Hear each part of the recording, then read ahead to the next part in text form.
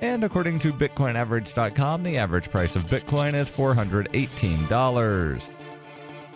Antiwar.com reports the U.S. consulate in Adana, the Incirlik Air Base, and 2 other locations in southern Turkey are all facing orders from the state and defense departments for the families of the diplomats and military staff to leave the region. Officials are denying any specific threat, but say the decision is based on worsening security concerns in Turkey, which is facing a growing number of suicide bombings and other attacks in recent weeks. Families elsewhere in Turkey, including the capital of Ankara and Istanbul, are not affected by the new orders. The State Department said they'd been considering the move for several weeks and that the timing has nothing to do with Turkish officials visiting Washington, D.C. this week, or indeed time to anything else. The State Department also issued a statement warning U.S. citizens against travel to southeastern Turkey in general, citing increased threats of terrorism throughout Turkey. Southeastern Turkey is where the Turkish military is fighting Kurdish secessionists.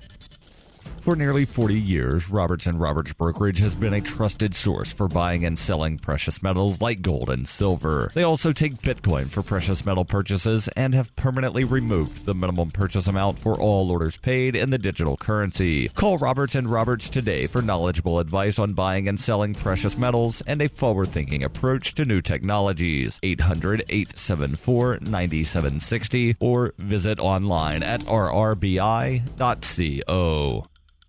UPI reports just days after the United States and Cuba celebrated a landmark visit by President Barack Obama to the island nation, former leader Fidel Castro on Monday revealed deep-seated feelings about the American leader and the reestablishment of diplomatic relations between the two countries. Castro made his feelings known by authoring an article that appeared Monday in Cuba's official state newspaper, El Granma. Castro's letter was written Sunday night. The article, which remained at the top of El Granma's front page on Monday, carried the headline, Brother Obama. Castro spent the first several paragraphs of the article addressing Cuban history, his admiration for revolutionary leaders, and his concerns for the nation's younger generation. The second half of the article critiques Obama's presidential efforts, remarks, and what he believes to be the commander-in-chief's intentions. Particularly, the former communist leader slammed Obama for what he believes to be an overly negative and inaccurate view of the 1959 Cuban Revolution, of which Castro was a primary leader.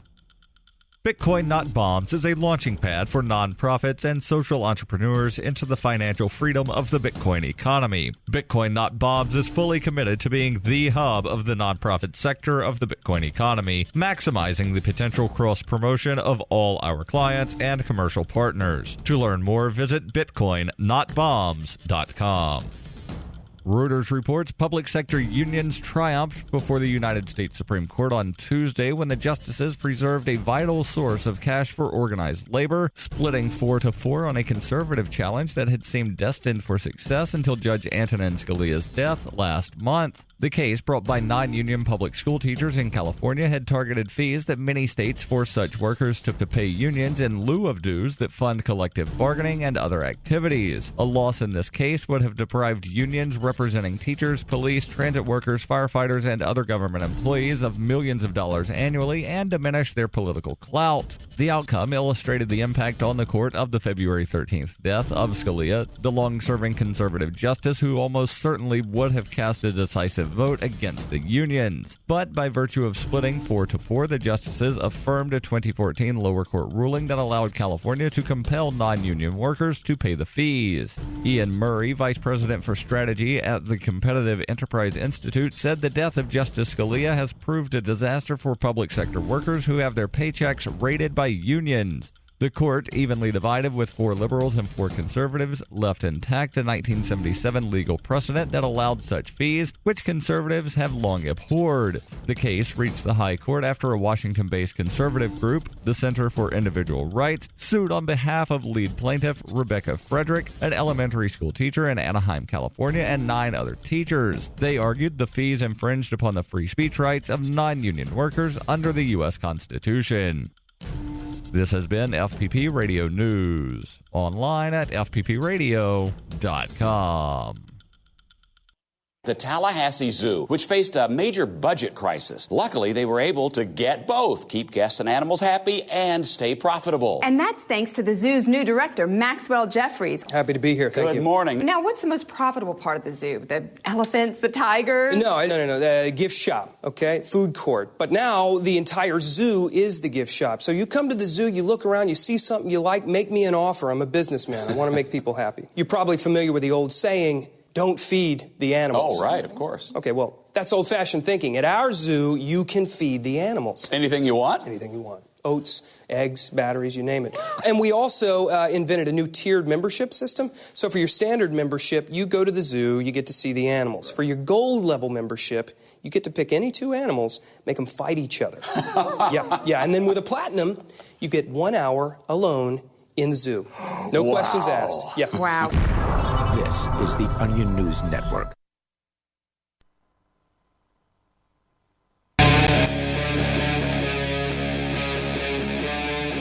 Free Talk Live.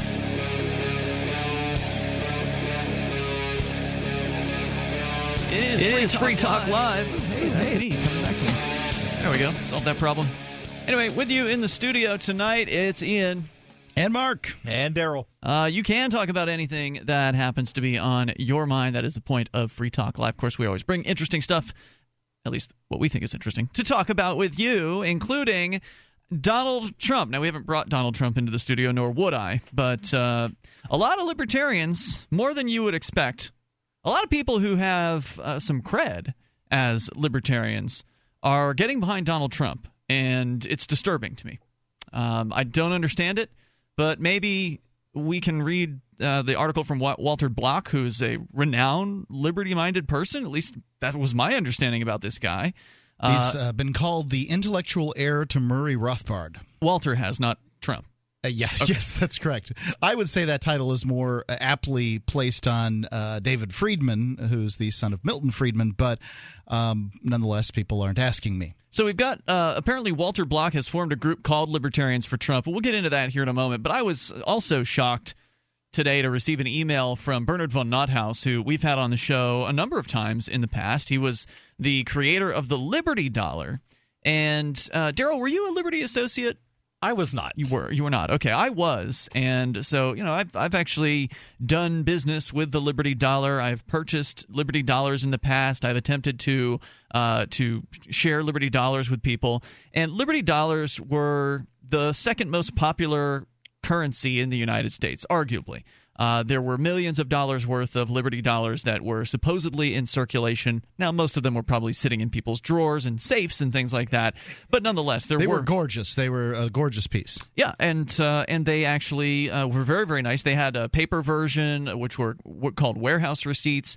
So the Liberty Dollar itself was a silver piece, a 1-ounce silver piece, the classic kind of beautiful silver polished looking, very nice piece. And then there were these warehouse receipts, which had amounts in dollars listed on them. So like you could have a $20 warehouse receipt, and that was good for a 1-ounce piece of silver. If you wanted to exchange the warehouse receipt for silver, you could do that. In 2007, the Liberty Dollar's home offices in Evansville, Indiana, were raided by the federal government. They stole millions of dollars worth of silver and gold. In fact, it happened right after they created the Ron Paul dollar. So this was when Ron Paul was gearing up for his run for president in 2008. The Liberty Dollar organization, headed by Bernard von Nothaus, got behind the Ron Paul campaign. They created this Ron Paul silver piece and the Ron Paul copper piece, and even a platinum one.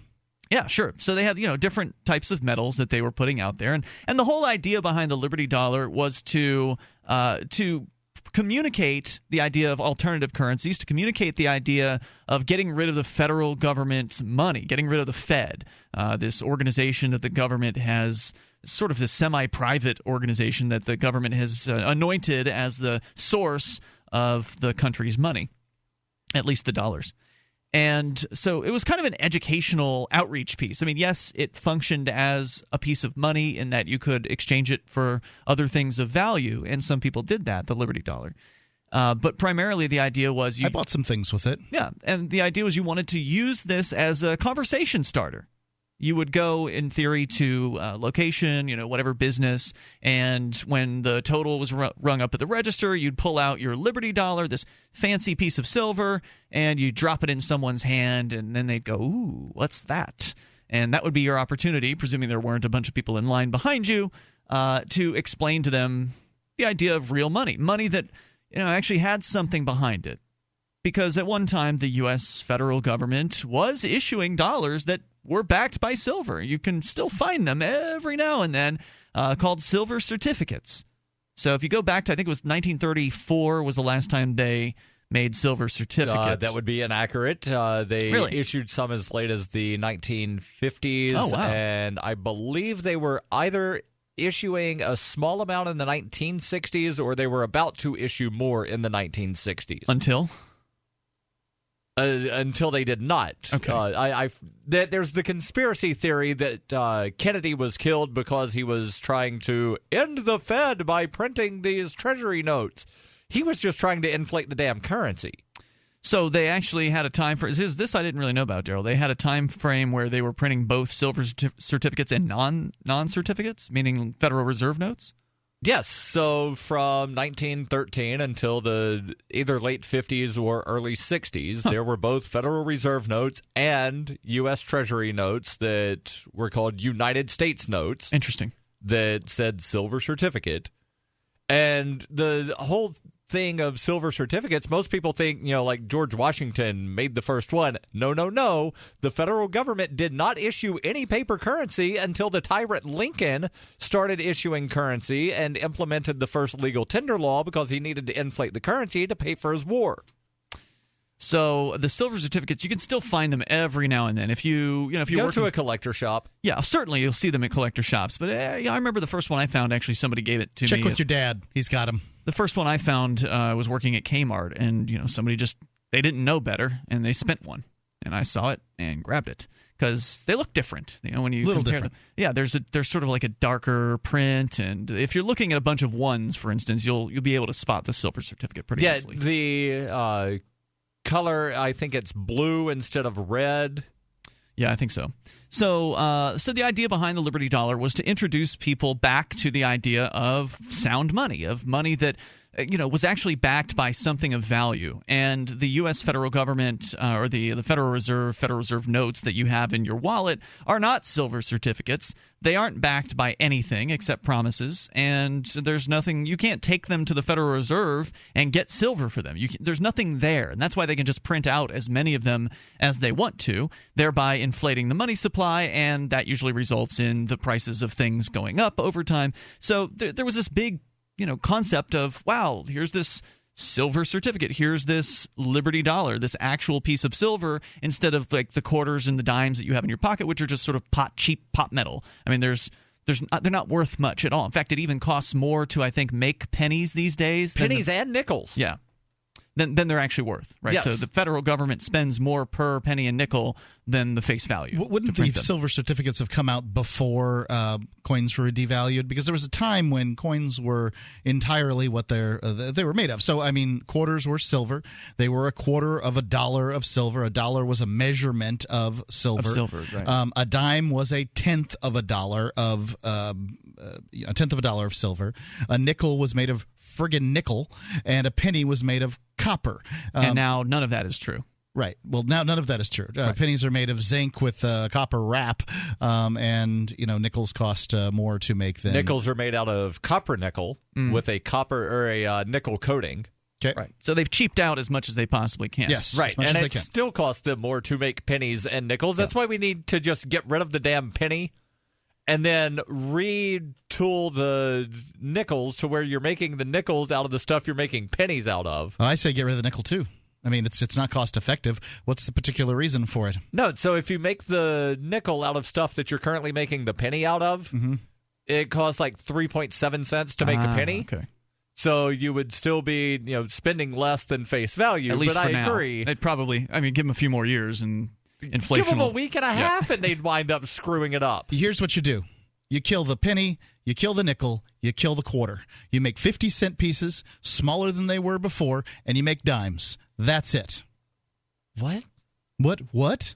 Why get rid of the quarter? Because you don't. What do you need the quarter for? It'd be difficult. So because things in the vending machine cost like 75 cents. Oh, well, here's a surprise. So you're going to if you get rid of jack up stuff, the price. You're going to jack up the price of 75-cent items in a vending machine to $1. Thank you, asshole. 80 cents. And you going to drop that? No, let it go. 80 cents. You're really not supposed to say that. You can count a 50-cent piece would allow you to take one 50-cent piece and 3 dimes, and then you would have ba-bang, 80 cents.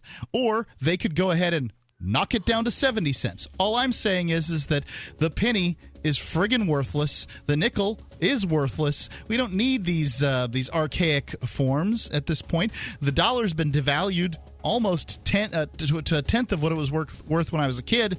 Why play around with this stuff? By the way, you got to shove the coin dollar down people's throats too.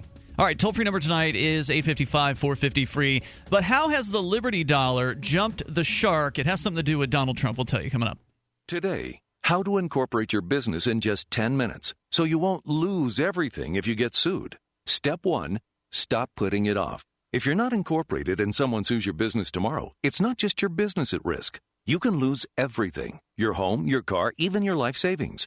Step 2, call the following number for a free 10-minute incorporation guide from Incorporate.com. 1-800-975-5269. They don't provide legal or financial advice. They just make incorporating quick and easy. So you can incorporate or form an LLC in just 10 minutes. That number again is 1-800-975-5269. Step 3, congratulate yourself. By taking just 10 minutes to incorporate your business or form an LLC, you protected your home, your car, and your life savings. And that is how you incorporate your business in just 10 minutes. But hurry while they're still giving away these 10-minute incorporation guides for free. Call 1-800-975-5269. That's 1-800-975-5269. I'm Nick Soboleski, a Select Quote agent with a true story that could save you hundreds of dollars a year. A woman named Linda just called. Her husband, Ray, has a $300,000 group life insurance policy, but is changing jobs and can't take it with him. Well, I impartially shopped the highly rated term life insurance companies we represent and found Ray, who is 41 and takes medication to control his cholesterol, a 10-year, $500,000 policy for under $26 a month. That's almost twice the coverage for less than half of what he had paid. If SelectQuote hasn't shopped for your life insurance, you're probably paying too much. For your free quote, call 1-800-403-4885. That's 1-800-403-4885. 1-800-403-4885. Or go to SelectQuote.com. We shop. You save. Get full details on the example policy at SelectQuote.com/commercials. Your price could vary depending on your health, issuing company, and other factors. Not available in all states. Understanding your credit score is the first step towards managing and improving it. This is Charlie Sundstrom with your Van Dyke Mortgage Minute. The most influential component of your credit score is your payment history. Almost equally as important is the amount you owe on credit accounts. Also impacting your score, but to a lesser degree, are the length of time you've utilized your credit, the number of new accounts, credit inquiries, and your various types of credit accounts. To help achieve or maintain a healthy credit score, have a system set up to assure your bills are always paid on time. Don't max out your cards. It's better to have a high credit limit with a low balance. Never close old accounts. The age of these can actually help your credit score. But don't be afraid to use your credit. You need several accounts in order to have a credit score. Just keep the corresponding payments within your means. For your mortgage pre-approval and refi needs, start by visiting VanDykeMortgage.com. Corporate NMLS 3035. Van Dyke Mortgage is an equal housing lender. Charlie Sundstrom, NMLS 134251. The 3 most important things you can do for Free Talk Live are: 1, share 1 episode a week on Facebook or in some other social networking site. 2, buy the things you buy online through shop.freetalklive.com. 3, give $5 a month to the AMP program. It's my firm belief that Free Talk Live's AMP program is the best use of your charitable dollar among liberty-oriented organizations. Support all the organizations you love, but make sure you give $5 a month to AMP at amp.freetalklive.com. Cell 411 is a free app for Android and iOS that replaces government-controlled 911. Cell 411 allows you to preset a group of friends or private organizations to show up at any emergency. Cell 411 is a nightmare for the state because it proves their so-called services aren't needed. Cell 411 has had thousands of installs, and of course it's covered by the BIPCOT no government license. Cell 411 because your friends won't shoot you when you're in trouble. Without the government, who would build the emergency services? You and Cell 411. Get it today at getcell411.com. If you enjoy LRN.FM, please contribute to your favorite shows via their websites and become an amplifier at amp.lrn.fm. That's amp.lrn.fm.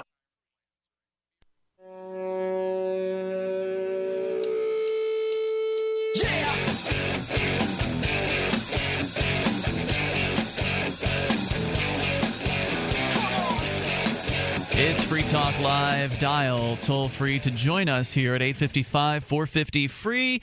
We're talking money, something that is important to pretty much everyone. Everyone could probably use a little bit more of it. Yes. And so you can join us here. You can also join us via Skype at Skype username LRN.FM. And if you've got too much money and you would like to separate yourself from it, because there are some people that have this problem, like, lotto winners, or people who just get paid a whole lot of money and just don't know how to spend it. We'll take it from you. We've got the Free Talk Live AMP program. You can go to amp.freetalklive.com. You can get signed up for the AMP program. AMP stands for Advertise, Market, and Promote, but you get something in return. You get the satisfaction that you're helping the primary liberty-oriented syndicated talk show spread itself, meaning get on new radio stations, bring new internet listeners on board, expose new people around the globe to the ideas of liberty. If that's worth $5 a month to you, the price of a fancy cup of coffee or a hamburger, you can pony up over at amp.freetalklive.com. And we sure do appreciate it because it makes a big difference for us. It really allows us to effectively market the show. Coming up in May, we're going to be attending the Talkers New Media Seminar, which is a yearly convention that Talkers Magazine puts on, and Mark and I are always there and kind of schmoozing it up with the industry bigwigs. That's one of the things that AMP money goes to. It also supports LRN.FM, which is a way of introducing people to dozens of great liberty-oriented shows that are not just Free Talk Live, lots of other great shows at LRN.FM. So you can help us out by becoming an amplifier, and you'll get perks like access to the AMP-only call-in lines, the AMP-only podcast, the AMP-only Facebook group. Just go and get started at amp.freetalklive.com. Use any major credit card. Through PayPal, use Visa or MasterCard right there on our website. And also you can use Bitcoin at AMP, A-M-P, amp.freetalklive.com. Thank you so much to everyone who has amped or is amping the show. We really do appreciate it. Now, if you want to amp with silver, it really doesn't do much for us because it's hard to spend silver. I mean, silver's a great thing. I love the idea. People have done it. They have, but generally that just goes and sits somewhere. It doesn't get spent because you can't buy marketing services or whatever it is. You can't pay for your talkers tickets with silver. Sorry, but you can. Bitcoin much more useful, so we are accepting amps in Bitcoin. But silver's a great idea. The precious metals prior to Bitcoin were the way to have an alternative currency. Prior to Bitcoin, precious metals were like the go-to option for people who wanted to have something besides the federal government's money that actually holds value. If you look at silver's value over time, you'll see that an ounce of silver has historically kind of bought about, what an ounce of silver bought 100 years ago. Over the years, the silver, gold, platinum, these things, they might shift in value compared to the U.S. dollar, but when you compare what you could buy with an ounce of gold today versus an ounce of gold 100 years ago versus 200 years ago, there's some level of comparison there. And so precious metals are still, I think, a pretty good idea. I think, I still recommend that people have them as far as diversifying your portfolio, if you will. And there are a lot of people who still value them. And on into the future, as long as gold and silver and platinum and these things are useful in industry and people want them for jewelry, they will always have some sort of value. Before Bitcoin came around, we really pushed the use of silver and gold as alternative currencies here on Free Talk Live. We're big into alternative currencies. In many ways, I feel like Bitcoin's eclipsed them in that particular area. It has in every aspect because Bitcoin. Well, not every aspect. They're a hedge against inflation in a way that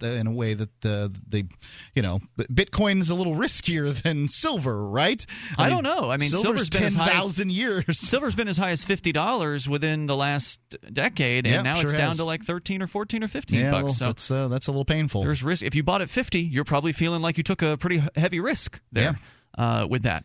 So Bitcoin has defeated, I think, precious metals in a lot of ways. It's easy to divide Bitcoin. You can divide Bitcoin down to 8 decimal points with no effort whatsoever, whereas if you get an ounce of silver for someone to buy something and that something is worth $5, but the ounce of silver is worth $15, how do you deal with that? Unless you have tenths of an ounce of silver, then you're kind of stuck. It's a little easier, but tenths of an ounce of silver can still be difficult to sort of make exact change with. Yeah, you can't really make exact change effectively with silver. There's also health benefits to silver. So you can make colloidal silver and use it as a mouthwash. If you drink it, then it's got health benefits. You can use it topically. Some claim that is the case. I don't know. There's other people who say they've turned blue after they've taken too much colloidal silver. Because the guy was drinking like 5 times the recommended dose every day to see what it would do. He wanted to do something to his body. He wanted to be 5 times healthier, but it didn't work out that way. No, he knew that it was going to wind up doing something to him. Oh, really? Okay. But there's no such thing as colloidal Bitcoin. I can't put electrodes on a Bitcoin and then have it. Well, we know that silver benefits. has industrial and other uses. Bitcoin has money uses, and that's pretty much it. Daryl wants it badly enough. I'll make a Bitcoin suppository for him. Let's go to there are the physical Bitcoins, but that's more of a gimmick. Who said anything about a suppository? Charlie's in Arizona listening to K-Talks. Hello, Charlie. Hi, guys. I was just there's a curious fact I don't know if many people are aware of. Do you know what the largest gold certificate was? The largest gold certificate? No, you might as well tell me, and otherwise I'm just going to search it online. See, that proved the point. The largest bill that the U.S. has ever printed was a $100,000 gold certificate. Oh, right. It was for the bank-to-bank stuff. stuff. Oh, yeah, only for use between Federal Reserve and the portrait on it, interestingly enough, was Wilson. And do you know what date it came out? No, I don't. Came out in 1934. Yeah, and that's strange, when they confiscated the gold. When they had the gold to back this certificate. Well, I mean, it was bank to bank, so, that was a lot easier than having railroad cars trundle back and forth. Right. But, a lot lighter. It came out in 1934 when they confiscated the American people's gold. Thanks for the history there, Charlie. I appreciate your call tonight. Toll-free number is 855-450-FREE. That's 855-450-3733. And, this is one of the reasons for paper currency was because it was a pain in the butt to move a bunch of gold around. There's some irony when you find, for instance, FDR. This is the guy, the president who took the gold from Americans. FDR gold pieces. They have these commemorative presidential gold or silver coins. You should call them pieces because they're not actually coins. And you have FDR on a gold coin. That's pretty ironic. Yep. Then again, it's pretty ironic to have Andrew Jackson on a $20 Federal Reserve note that's backed by nothing. Well, the guy's, was at war with the Second National Bank in order to get return money to value in the United States. I thought wasn't Jackson wasn't he in favor of a central bank? No. Okay. He's just the opposite. Else. Right. Andrew, you're thinking of Hamilton. Hamilton, that's right. Jackson is the one that rescinded the charter of the Second National Bank and allowed state banks to wind up issuing currency. So we're working up here to a ridiculous email that I received from the Liberty Dollar today, the classic manufacturers of some beautiful silver pieces over time. They're coming out with a very ugly piece, and we'll explain what that is here in moments. 855-450-FREE allows you to join us on Free Talk Live. Hunters, anglers, campers, and survivalists. Get back to nature. Expand your horizons with the highest quality, most versatile, unique slingshots and sling bows on the market at slingbow.com. Sling bow products are compact and models start from just $17.98. They're perfect for your bug out bag or storing in your vehicle. Give yourself and your loved ones the excitement and tradition of sling bow. A new frontier in archery and truly modern twist on this primitive survival tool. Feel the thrill only at slingbow.com.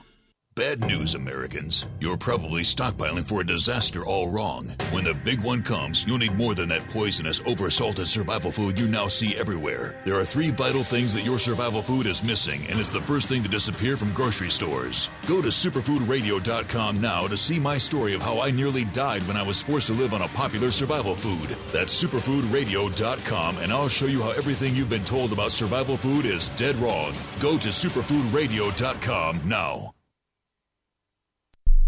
The Free State Project has reached its goal of 20,000 liberty lovers who've pledged to move to New Hampshire and get active to achieve liberty in our lifetime.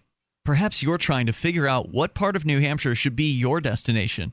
If so, consider Keene. You'll find more than 150 reasons to move to Keene at move.freekeene.com. Keene is famous for its historic, publicity-generating activism, as well as being the liberty media capital of the world. It's home to freekeene.com, New Hampshire's destination for liberty activism, news, and opinion. For years, we've been compiling over 150 reasons to move to Keene at move.freekeene.com, where you'll learn about some of what's happening here and what makes Keene a great place to live. If you love liberty, you'll probably enjoy anywhere you end up in the Shire. But do your due diligence first. Please visit move.freekeene.com for the full list of over 150 reasons to move to Keene. That's move.freekeene.com. This is your Robertson Roberts Brokerage Daily Precious Metals Update. In early trading Wednesday, gold is $11 lower at $1,233 per ounce. Silver is down 13 cents at $15.38 per ounce. Bitcoin is trading at $413 US.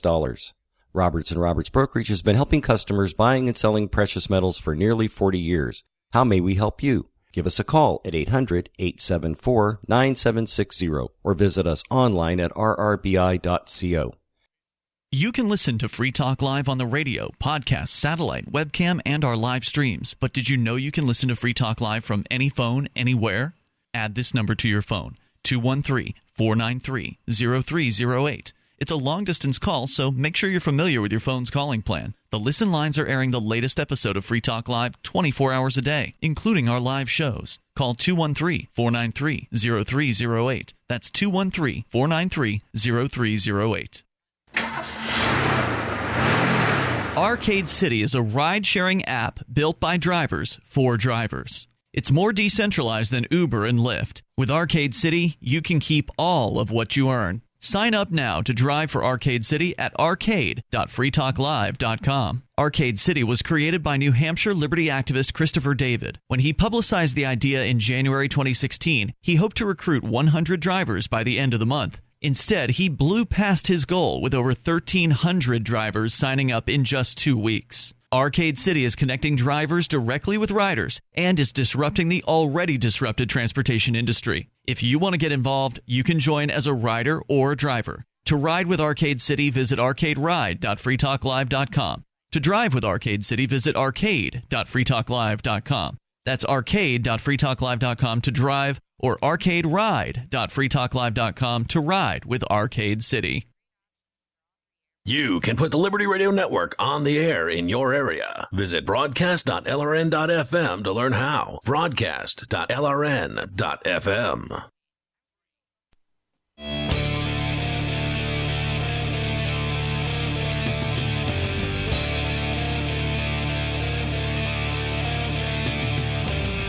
This is Free Talk Live, and you can join us right here, toll free.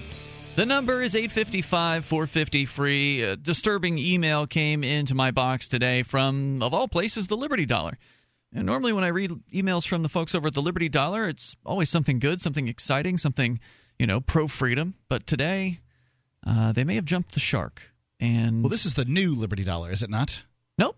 This is the Liberty Dollar, Bernard von Nothaus. Not to be confused with New Liberty Dollar, which is created by a different gentleman with whom we have talked to at a number of the Bitcoin conferences. Yep. And those are not related to one another. The New Liberty Dollar was inspired by the old Joseph Liberty von Dollar. Perling. That's his name, yes. Yep. And the New Liberty Dollar is a fine, beautiful piece of silver, and I think that I'm not saying anything about the New Liberty Dollar besides that it's a great thing. The old Liberty Dollar is what we're talking about here with Bernard von Nothaus. And we've had Bernard on the show a few times in the past, and he sent out an email today about a new silver or gold or whatever piece that they're making They've got silver, gold, and copper. With Donald Trump on it. Yes, that's right. We'll tell you more about it here in moments. The Donald but first, Trump piece. First, we'll go to David in Keene. You're on Free Talk Live via Skype. Hey, David. Hi, am I good? No, it sounds pretty jittery and not so great, but we'll see if it gets any better. Go ahead. Okay. I'm surprised I got No, it's not really sounding that much better. We'll check back in with you here in a moment, because I know the last time David called, his audio cleaned up after a few minutes, so maybe it'll get better, and we'll try back here in a little bit. Our toll-free number is 855-450-FREE. We were talking about precious metals versus Bitcoin, and I'd given one example of why Bitcoin is better for an alternative currency than precious metals, and that is that it's easy to divide a Bitcoin. You can also send it. It's incredibly portable. That was going to be my next point. If you shove silver pieces in the side of the little vents of your computer, all you have are silver pieces inside your computer. That's right. However, Bitcoin you can send halfway around the world at basically nearly instantly at nearly no fee. I mean, in some cases pennies. You'll pay. Yeah, pennies. I mean, you might pay as much as 5 or 8 cents or something to send something. That's on the high end. Yeah, you can easily pay 4 cents or less to send a Bitcoin transaction. Yeah, you could do it. A lot of people just set their transaction fees at 1 cent. Whereas if you're sending gold or silver, you have to send it through the mail or something like that, and there's FedEx, UPS, and that's going to cost lots of monies. You got to go get a box. You got to ship it. Pack it into the box. You've got to take it to the shippers or have them come pick it up, and then it's going to cost you money based on the weight. And then you don't know if it's going to make it. If your box full of gold gets stolen by some, postal service agent, good luck with that. Good luck calling customer service up with the postal service and saying, yeah, I just lost $10,000 worth of gold in your mailing service. I believe the only organization that you can use to ship metals is the post office. But, I mean, you have to deal with then. That means that if something goes wrong, something, ultimately in life, things go wrong. Yep. Then you have to deal with the postal service to get whatever it is that you're trying to get. And I can imagine that is a bureaucratic nightmare. Yeah. So, you can ship the Bitcoin instantly, and there's next to zero cost. So really, it's just better in so many different ways. But that doesn't mean you shouldn't have gold or silver. There's still a fine thing to sort of hold on to hold value. So you don't want to put all your eggs in one basket. You wouldn't want to just get all Bitcoin. I would recommend having eggs are a good currency too. No, they're going to go bad. And they're not very durable. Yeah. I mean, try putting them in your pockets. So anyway, here's the email from the Liberty Dollar. Dear Liberty Dollar supporters, written today. As you may recall, in 2008, the LibertyDollar.org issued the Ron Paul dollar that was wildly successful and ruled non-counterfeit in my criminal counterfeit case. This gave rise to a group of highly spirited Americans who have created the Trump dollar to honor Donald J. Trump, the first private citizen to campaign for the U.S. presidency in over 100 years. Not true. Okay. You are campaigning for the presidency. Ross Perot was a major presidential candidate that was a private citizen 20 years ago. Great point. Yeah, I don't really understand. What about Ralph Nader? What about Jill Stein? Sure. What about all these people that... every libertarian candidate. What about Forbes? Well, not every libertarian candidate, but the good libertarian candidates like Harry Brown or Michael Badnarik. I really understand that claim. Maybe I'd hear it parsed out a little better. Well, that's the first paragraph. Let's get into the rest of this then. So we've already found one major flaw in this going on. I'm pleased to announce that forces way beyond my humble control have created the Trump dollar.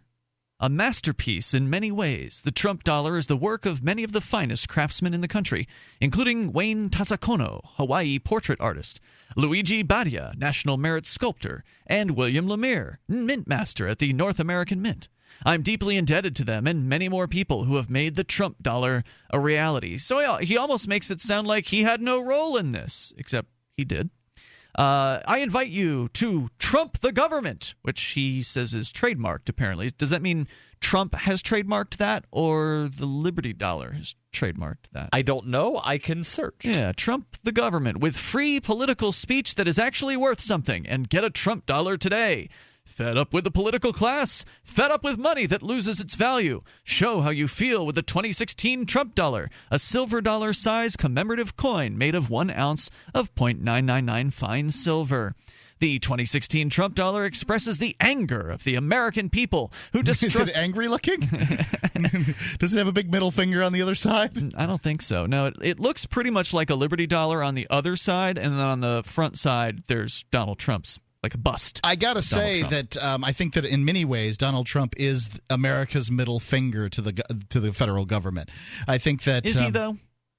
Well, what do you mean? I don't think that he's as anti-establishment as people would like to believe. I wouldn't claim that. Okay. I wouldn't claim that at all. I'm saying that people want somebody who just in their mind tells it like it is, and it's screwed, and they feel like he's giving them some kind of voice in that way. The tell it like it is thing has been debunked so many times. PolitiFact fact-checked a lot of his statements and found out that 75% of them were total BS. But so were he's the other saying stuff. But the other candidates were 85% total BS. I wouldn't go that far. The other candidate, actually, I think Trump was the highest on their list. But when you looked at these meaning he was more BSing than the other candidates? Yes, that he was less truthful than the other candidates. Is the claim by these organizations when I see these little graphs? But whatever. PolitiFact is what it is. So the portrait of Donald Trump and the words "Trump the government" are featured on the obverse and reinforced with, quote, "vote non-politician," unquote, on the reverse of the commemorative political coin. So vote for the non-politician that ran for president in 2000 and then dropped out because he realized he wasn't going to win the Reform Party nomination. That non-politician? Apparently. Those sentiments are echoed by Forbes magazine editor-in-chief Steve Forbes, himself a two-time presidential candidate, about the current political environment, saying, quote, "What it demonstrates is the intense, deep voter dissatisfaction with where the country is and fears about the future, so people are looking for an outsider for a fresh perspective." Unquote. The 2016 Trump dollar, to commemorate Donald Trump's presidential campaign and give voice to the voters' dissatisfaction who are fed up with the political class, is available by pre-order. Shipment of all orders will commence in the order received after the first day of issue reception on April 27th at the Trump Tower in New York City. So I do think that a lot of people who are fed up with the political class are voting for Trump for that reason. And I don't have a particular problem with people voting for that reason. They're going to vote for somebody, whatever, I don't care. But the one thing in defense of Trump, I'd have to say that the President Trump can't possibly be as scary as candidate Trump. Meaning that he can't get away with everything that he is promising because he'll be checked by Congress? I just think that once he gets into office, that the blustering and that sort of thing is for the cameras. And I really believe what he's figured out how to do is hack the Republican nomination process. That he's figured out a way to just sort of yell Mexicans and yell ISIS and talk about this thing and that thing and basically get enough people to vote for him that he'll become the nominee. Our toll-free number tonight is 855-450-FREE. That's 855-450-3733. It's always disturbing to see people who I thought were good libertarians advocating that people support someone who's not. 855-450-FREE. We'll continue with the Trump dollar. It's Free Talk Live. Retrievers, Labradors, Goldens are the main breeds that come through our door, but we'll train anything with 4 legs and a tail. My husband and I train hunting dogs and also have a boarding and grooming business. Our dogs, they're athletes, and we feed them very quality food. You can't get enzymes in a commercial dog food because they cook it at such a high heat, but adding Dinovite to their diet has every single dog in my kennel looking better than they have ever looked. DINOVITE.com. 859-428-1000. The omega-3 fatty acids, flaxseed, zinc, alfalfa, the digestive enzymes that are cooked out of regular dog food. Dinovite's the bomb. We tell everybody we know about Dinovite. Just feed your dog right. Use Dinovite. If it's working, don't quit. When I get down to the bottom of my box of Dinovite, it's time to place my order. Dinovite.com. 859-428-1000.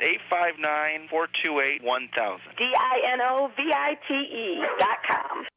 It's about time something new came along for better selling and buying online. And I found it. What now, Marge? It's buysellmakeoffer.com. Never heard of it. It's a brand new company. That's why you've never heard of it. It's the newest and best way to sell any products online. I did all the research. Sell my car? Yes. Our home? Yep. My golf bag? Your golf clubs. All of them. How about your purse collection hoard? Hey, now. You said any product. Right. I did.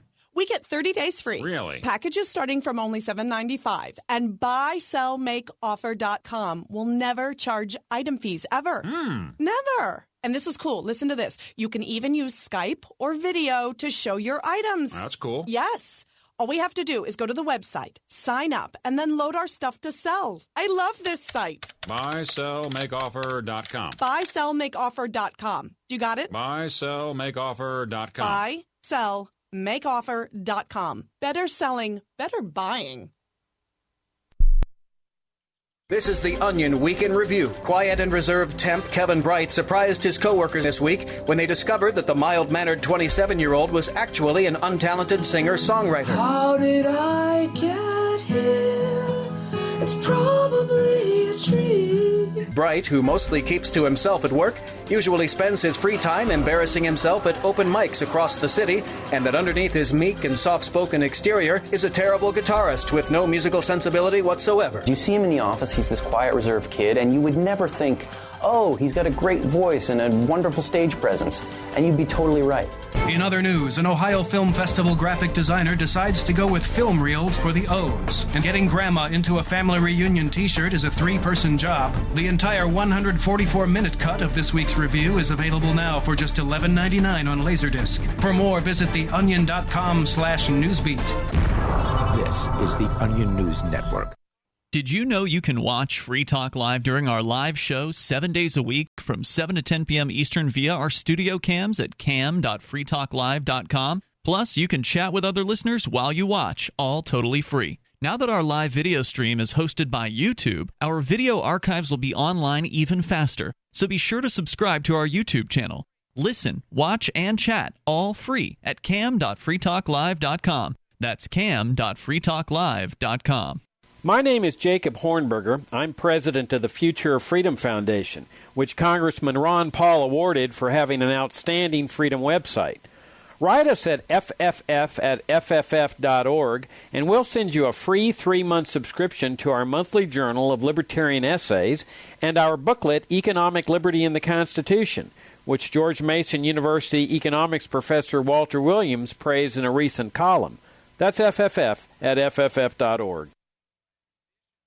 You can connect with the Liberty Radio Network via our Facebook page at facebook.lrn.fm. That's facebook.lrn.fm.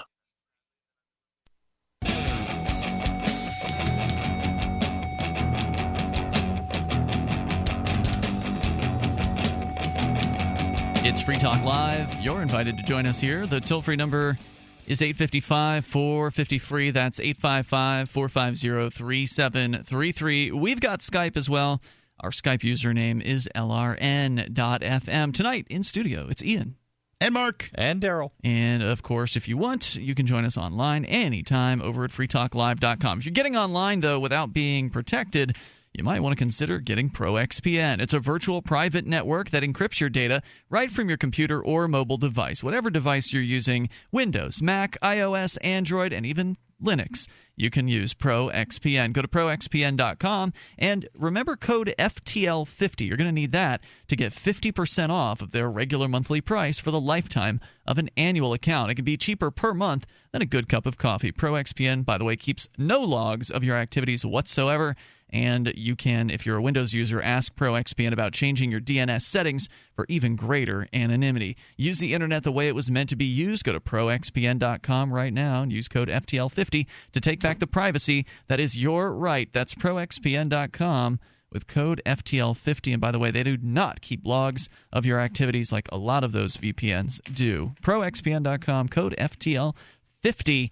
as we continue here with a disturbing email that came from Bernard von Nothaus, who has spoken before at various different Liberty conferences. He's been on the air with us here on Free Talk Live. He backed the Ron Paul campaign in 2008 and 2012, and he was the creator of the Liberty Dollar, which for the longest time was a very popular alternative currency that helped introduce people to the idea of sound money and precious metals. So I don't want to, say that Bernard von Nothaus's career has been anti-liberty. It hasn't. This email, however, is quite surprising because he's really been a pretty principled libertarian until now. However, now he's getting behind the Donald Trump campaign and saying that he has created, along with some other people, the 2016 Trump dollar, which he says expresses the anger of the American people who distrust politicians and the badly broken U.S. political process. It's going to be 0.999 fine silver, 1 ounce of it.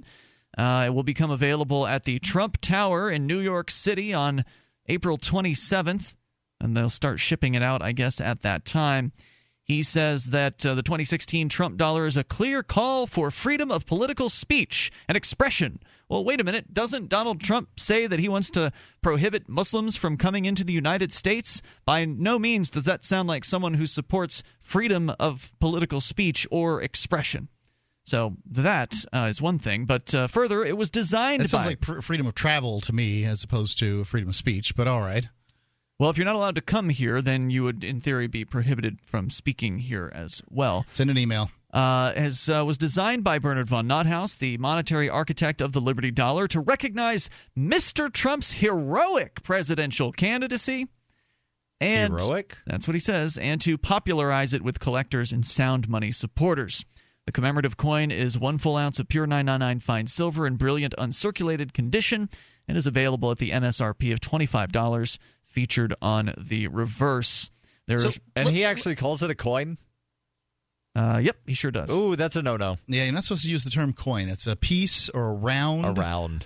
If it is not issued by a government, it is not a coin, as I understand That's what Bernard used to say in his instructions on how to market the Liberty Dollar. So, you're not supposed to say it's a coin. Let me ask you this, Ian. I get that you're a little put out by it, but I mean, isn't Bernard a guy who sells pieces of silver?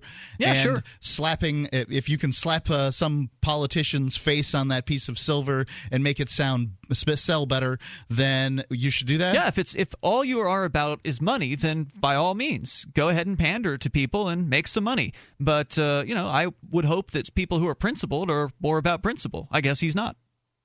There you go. Well, I mean, some people, I know Walter Block is claiming that has created the organization Libertarians for Trump.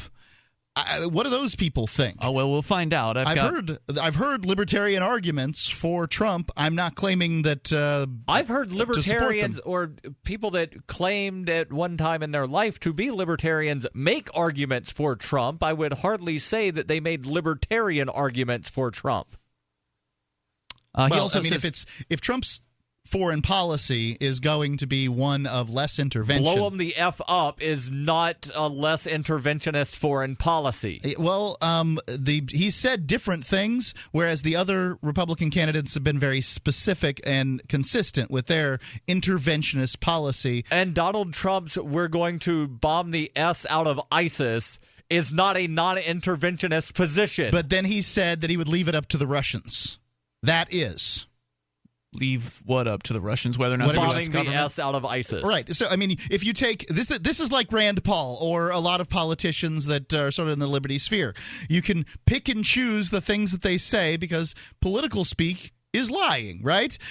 You pull whatever it is that you want out of the air. You decide you're going to make going to go with that is what's important. What libertarians have a difficult time with is that if a politician says one thing one time, then they're like, well, that politician's broken and wrong. Said it more than one time. I understand that. I'm clear. Then why are you saying he only said it one time? No, I'm saying that's how libertarians are. If they get a quote, they hold on to it in their teeth. Right, but he said it more than once. 5% of all net sales will be donated to the Special Operations Warrior Foundation, which provides assistance to severely wounded and hospitalized special operations personnel. So in addition to pandering to the Trump supporters, he's also pandering to the military supporters with this particular piece. And I just think it's a shame. I mean, he would have done just as well to reintroduce the Ron Paul dollar. I mean, everybody still loves Ron Paul, who loved Ron Paul in 2008 and 2012. So you could still, make money off off Ron of people. Paul 2016. I think that might really do it. I would say that's a great way to make to sell some silver, no doubt about it. It's just unfortunate. It's hard to see people who you thought were pro-liberty pandering to these Trump supporters and supporting Donald Trump, because Donald Trump is not a pro-liberty person. He's so not you're saying somebody... I shouldn't have the limited edition Free Talk Live Donald Trump CD set?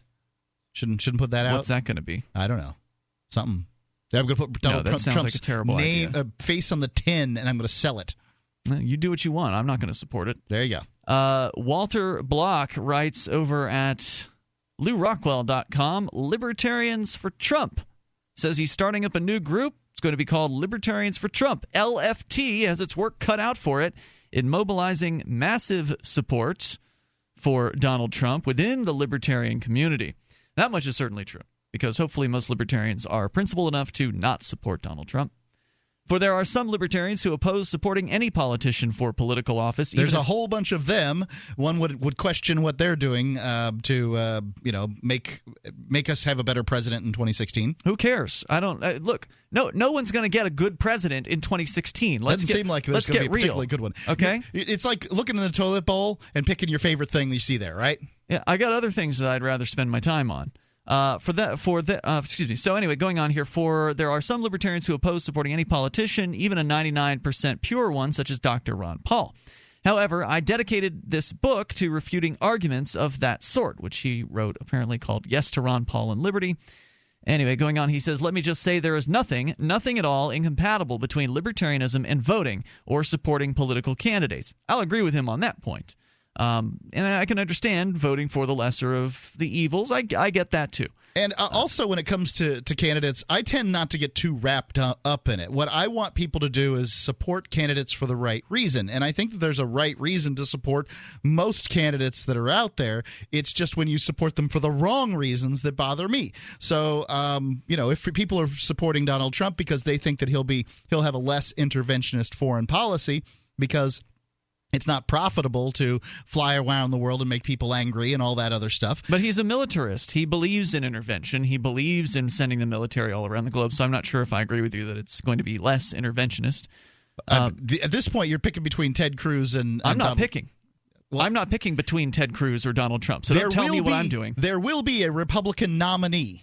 In a very Ian's short... not picking the Republican nominee. Ian doesn't care who the Republican nominee is, nor do I. So are several people. So are many people in several states that are coming up in the near future. They actually will be choosing some name on a ballot, right. And those some votes people will count. Will be choosing between them. You're talking to them right now. Nobody in this room. But is Walter Block only talking about supporting Donald Trump for the Republican nomination, or is he talking about supporting him all the way through to the general election? So if you're looking at the Republican nomination, I would be thinking Kasich is the guy to support because, well, he's the one that can beat Sanders or Clinton, as according to the numbers out there. He is not, by the way, is my understanding from what he's written here, not saying only vote for Trump in the primary. He seems to be supporting him for the general election, which means that he should probably have his libertarian credentials revoked. Our toll-free number is 855-450-FREE. That's 855-450-3733. But we'll get into his justifications and what exactly his viewpoint is here. Hour number 2 is on the way. You can join us here on Free Talk Live at 855-450-FREE. DVD, books, music, instruments, periodicals, computers, software, electronics, photo, cell phone, office products, home and garden, bed and bath, furniture, kitchen, pet supplies, automotive, hardware, apparel, shoes, jewelry, grocery, healthcare, sports and outdoors, toys, games, used, and more. It's a department store at your fingertips. Shop.freetalklive.com. Get all your shopping done, get a great deal, and a portion of your purchase goes to benefit Free Talk Live when you enter Amazon via shop.freetalklive.com. Here's a good idea. When you have a legal matter like creating your will or legally setting up a business with a corporation or LLC, you don't necessarily need a law firm. Use LegalZoom.com. At LegalZoom.com, you answer straightforward questions online, and they take care of the rest. They even review your answers for common mistakes and guarantee your satisfaction. Free Talk Live listeners, you'll get 10% off your order by typing in FTL in the referral box at purchase. Don't procrastinate with these important legal documents. LegalZoom.com.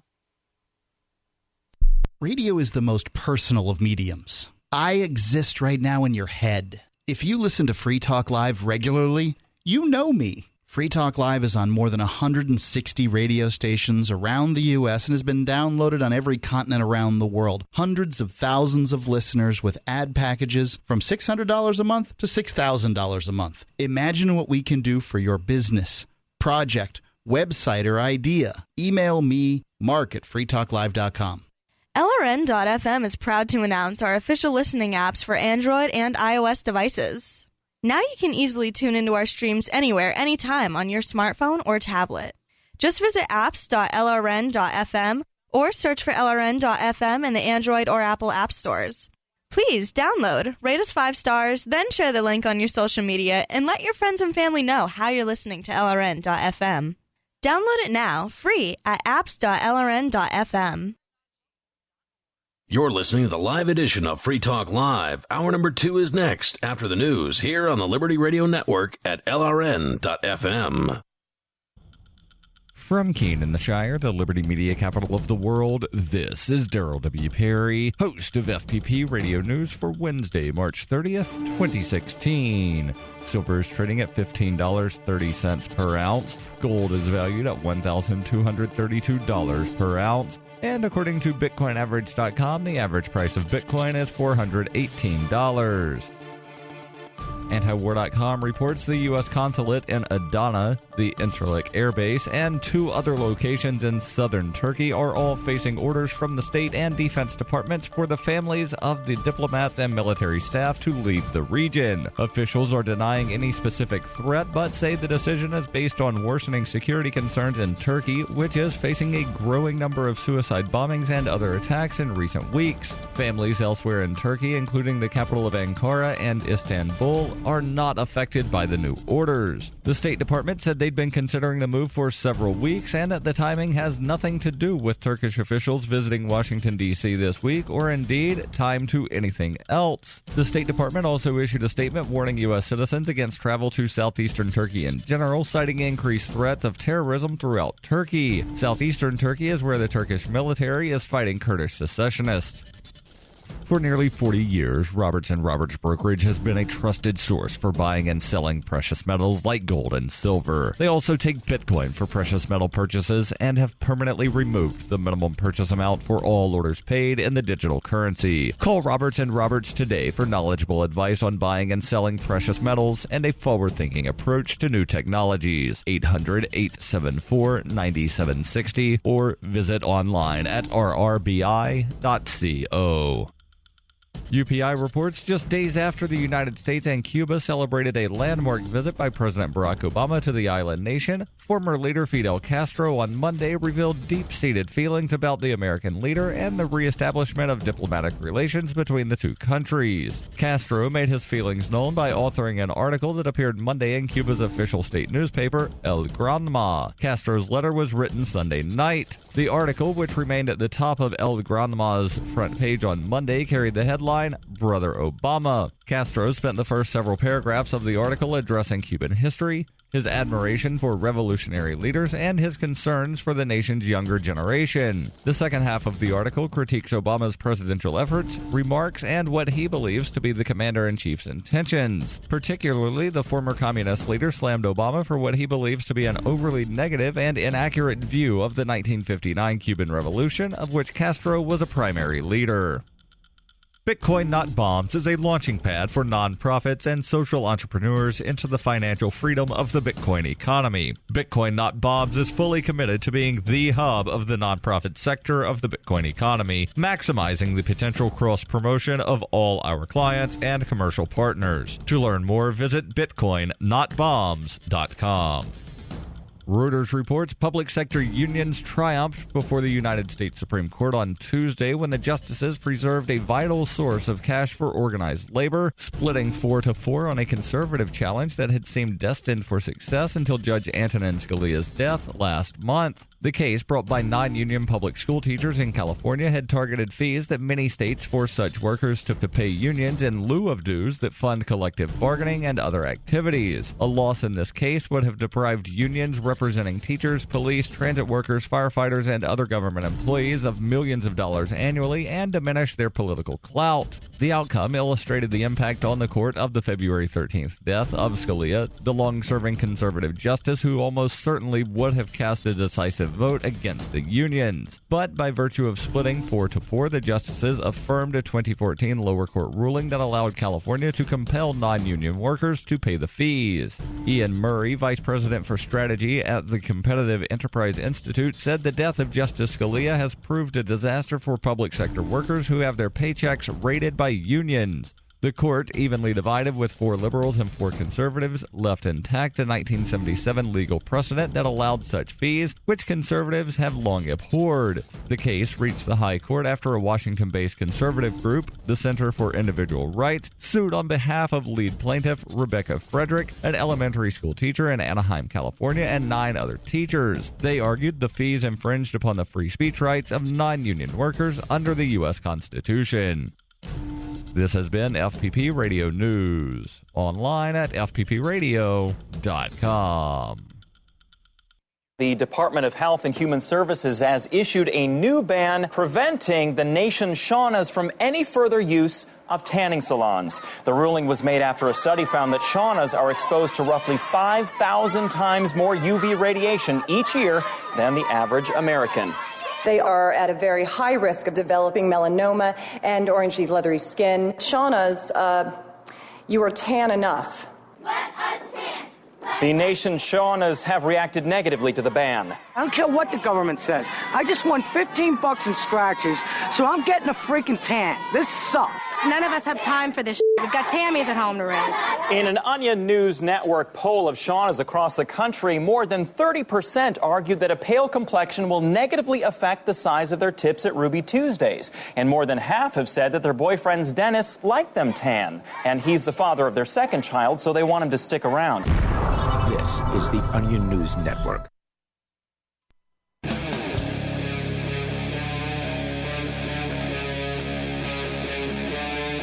Free Talk Live.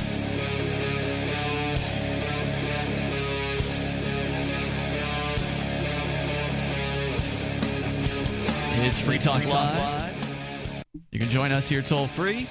Our number is 855-450-FREE. That's 855-450-3733. Joining you in studio, you've got Ian. And Mark. And Daryl. We've been talking about a disturbing story from the folks over at the Liberty Dollar. They are apparently embracing the Donald Trump campaign, as have a few people who call themselves libertarians. And in fact, we were going to get into a post over at LouRockwell.com by Walter Block, who has historically been considered a libertarian. He's saying that he's created a group called Libertarians for Trump, and we're going to get his reasons for that coming up here in moments as we continue that discussion. But you can also bring up whatever happens to be on your mind, and we're going to go to Skype, which, by the way, our Skype username is LRN.FM. If you want to join us there, where Carl is on the line. Carl, where are you calling from tonight? Calling from Cleveland. Welcome, Carl. You're on the air. Go ahead. Yeah, I wanted to talk about these libertarians coming out in support of Donald Trump. And it's a bit disturbing to me because it's not isolated. Like, for instance, I'm looking at the anarcho-capitalism subreddit on Reddit. Mm-hmm. And right now the top post is about anti-social justice warriors and white nationalists. They're getting too much coverage in the subreddit. So, and, you know, a lot of people are complaining. Go ahead. Can you real briefly explain what a social justice warrior is? Because it's a term that I hear thrown around, but it just seems like an ad hominem attack against anybody that thinks different than somebody else. For me personally, what I consider them, they're the far left. They're the people that, you know, with all the protesters and, you know, the they're the people on campus that prevent free speech, and they're all for political correctness. You can't say the wrong thing about the wrong group, that kind of thing. That's my impression of it. They don't want groups to be disparaged unless those groups are groups in power, in which case you can disparage them all you like. Because I've had people call me a social justice warrior because I say you shouldn't be an a-hole. Yeah, that's... It's like, just because you can doesn't mean you should. Mm-hmm. You're a social justice warrior. Okay. So to me, it just seems like an ad hominem that is really empty and meaningless. So you're calling to tell us that libertarians are arguing on the internet? Well, in part. Libertarians argue on the internet. It's I'm saying that it's bigger than what it should be. For instance, Chris Cantwell, used to be a host of Free Talk Live. Yeah. He's gone in that direction as well. So these don't seem to be isolated incidents. And to me, I don't see how any principled libertarian could possibly support Trump. This is a guy that says, let's build a wall at the border, or let's go into Muslim communities and into their mosques and spy on them. These aren't libertarian ideas. So to me, I can't see how someone that's principled in the ideas of liberty can possibly support Trump. Well, to me, what I see is I see with the primary, there's this extra layer of sort of confusion added. So we know that there's going to be somebody who's going to be elected as a Democrat and somebody who's going to be elected as a Republican sometime in the relatively near future. And then those people are going to duke it out along with some other minor party candidates for the presidency of the United States. I don't think there's anything particularly wrong with saying, I prefer Trump over Cruz, and this is why. Or that's saying not what Walter Block and a lot of these other people are doing. Right. Many of these people are supporting Trump through to the general election. I got where you're coming from, but if Trump makes it through to the general election, likely what that's going to do is empower the libertarian candidate. How's that? Because a lot of people are going to be left with, do I vote for? I cannot vote for Clinton or Sanders. I'm not sure. I don't believe it. I don't think people are going to all of a sudden become interested in the libertarian because they don't like Trump or Clinton. They'll decide I think Trump's better than Clinton or Clinton's better than Trump, and they'll pick the lesser of the evils from their perspective. The Republicans will do the same thing that they've done since 1992 and say that, well, I don't really like this guy, but if I vote for the third party, then that's throwing my vote away, and the Democrat's going to get elected, and I fear the Democrats more than I like any sense of liberty that I claim to support, so I'm going to vote for the Republican because otherwise Democrat. Carl, was there more you wanted to share? Go ahead. No, that was my 2 cents. Thanks for the call, dude. I appreciate it. Our toll-free number, if you want to join us, is 855-450-FREE. Go ahead. Well, I would say that I'm of the three of us here, I spend more time in Republican groups on Facebook than you guys do. And probably more so combined because I'm not in any. If you spend 2 seconds in a Republican group, that's still more time than I spend in Republican groups on Facebook. And I can tell you these people are very divided, and that many of them say... That's only because the primary's still going. As soon as the primary is over, they'll pick their side and they'll pick the Republican. That is a prediction based on... Experience. Experience and past performance. And I tend... Look, it's not that I don't agree that there's a good chance that that some people will do exactly as you say, Ian. However, I would say that this is the most divisive election of my lifetime. Oh, they always say that. Who's every they? 4 years? Who's they? Me? They. Is it me? Whoever. No, I am assessing this as me. Okay. This is you said the most... same thing 4 years ago. Well, it still could have been the case, could it not? And I don't know. Every election is the most important election of our lifetime. He's saying most divisive is what he said. Divisive. This is like you've got Sanders and Clinton and then Trump and Cruz. It's a big deal. And I think that a lot of people are going – I think that the Libertarian is going to get more votes than they have ever gotten before, is my prediction. Okay. I hope you're right. Unfortunately, I honestly do hope that you're right. Unfortunately, whoever the Libertarian candidate is, if it's not Darrell W. Perry, is not likely going to be an actual Libertarian, so it doesn't count. Well, it doesn't. I only said the Libertarian candidate. Yeah. I understand that now that your friend has run as a very principled Libertarian, that you're not going to support whoever the Libertarian is that comes after them.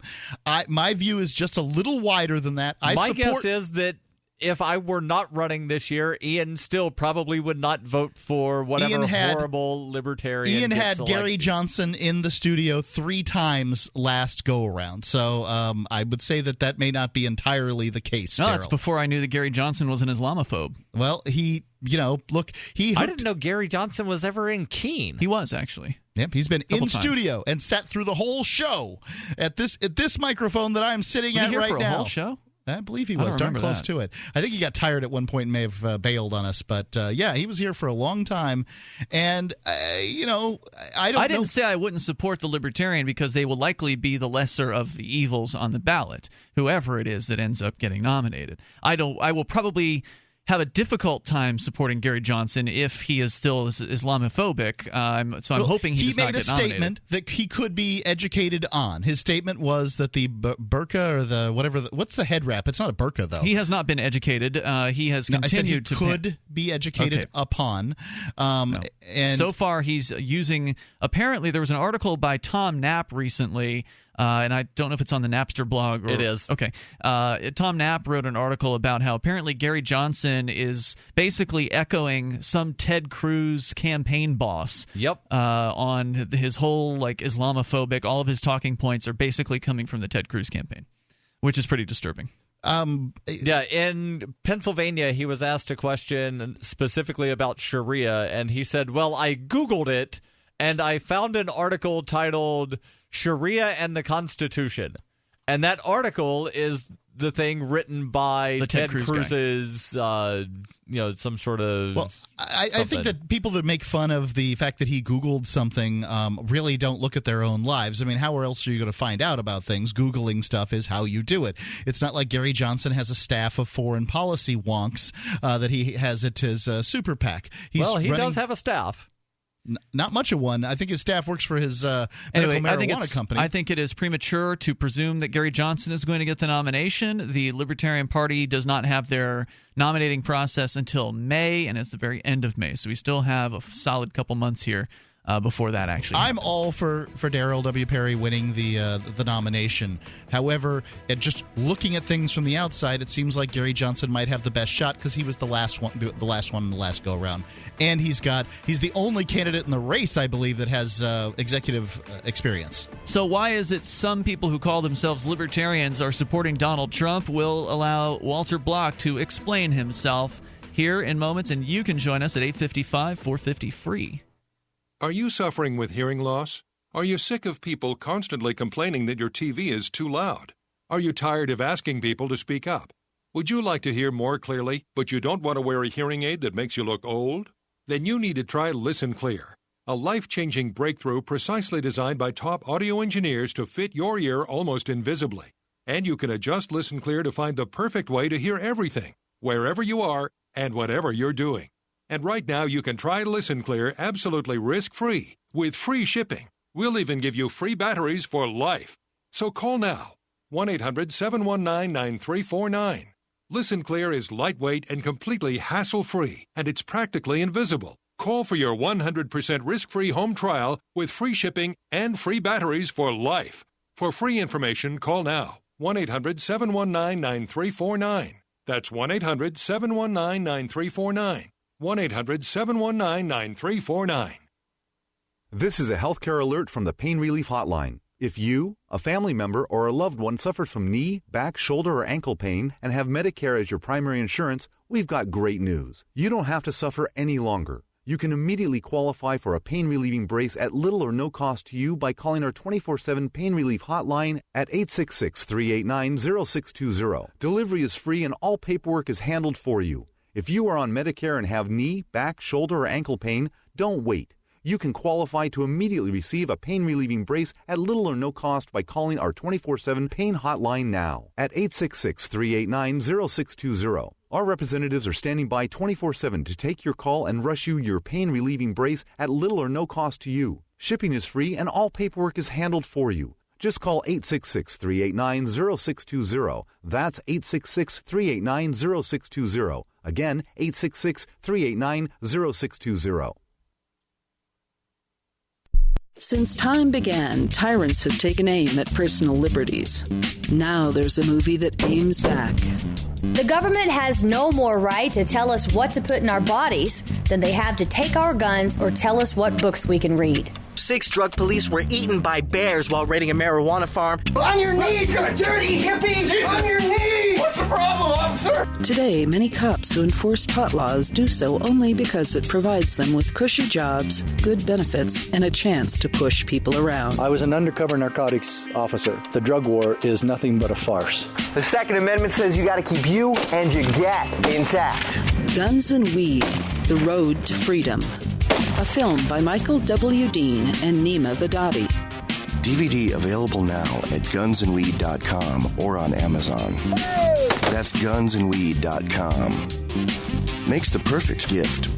Remember, that's gunsandweed.com. The 3 most important things you can do for Free Talk Live are: 1, share 1 episode a week on Facebook or in some other social networking site. 2, buy the things you buy online through shop.freetalklive.com. 3, give $5 a month to the AMP program. You likely buy all kinds of things online. Amazon is the largest online retailer. You can get what you need at the same prices with free Super Saver shipping by going to shop.freetalklive.com. Please do your online shopping at shop.freetalklive.com. This Your Family Today tip is brought to you by Nestle Pure Life Water, helping you drink better and live better by providing a zero-calorie alternative to sugary drinks. Visit us at nestle-purelife.us. When kids are playing, they often don't want to stop to keep hydrated. So send them out with a bottle of water and encourage them to take frequent drink breaks or call them inside for a quick sip. For more tips like these, visit us at parenthood.com/yourfamilytoday. While our satellite channel is free to listen to, it's not free for us. You can help us cover our satellite costs with the chip-in on the right side of the page at lrn.fm.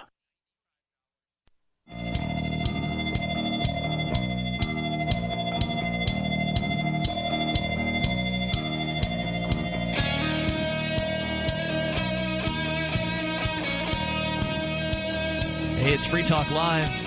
We'll take your calls about what you want, and we'll find out what the rationale is for Walter Block supporting Donald Trump. He's created a group called Libertarians for Trump. Sounds like he's all in on this, and we'll get his explanation here in moments. You can also tell us whatever's on your mind. Our toll-free number is 855-450-FREE. If you like Free Talk Live, you like the idea that we're spreading freedom here 7 nights a week, talking about the principles of liberty, talking about fun stuff too. You can call in about anything here on Free Talk Live. If you like what we're doing, then please go to saveitpurse.com and buy your stuff through Amazon through saveitpurse.com if you have Bitcoin. If you don't have Bitcoin, saveitpurse.com cannot help you.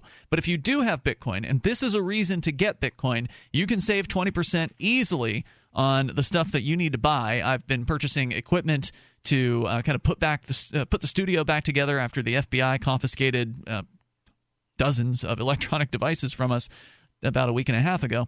And a few of the things I've been purchasing have come from saveitpurse.com. So I've saved 25%. It's super easy to do. And again, the catch is you got to have Bitcoin to get the big savings. SaveATPurse.com. That's saveitpurse.com. As we continue here, we'll go to your calls before we go to Walter Block. But let's go first to Tom on the line in Detroit. Tom, you're on Skype. Go ahead. Hey, guys. Hey. Glad both you and Mark are here tonight. Sure. I called in recently. I'm one of the folks that is really into the Mark Stevens prepping and getting people ready to, appear in court and defend themselves the best they can. And when I heard this happen, when I saw that Sunday morning raid, again, I feel for you. We need to donate. I'm glad the by the way, did the what's that called, the where the page was created to get some cash? GoFundMe?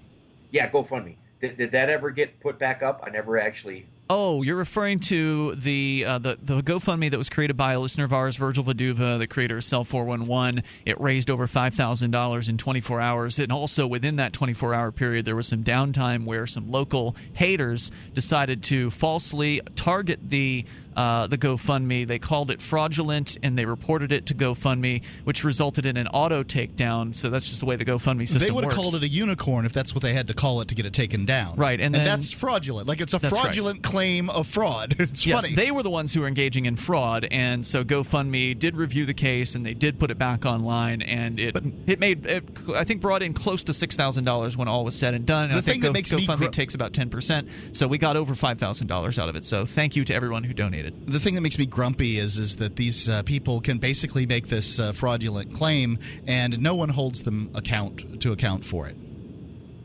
Exactly, and that's kind of. I was wondering, did the page ever, was it ever put back up? Yeah, it's back up. I'm looking at it right now. Well, no, it's gone. I mean, it's over. The thing has ended. No, it's not. It still says donate. Really? Oh, okay.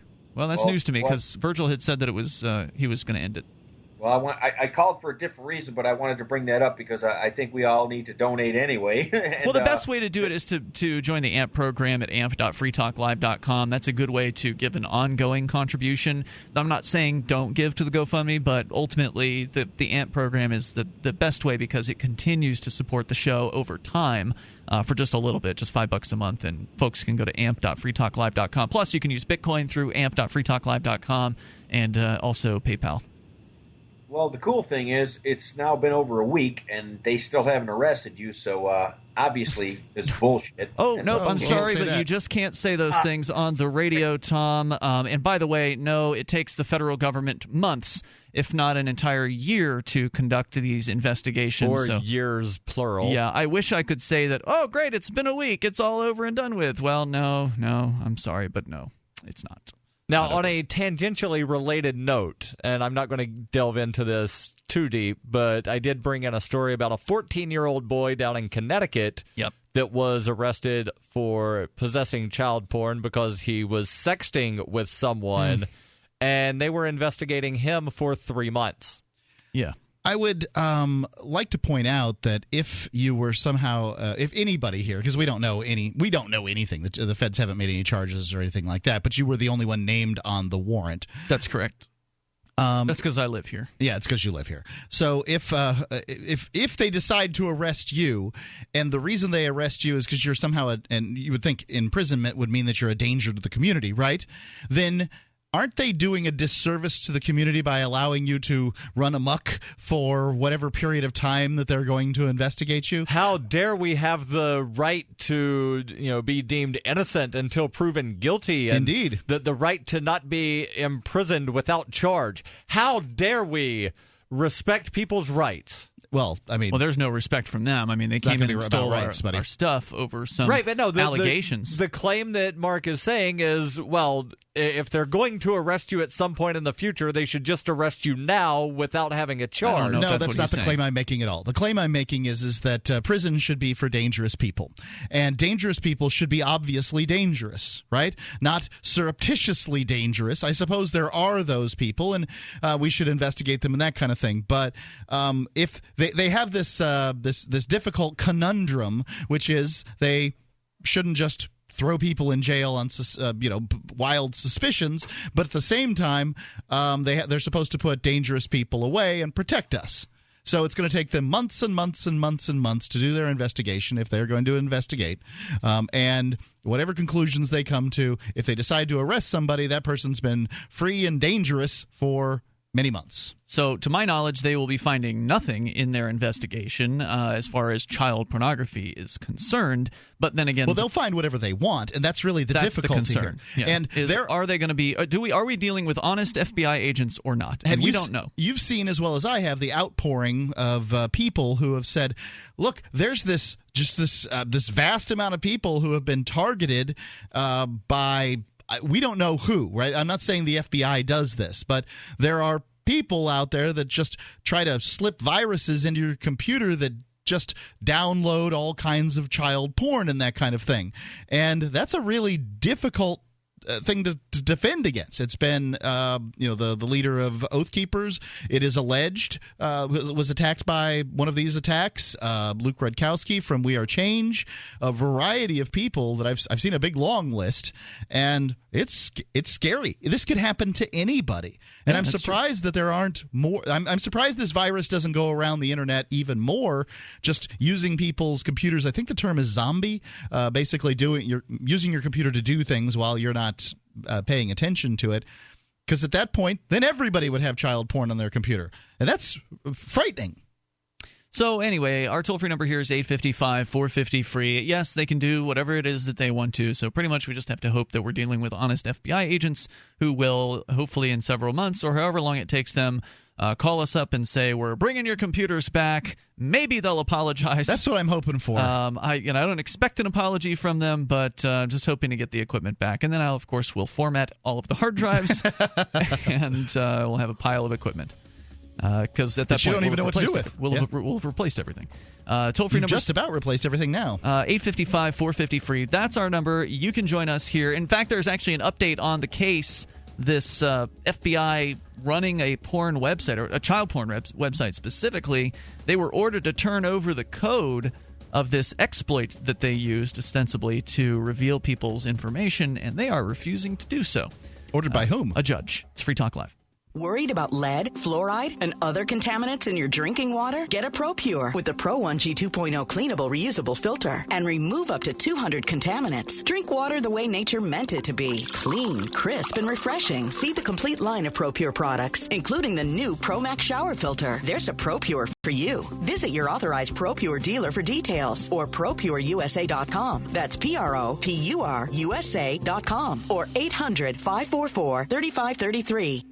So you've got to take a state construction license exam or certification. Can't decide on what books or what chapters to study? Discover right now how you can eliminate unnecessary books and wasted study time. At contractorexam.com, our study materials zero in on state-required test topics in an effective, multiple-choice format. So whether you're a plumber, electrician, general contractor, or other construction-related trade, contractorexam.com will help get you prepared. Visit us at www.contractorexam.com today. Hey guys, Mark Claire here, lionsofliberty.com, where we strive to advance the ideas of liberty daily. We bring you the Morning Roar. That's right, every Monday to Friday we'll have a brand new edition of the Morning Roar, where we provide a roundup of some news stories that you may not find in the mainstream media or even in your typical social media newsfeed. We find stories that relate to the ideas of liberty and provide you with our liberty perspective on them.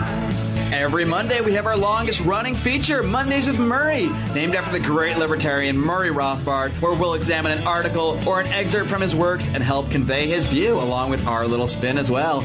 We wrap it all up every Friday with Felony Friday, where our own John Odermatt goes out and takes a look at some sort of felony. There's felonies committed every day, whether it's a felony committed by the police, a politician, or even an average citizen. You can find all of this and so much more over at lionsofliberty.com. Advancing the ideas of liberty daily. Are you a political activist who does things that the government might not like? Then this free ebook may save your life. Rats is your guide to protecting yourself against snitches, informers, informants, agents provocateur, narcs, finks, and similar vermin. Rats was written by OG libertarian Claire Wolfe. Rats is a short book, easy to read, and available free in many formats. Download Rats free at rats-nosnitch.com. That's rats-nosnitch.com. If you want to know the latest about Free Talk Live before we go on the air, all you need to decide is how you want it delivered. It's your choice. Visit news.freetalklive.com. You can get emailed announcements and participate in contests via our email updates list. Plus, we have a Twitter account that you can follow and a Facebook page where you can become a fan. So visit news.freetalklive.com to get news about Free Talk Live as soon as it's announced and the way you want it delivered at news.freetalklive.com. That's news.freetalklive.com. Why did you move to the Shire? I moved here to the Shire because there's other people around who take liberty just as seriously as I do. I moved to the Shire because I saw videos of people challenging authority and thought that I could get support myself. It called to me, like, do this right now. I wanted to be around people like me who got it. And once I got here, I knew there was nowhere else that I wanted to be.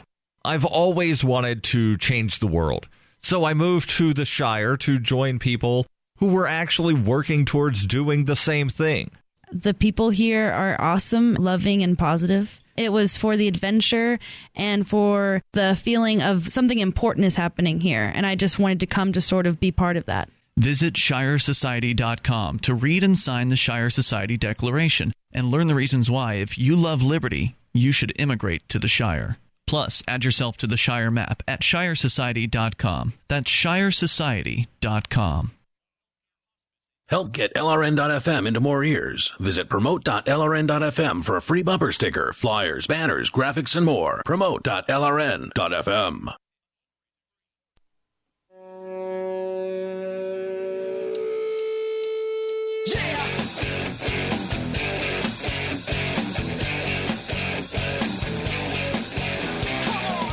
It's Free Talk Live, and you can join us here on the radio. The toll-free number is 855-450-FREE, and that's 855-450-3733. We've been talking about libertarians for Trump. Yes, that is what they claim here. Walter Block, who is a longtime libertarian, he's written a number of books about the author of Defending the Undefendable, and other books. Quite a book that many libertarians quote from. Right, and now he's saying he's getting behind the Donald Trump campaign, and it appears he's talking about not just for the primary, but beyond, which is disturbing. So let me go on with his piece here, and you can join us toll-free at 855-450-FREE. Also, Skype username is LRN.FM. So here comes his rationale. Suppose we're all slaves, and the master said we could have a democratic election. We could vote for Overseer Batty, who would whip us unmercifully once per day, or Overseer Goody, who would do exactly the same thing, but only once per month. We all voted for the latter. Is this incompatible with libertarianism? Would this make us worse libertarians? Anyone who thinks so does not really understand this philosophy. And then he recommends a remedial course of The Ethics for Liberty, or Ethics of Liberty, by Murray Rothbard. There are several issues upon which libertarians do Murray not... Rothbard was one of the founders of the Libertarian Party, so there are many people in the liberty movement that believe, for instance, that voting is a violence against your neighbor. And I would say that bad voting could be interpreted that way, but good voting, not so much. The difficulty comes when you're voting between the lesser of two evils, which, when you're dealing with people, that's the case. What Walter Block is saying here is that voting essentially can be a form of self-defense. That if you're choosing the candidate that will be least evil to you and yours, then you're essentially voting as a form of self-defense. So going on here, he says, and I get you between choosing the lesser of the evils. I don't think there's anything wrong with doing that. Nor do I think there's anything wrong with sitting it out and saying, I'm not picking. Right. So going on here, typically he says there are several issues where libertarians do not and cannot support Donald Trump, for example, protectionism. But typically regarding the issues where Trump deviates from libertarianism, so do the other candidates. And also we readily admit that the presidential nominee of the Libertarian Party will very likely have views much closer to ours than those of Mr. Trump. But the perfect is the enemy of the good. It is our goal to throw our weight behind the candidate who has a reasonable chance of actually becoming President of the United States, whose views are closest to libertarianism. So here you are with a supposed libertarian using the wasted vote syndrome argument. Yes.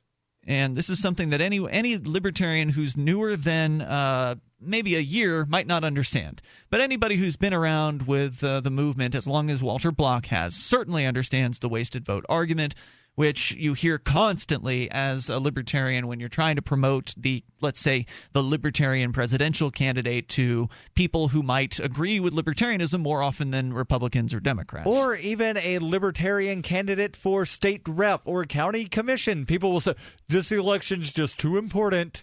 We can't vote for the libertarian this time. Maybe next time, but this election is too important, and we have to vote for this bad person because otherwise the really bad person. And the people that say that, they're arguing over which one's the bad person and which one's the really bad person. Well, to claim that a vote would be wasted, you have to claim the statistical likelihood that your vote will make a difference. I'm not saying count. I'm not claiming that votes count or don't count. That's a completely different argument that I'm willing to have if that's what you want to have. But here's what I do to confront the wasted vote claims. And this one's really easy. Ladies and gentlemen who believe that you can waste your vote by voting on a third-party candidate, I am now going to create in you a superhero. You are now the super voter. You can not only have one vote, but you get 50 votes. That makes you 50 times as powerful as you currently are. Which is next to zero. And you get to travel throughout time, and you may vote in any and all presidential elections that occurred throughout time. And you may place your vote, and you may change the outcome by 50 votes. You will make no difference. Can you tell me one single election that has occurred in one single state? Because if you think that the presidential election is a national election, you shouldn't be voting anyway. It's a state election. So it's a state election for electors. So can you tell me one single state at any time in U.S. history that has been separated by 50 votes?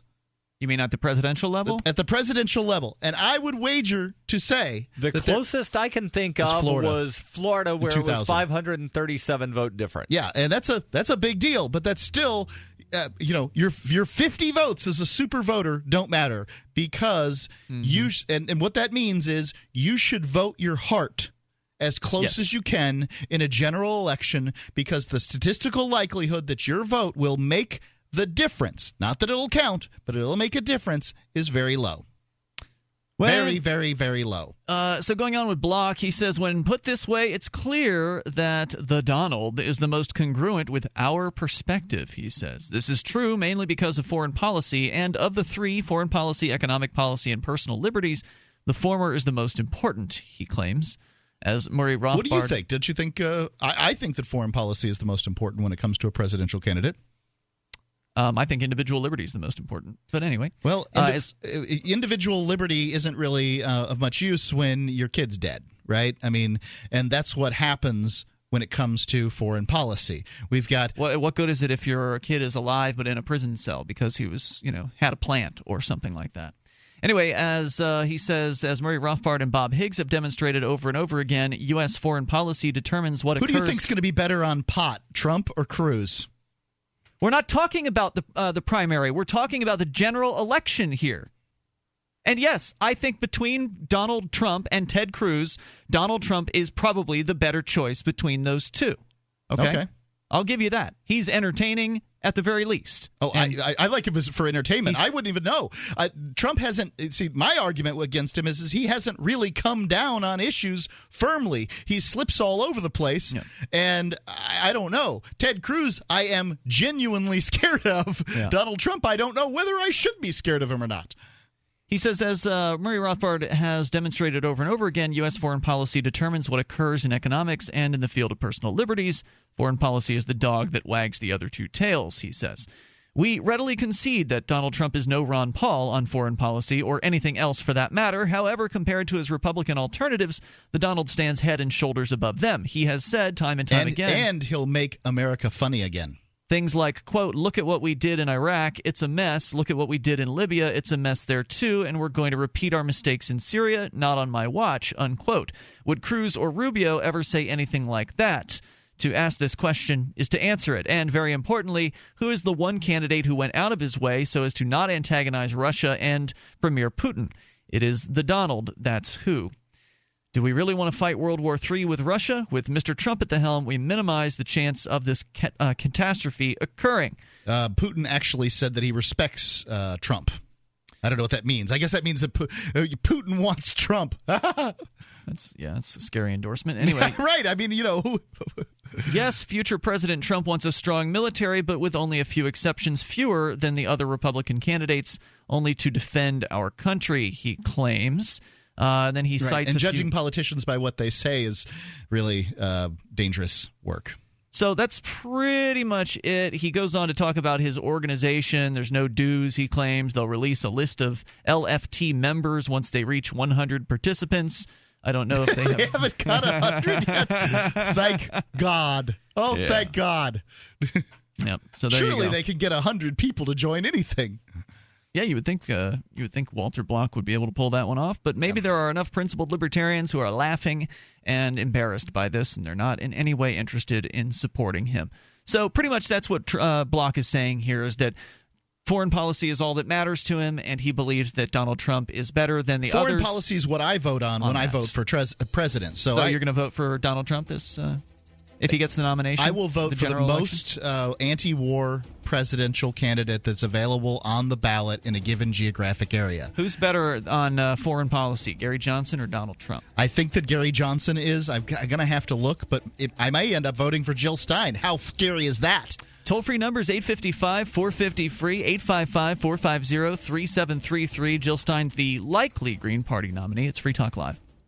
Every once in a while, you get information that's worth changing your life for. This is one such time. You can save up to and beyond 25% on all purchases at Amazon. You probably heard of Bitcoin and just not thought much about it. You certainly know that you can get competitive pricing at Amazon, but now you can get a 25% discount on nearly everything you need to live. I've just given you a huge raise, and all you have to do is claim it. You go to saveitpurse.com and open an account. Do this right now. Don't wait. Then you fund the account with Bitcoin. You can buy them through expresscoin.com with a check or money order. There are other ways to get Bitcoin, but that's fast, safe, and easy. This information is worth you changing the way you do things. Go to saveitpurse.com right now, get signed up, and cash in on the huge raise I'm offering you. 15 to 25% off of everything at Amazon through saveitpurse.com. It's saveatpurse.com. Hi, Pat Matthews again. I want to talk to you about selling online. And when I say selling, I'm talking about your home, your car, and even buying a house or a new set of wheels. There's a new kid in town, and that's buysellmakeoffer.com. The revolution has already begun, and I invite you to be a part of it. You see, get in on the ground floor because buysellmakeoffer.com never charges item fees. Can you imagine what the other guys might charge you for selling a car on their site, let alone a house? Well, buysellmakeoffer.com doesn't do that. And you can use Skype and YouTube videos to sell your products, big or small. Go right now to buysellmakeoffer.com and set up your account. For as little as $7.95 per month, you can sell up to 50 items, and they'll give you the first 30 days free just to try it out. Remember, no per item fees. Join the revolution today. buysellmakeoffer.com and tell them Pat Matthews sent you.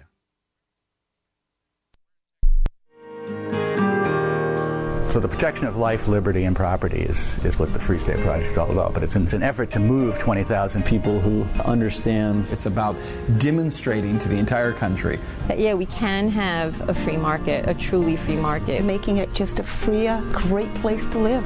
It's the world's largest voluntarist libertarian community, and it's only getting bigger. That's amazing, to be able to move to a place where other people passionately believe in being free and independent. What the Free State Project is managing to do, though, is to put their money where their mouth is. It's physically getting up across the country and saying, let's go someplace and let's demonstrate the power of these ideas. There's a lot of kind of philosophy that surrounds liberty. There's a lot of thinking about it and talking about it. But here in New Hampshire, people are doing it.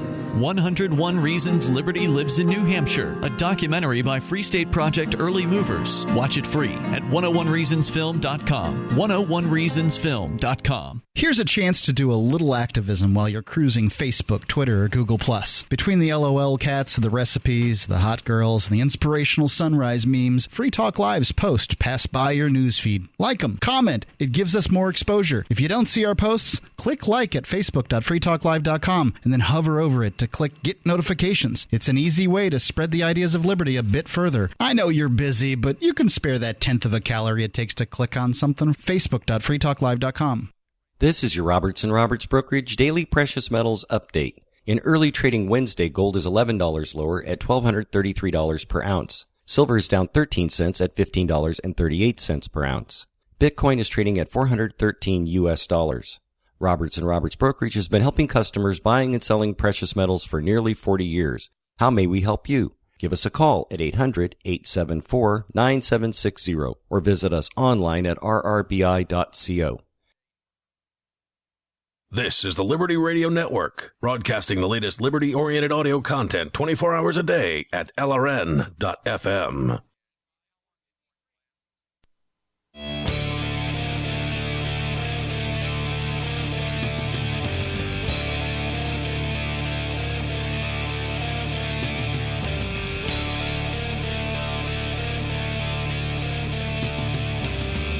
It's Free Talk Live. You're invited to join us on the radio here. Toll-free number is 855-450-FREE. That's 855-450-3733. With you in the studio tonight, it's Ian. And Mark. And Daryl. Don't forget, we've got Skype as well. Skype username is LRN.FM.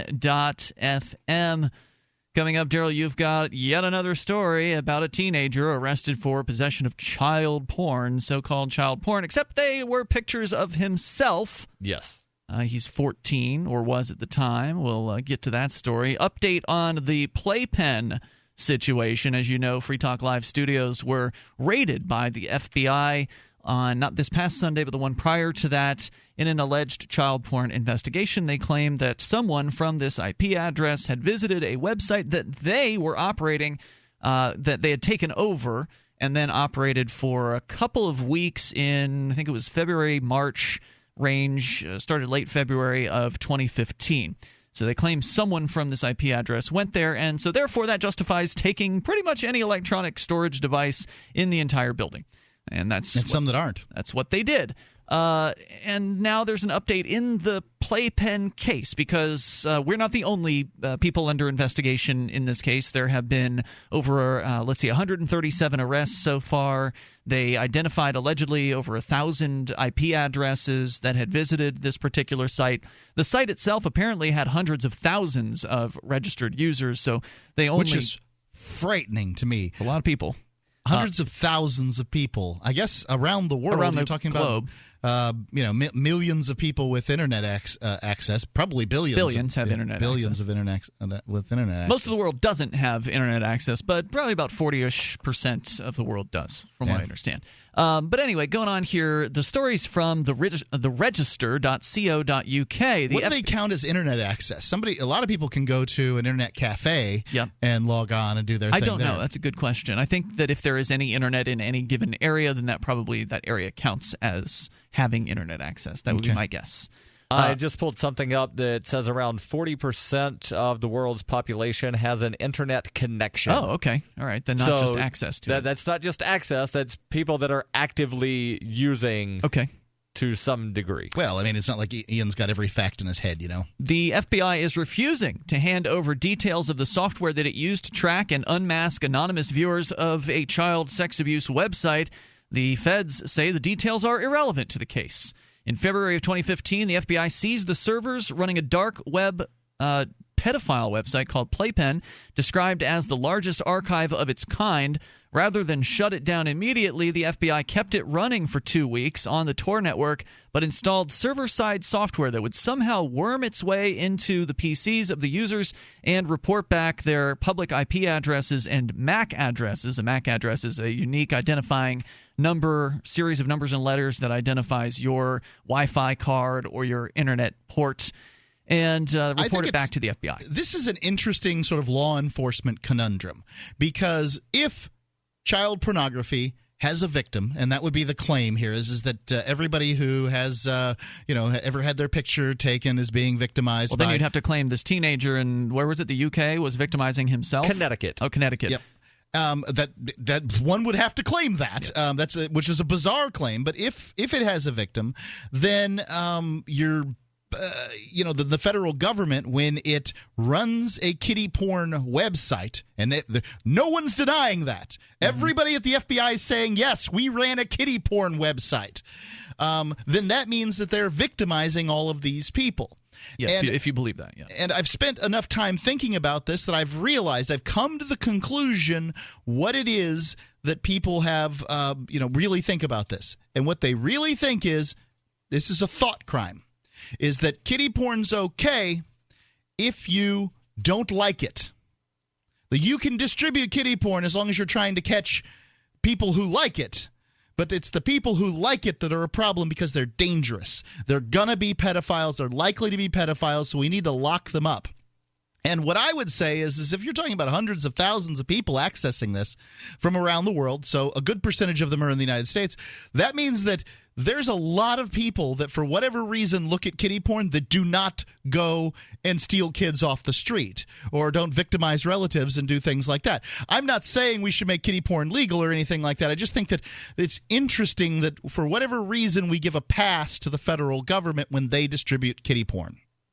The software would also generate a serial number unique to the infected computer and send that back to the investigator so that if the PC changed its IP address, it could still be linked to the previous addresses. With this information, agents could subpoena internet service providers to hand over personal details of the subscribers who have those addresses and bring them in for questioning. The software, which the FBI calls a Network Investigative Technique, or NIT, successfully tracked hundreds of visitors around the world to the Hidden Playpen site. In an ongoing trial of Seattle teacher Jay Michaud, who's been charged with viewing child sex abuse imagery on the Playpen, his attorney has insisted that the FBI turn over the NIT for examination. The FBI has provided some of the code, but crucially no details of the flaw that it exploited to install itself on some visitors' computers, nor the method by which it generated the unique identifier used to track them. In a brief filed on Monday, FBI Special Agent Daniel Alfin explained his reasoning, saying, quote, the exploit merely enabled the government to bypass the security protections on Michaud's computer to deliver the NIT instructions.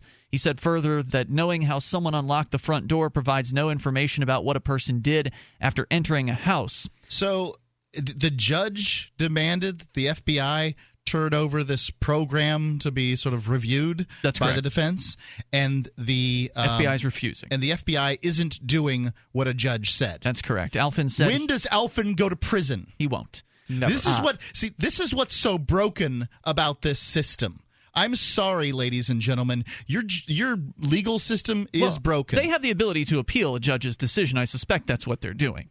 Now, one thing that I find to be sort of ironic is, remember when Apple was being requested or told you have to create this program to let the FBI crack encryption on every phone that you have, even though they're saying it's only one phone, but the program would be able to be used on every Apple iPhone. The Justice Department was all up in arms. Apple can't defy us, but yet in this case, the Justice Department is trying to defy the judicial order that you hand over this code.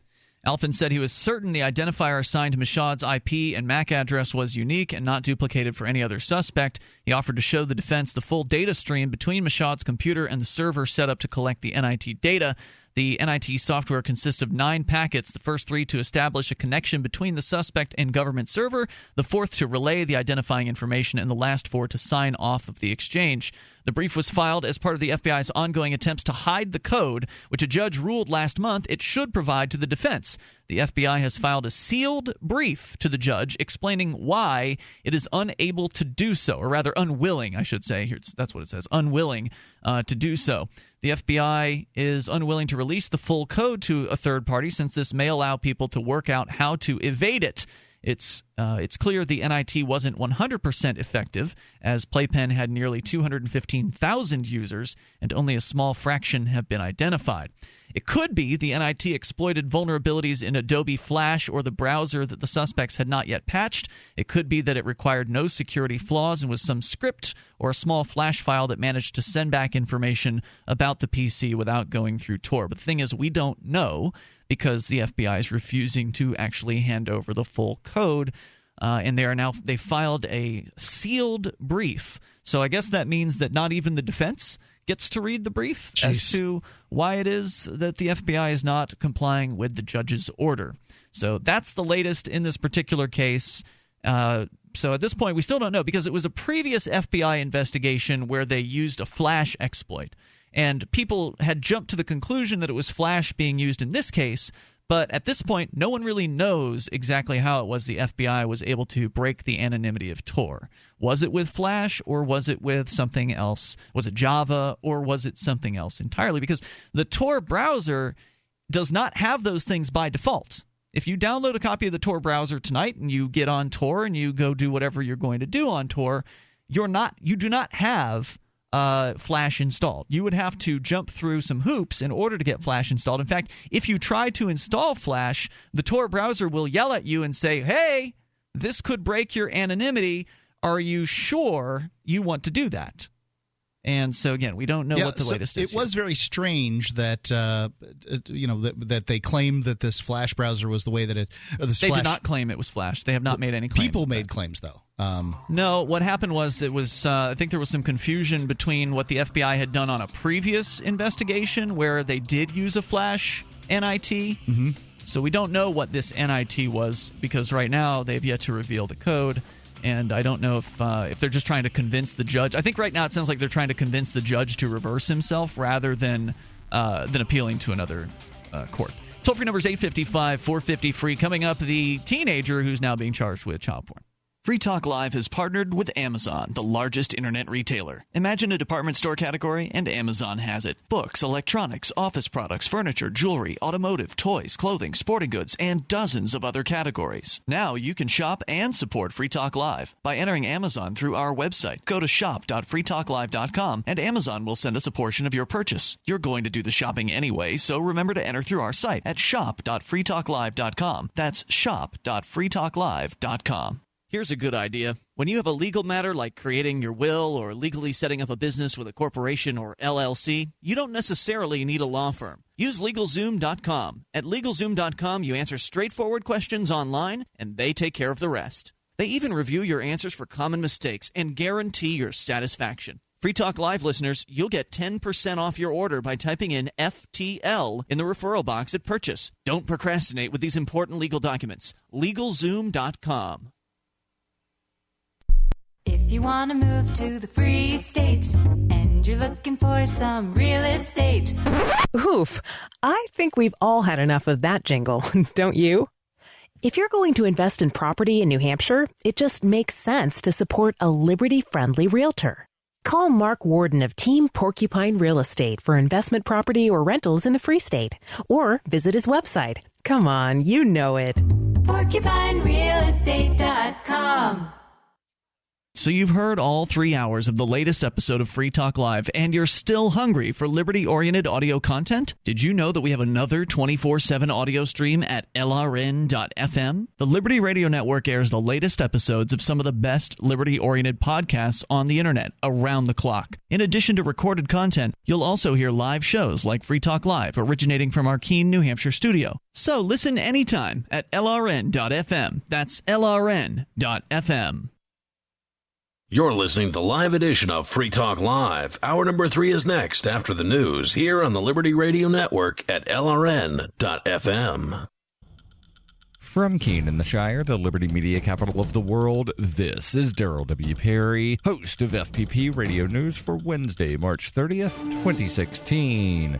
Silver is trading at $15.30 per ounce. Gold is valued at $1,232 per ounce. And according to BitcoinAverage.com, the average price of Bitcoin is $418. Antiwar.com reports the U.S. consulate in Adana, the Incirlik Air Base, and 2 other locations in southern Turkey are all facing orders from the state and defense departments for the families of the diplomats and military staff to leave the region. Officials are denying any specific threat, but say the decision is based on worsening security concerns in Turkey, which is facing a growing number of suicide bombings and other attacks in recent weeks. Families elsewhere in Turkey, including the capital of Ankara and Istanbul, are not affected by the new orders. The State Department said they'd been considering the move for several weeks and that the timing has nothing to do with Turkish officials visiting Washington, D.C. this week, or indeed time to anything else. The State Department also issued a statement warning U.S. citizens against travel to southeastern Turkey in general, citing increased threats of terrorism throughout Turkey. Southeastern Turkey is where the Turkish military is fighting Kurdish secessionists.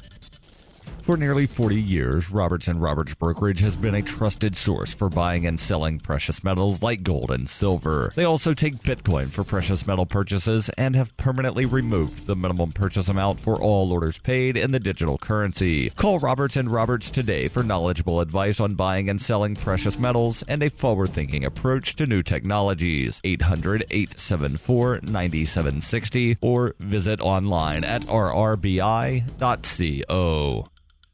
UPI reports just days after the United States and Cuba celebrated a landmark visit by President Barack Obama to the island nation, former leader Fidel Castro on Monday revealed deep-seated feelings about the American leader and the reestablishment of diplomatic relations between the two countries. Castro made his feelings known by authoring an article that appeared Monday in Cuba's official state newspaper, El Granma. Castro's letter was written Sunday night. The article, which remained at the top of El Granma's front page on Monday, carried the headline, Brother Obama. Castro spent the first several paragraphs of the article addressing Cuban history, his admiration for revolutionary leaders, and his concerns for the nation's younger generation. The second half of the article critiques Obama's presidential efforts, remarks, and what he believes to be the commander-in-chief's intentions. Particularly, the former communist leader slammed Obama for what he believes to be an overly negative and inaccurate view of the 1959 Cuban Revolution, of which Castro was a primary leader. Bitcoin Not Bombs is a launching pad for nonprofits and social entrepreneurs into the financial freedom of the Bitcoin economy. Bitcoin Not Bombs is fully committed to being the hub of the nonprofit sector of the Bitcoin economy, maximizing the potential cross-promotion of all our clients and commercial partners. To learn more, visit bitcoinnotbombs.com. Reuters reports public sector unions triumphed before the United States Supreme Court on Tuesday when the justices preserved a vital source of cash for organized labor, splitting 4-4 on a conservative challenge that had seemed destined for success until Judge Antonin Scalia's death last month. The case, brought by non-union public school teachers in California, had targeted fees that many states force such workers to pay unions in lieu of dues that fund collective bargaining and other activities. A loss in this case would have deprived unions representing teachers, police, transit workers, firefighters, and other government employees of millions of dollars annually and diminished their political clout. The outcome illustrated the impact on the court of the February 13th death of Scalia, the long-serving conservative justice who almost certainly would have cast a decisive vote against the unions. But by virtue of splitting 4-4, the justices affirmed a 2014 lower court ruling that allowed California to compel non-union workers to pay the fees. Ian Murray, vice president for strategy at the Competitive Enterprise Institute, said the death of Justice Scalia has proved a disaster for public sector workers who have their paychecks raided by unions. The court, evenly divided with 4 liberals and 4 conservatives, left intact a 1977 legal precedent that allowed such fees, which conservatives have long abhorred. The case reached the High Court after a Washington-based conservative group, the Center for Individual Rights, sued on behalf of lead plaintiff Rebecca Frederick, an elementary school teacher in Anaheim, California, and 9 other teachers. They argued the fees infringed upon the free speech rights of non-union workers under the U.S. Constitution. This has been FPP Radio News, online at fppradio.com. According to a report released this week, people who paint themselves silver and pretend to be statues earn, on average, $10 million per year. The Onion sat down with economist Mark Cosgrave to learn more about the money-making potential of this highly lucrative employment path. There's no more profitable career at the moment. If you compare these positions to other high-paying jobs, say physicians or mechanical engineers, you'll find that those individuals who have outfitted themselves with silver-painted boxes and can move their limbs stiffly as if they were a robot are making literally hundreds of times as much. At this point, I would say that the only job that offers anywhere near that kind of earning potential is dressing up like Batman and allowing people to pose for photos with you. And those guys who play paint buckets like drums have historically done well for themselves. But honestly, the recession hit these professions pretty hard, and a lot of them are only making something like $800,000 a year at this point. It's barely even worth their time. This is the Onion News Network.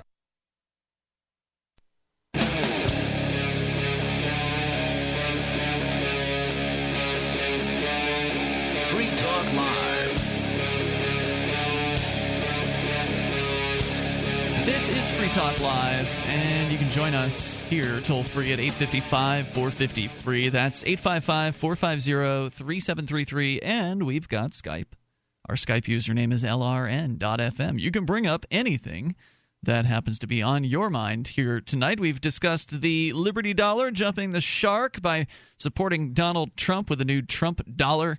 and also the confused libertarians who are supporting Donald Trump as well. But also, we're getting into a story, Daryl, we will be getting into a story you brought in about a 14-year-old in Connecticut who is now facing child pornography charges himself for having pictures of himself. And we'll get into that. But first, Tim is on the line in Wyoming. You're on Free Talk Live. Hello, Tim. Hey, guys. How you doing? Hey. Thanks for taking my call. Sure. Yeah, I was actually wondering now, first off, how is the case going against you? There is no case against me. Let's be clear. No, Federal... sorry. I didn't mean you particularly. Sorry about that. I meant Free Talk Live. I mean, as far as the there is no case against Free Talk Live. No case. There is an investigation that has resulted in Free Talk Live's computer equipment being taken by the federal government, and they are investigating that equipment. Let me rephrase. Okay. How is the investigation moving along? We have no idea. It will likely take several months at the very soonest, maybe as long as a year or more than 1 year before we probably hear anything at all. Right. I was wondering about that. I was thinking they'll drag their feet on it because, especially since you're, libertarian radio, they'll not want any details whatsoever to be published. So, I would think they would want some details. I mean, they want to destroy what we're doing here. They, they certainly wanted it published that they were here taking our stuff in the first place. Well, what I mean is any information that they'll put out will be probably disinformation. They'll say lies more than they'll say truth. I don't know. I'm hoping that we've got some honest FBI agents here and that they will just return the equipment. Hopefully sooner rather than later, but a year from now or whenever, and then that'll be the end of that. But of course, if the federal government is going to put so much effort into coming here with a dozen agents, they may very well try to find something to charge some of us with. Whether it has anything to do with child pornography, I think remains to be seen. I do not expect it to. So there you go. But we're at their mercy. Whatever they do, we'll deal with it when we'll cross that bridge when we come to it, I suppose. That's true. Or burn the bridge after you cross it afterwards. Anyway, sorry. No, what I was going to say also is, now, did I hear you say that the 14-year-old kid, was using a VPN, virtual private network, and they still got into his?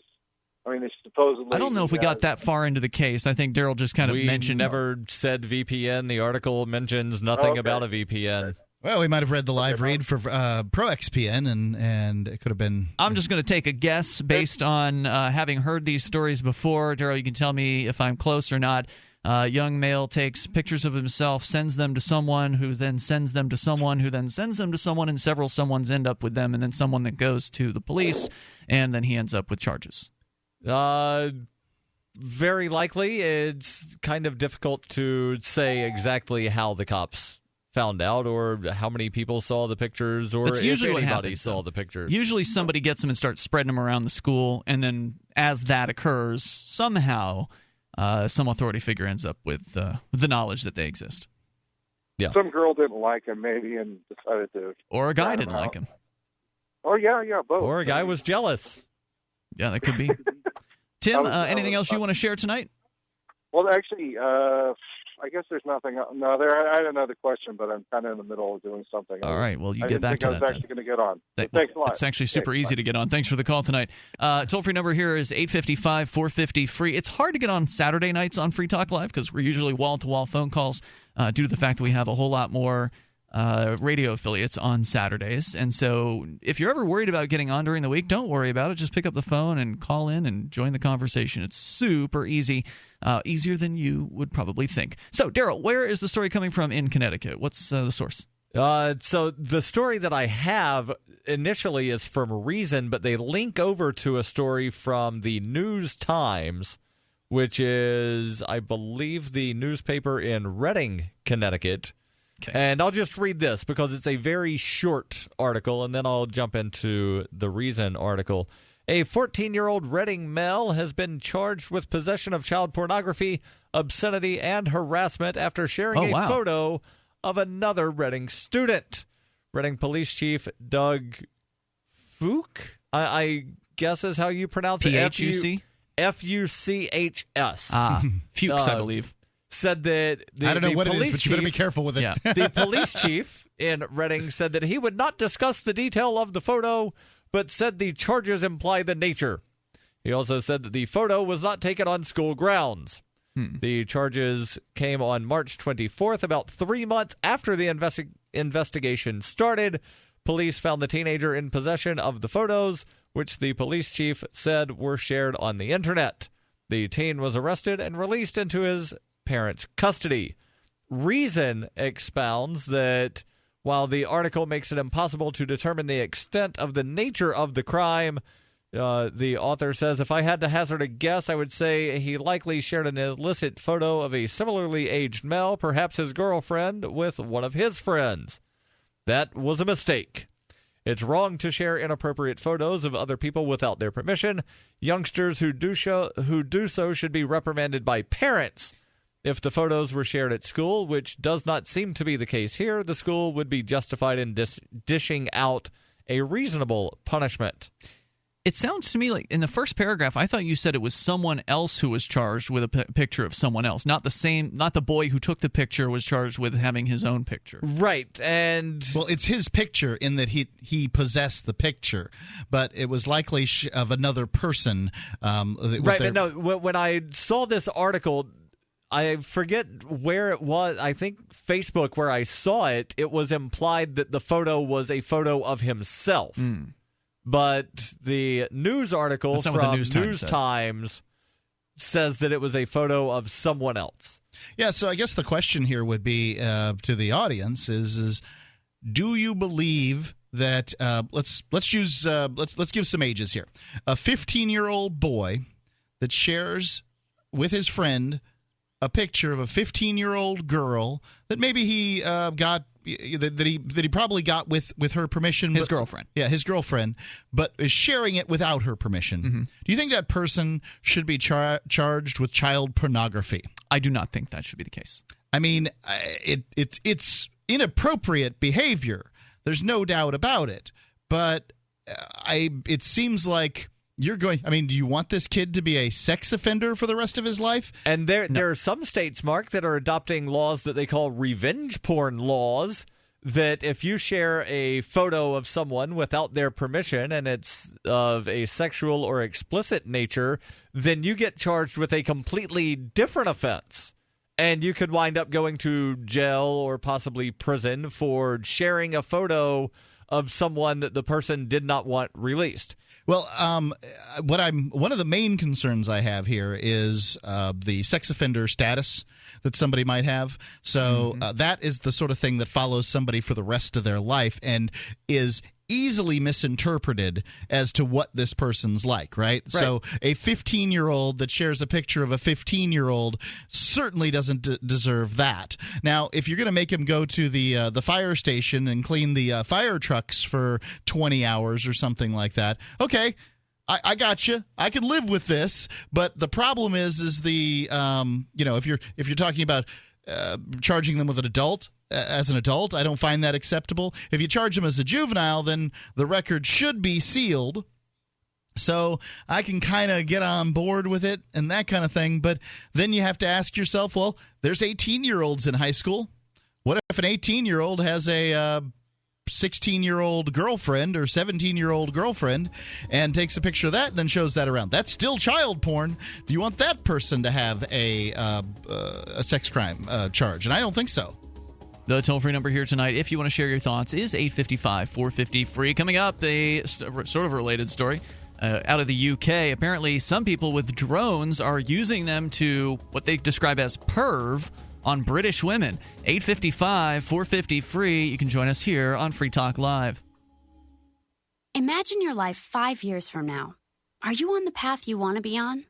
It's time to take control of your future by getting a world-class education from one of the nation's top universities. Arizona State University is now offering over 100 top-tier degree programs 100% online. It's the exact same degree our on-campus students receive, but you can learn from anywhere in the country on your own schedule. For information, call 1-800-939-9426. Learn from ASU's world-renowned faculty and use ASU's global recognition to improve your visibility, professional network, and gain real-world experience you can start using today.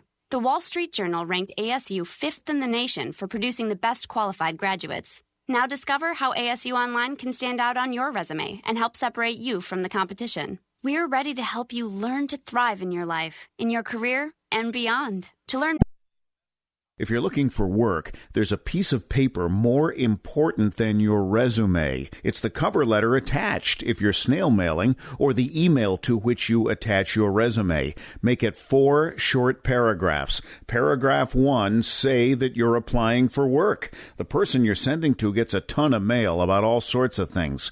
If you have a password, that's your first sentence. Tom Nelson tells me you and I should meet. Paragraph 2, what you do and how that relates to the opening. Be as specific as possible. Paragraph 3, why you want this particular job. I'm originally from Boston, so I know the market well. I have family and friends in the area, so this would be a homecoming for me. Paragraph 4, unless the job posting stipulates no calls, and I will call you to follow up. Thank you in advance for your time. From survivalspeech.com, I'm Holland Cook. LRN.FM is proud to announce our official listening apps for Android and iOS devices. Now you can easily tune into our streams anywhere, anytime on your smartphone or tablet. Just visit apps.lrn.fm or search for LRN.FM in the Android or Apple app stores. Please download, rate us 5 stars, then share the link on your social media, and let your friends and family know how you're listening to LRN.FM. Download it now, free, at apps.lrn.fm. Are you tired of governments murdering people around the world? Stop using their money. There is an alternative. Bitcoin is a stateless, market, non-political currency. Bitcoin cannot be inflated or controlled by any government. By using their money, you are helping the state. You have an incredible alternative available now. Learn it, use it, spread it. Get started with Bitcoin at Bitcoin.com. That's Bitcoin.com. You can sign up to receive the latest about the Liberty Radio Network via our email updates at updates.lrn.fm. That's updates.lrn.fm.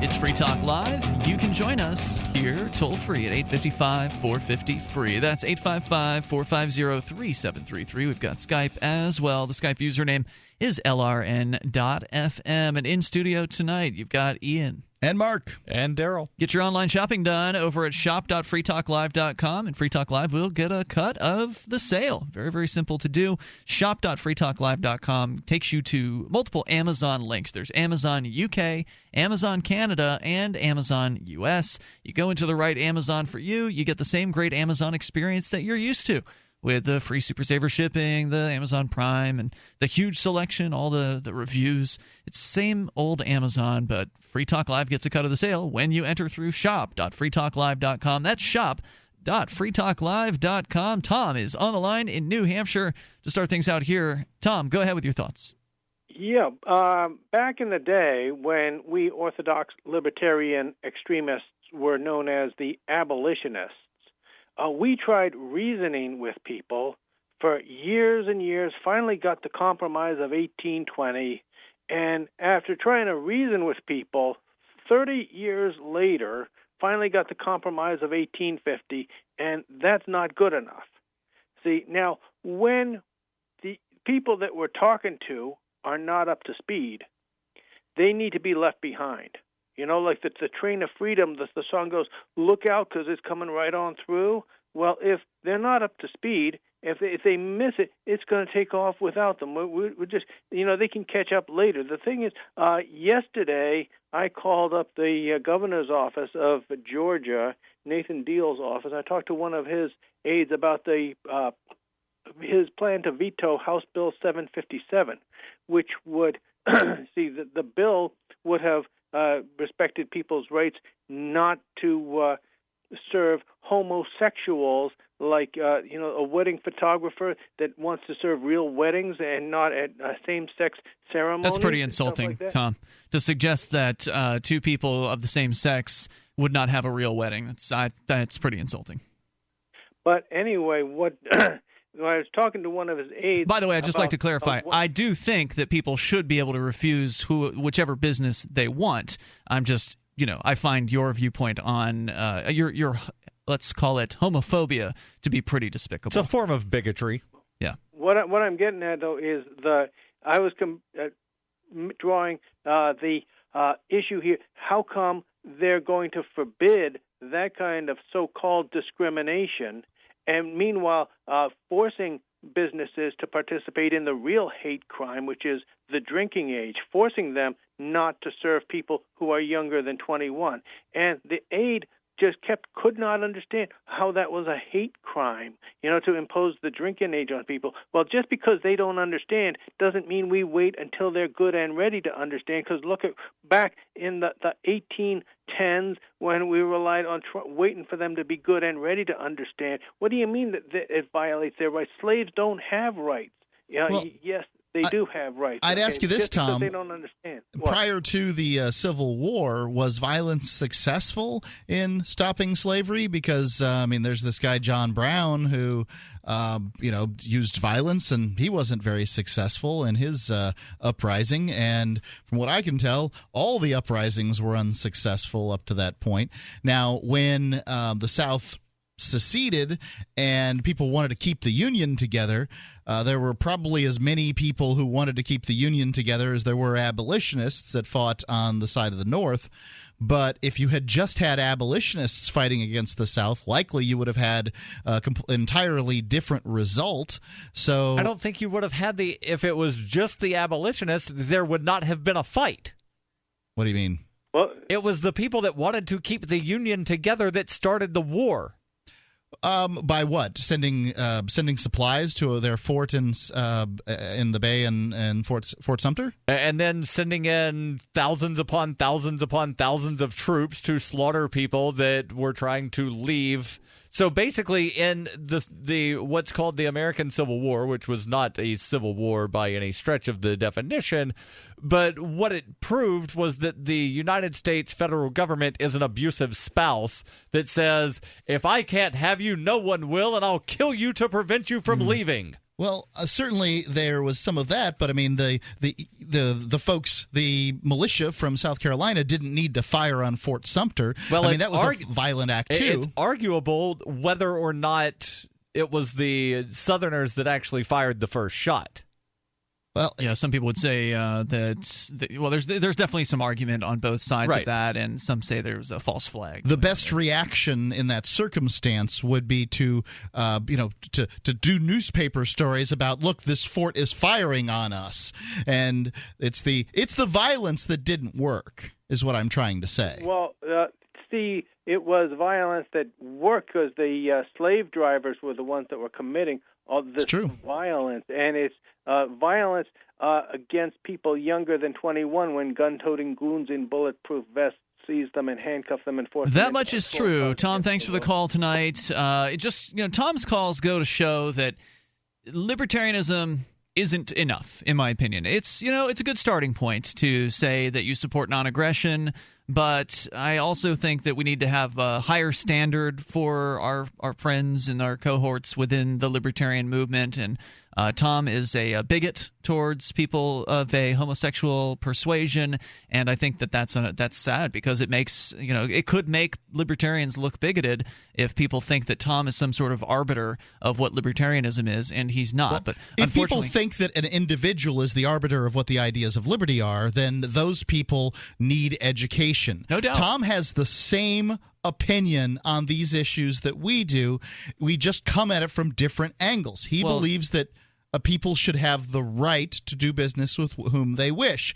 I think that's the opinion he shares. I do not share his opinion that a gay marriage is not a marriage. I do not share his opinion that gay people are gross or whatever. That tobacco smokers also, along with gay people, should somehow be expelled from society. He's called in with that before. Yeah, so I do not share his all of his opinions. I just want to make sure that is clear. I think that libertarians, I think that in order to have a good society, you have to be tolerant of other people. You have to allow people to be free and not go on some sort of ridiculous crusade against them. And I think that there are a lot of people that don't like the current government, and they think, oh, well, I don't like this government and libertarians don't like this government, so therefore I'm a libertarian, even though they don't understand the ideas of liberty at all. So there are a lot of people that, might use the term libertarian that aren't libertarian just because they think not liking this government equals libertarian. I wouldn't say, though, that Tom is someone who doesn't necessarily understand the ideas of liberty. My point is you can understand the ideas of liberty and still be an a-hole, and yes. that's not okay. Right. We need to have a higher standard. I wasn't specifying Tom per se. I'm just saying that there are some people that will claim to be libertarians that don't understand libertarian ideology. They just think they're libertarians because they don't like the current government, and they're like, well, libertarians don't like the government, so therefore I must be a libertarian. Jeff's in South Carolina. You're on Free Talk Live. Hey, Jeff. Hey, I just wanted to make a comment about – can you hear me? Yeah, sorry, it was just a little loud there in the beginning. Go ahead. Okay, yeah, I just want to make a comment about the quote-unquote Battle of Fort Sumter. I want you to make that comment, but stand by so you'll have time to do so. More with Jeff and on the beginnings of the supposed Civil War. We will get into that here, and he can share his thoughts. You can share yours. Our toll-free number is 855-450-FREE, 855-450-3733. Take control of the airwaves here on Free Talk Live. Are you worried about how dangerous the world has become? In these days of terrorist attacks, natural disasters, or even a future collapse, you need to be medically prepared to keep your family safe. I'm Joe Alton, MD of store.doomandbloom.net, where you'll find an entire line of uniquely designed medical kits and supplies for when help is not on the way. For everything from individual first aid kits to the ultimate family medical bag, go to store.doomandbloom.net today. That's store.doomandbloom.net. You'll be glad you did. So you've got to take a state construction license exam or certification. Can't decide on what books or what chapters to study? Discover right now how you can eliminate unnecessary books and wasted study time. At contractorexam.com, our study materials zero in on state-required test topics in an effective, multiple-choice format. So whether you're a plumber, electrician, general contractor, or other construction-related trade, contractorexam.com will help get you prepared. Visit us at www.contractorexam.com today. Free Talk Live. Welcome to the world's most powerful spells by High Priestess Catherine Oles. Now, this is kind of like a lot of those religions where you can just sort of just name yourself whatever you want to, right? Right, exactly. Super wizard. Right there at the top. But 1 year unconditional money back guarantee. So, like, if your spell fails over the course of the year, oh, the tumor came back. Here are the terms. You must give the spell time to work. This time frame is 120 days from the date of purchase. That's 4 months. A request made. I don't even want the lover back after 4 months. You must allow for time for a full energy exchange. Sometimes our spells take time. Must not be that powerful. Why can't I upgrade? I mean, she charges $97. Oh, wait, no. There's a sale that ends tonight at midnight. Free Talk Live, 7 nights a week from 7 to 10 Eastern, live on the Liberty Radio Network at LRN.FM.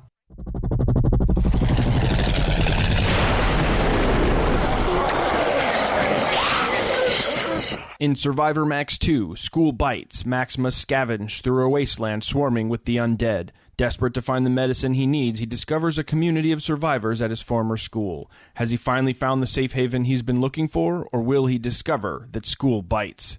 Look for Survivor Max on Facebook, read reviews on Amazon, and read Chapter 1 at SurvivorMax.com. DVD, books, music, instruments, periodicals, computers, software, electronics, photo, cell phone, office products, home and garden, bed and bath, furniture, kitchen, pet supplies, automotive, hardware, apparel, shoes, jewelry, grocery, healthcare, sports and outdoors, toys, games, used, and more. It's a department store at your fingertips. Shop.freetalklive.com. Get all your shopping done, get a great deal, and a portion of your purchase goes to benefit Free Talk Live when you enter Amazon via shop.freetalklive.com. Hi, I'm Derek J. I don't want a politician to represent me. To me, government is the idea that one group of people can coerce everyone to comply with an edict or face increasing punishments up to and including death. Despite perhaps the most noble of intentions, the best government services are a far cry from what could be provided for by voluntary interactions. Besides, the people who call themselves the government wage wars and put peaceful people in jail for crimes involving no victims. If Starbucks used some of its money to drop bombs, I wouldn't shop there. So why would I support the American empire? The empire does not require my consent. Derek J's Victimless Crime Spree. Watch it for free and order the Director's Cut DVD at victimlesscrimespree.com. That's victimlesscrimespree.com. What's up next? Visit the Liberty Radio Network program guide to find out at shows.lrn.fm. That's shows.lrn.fm.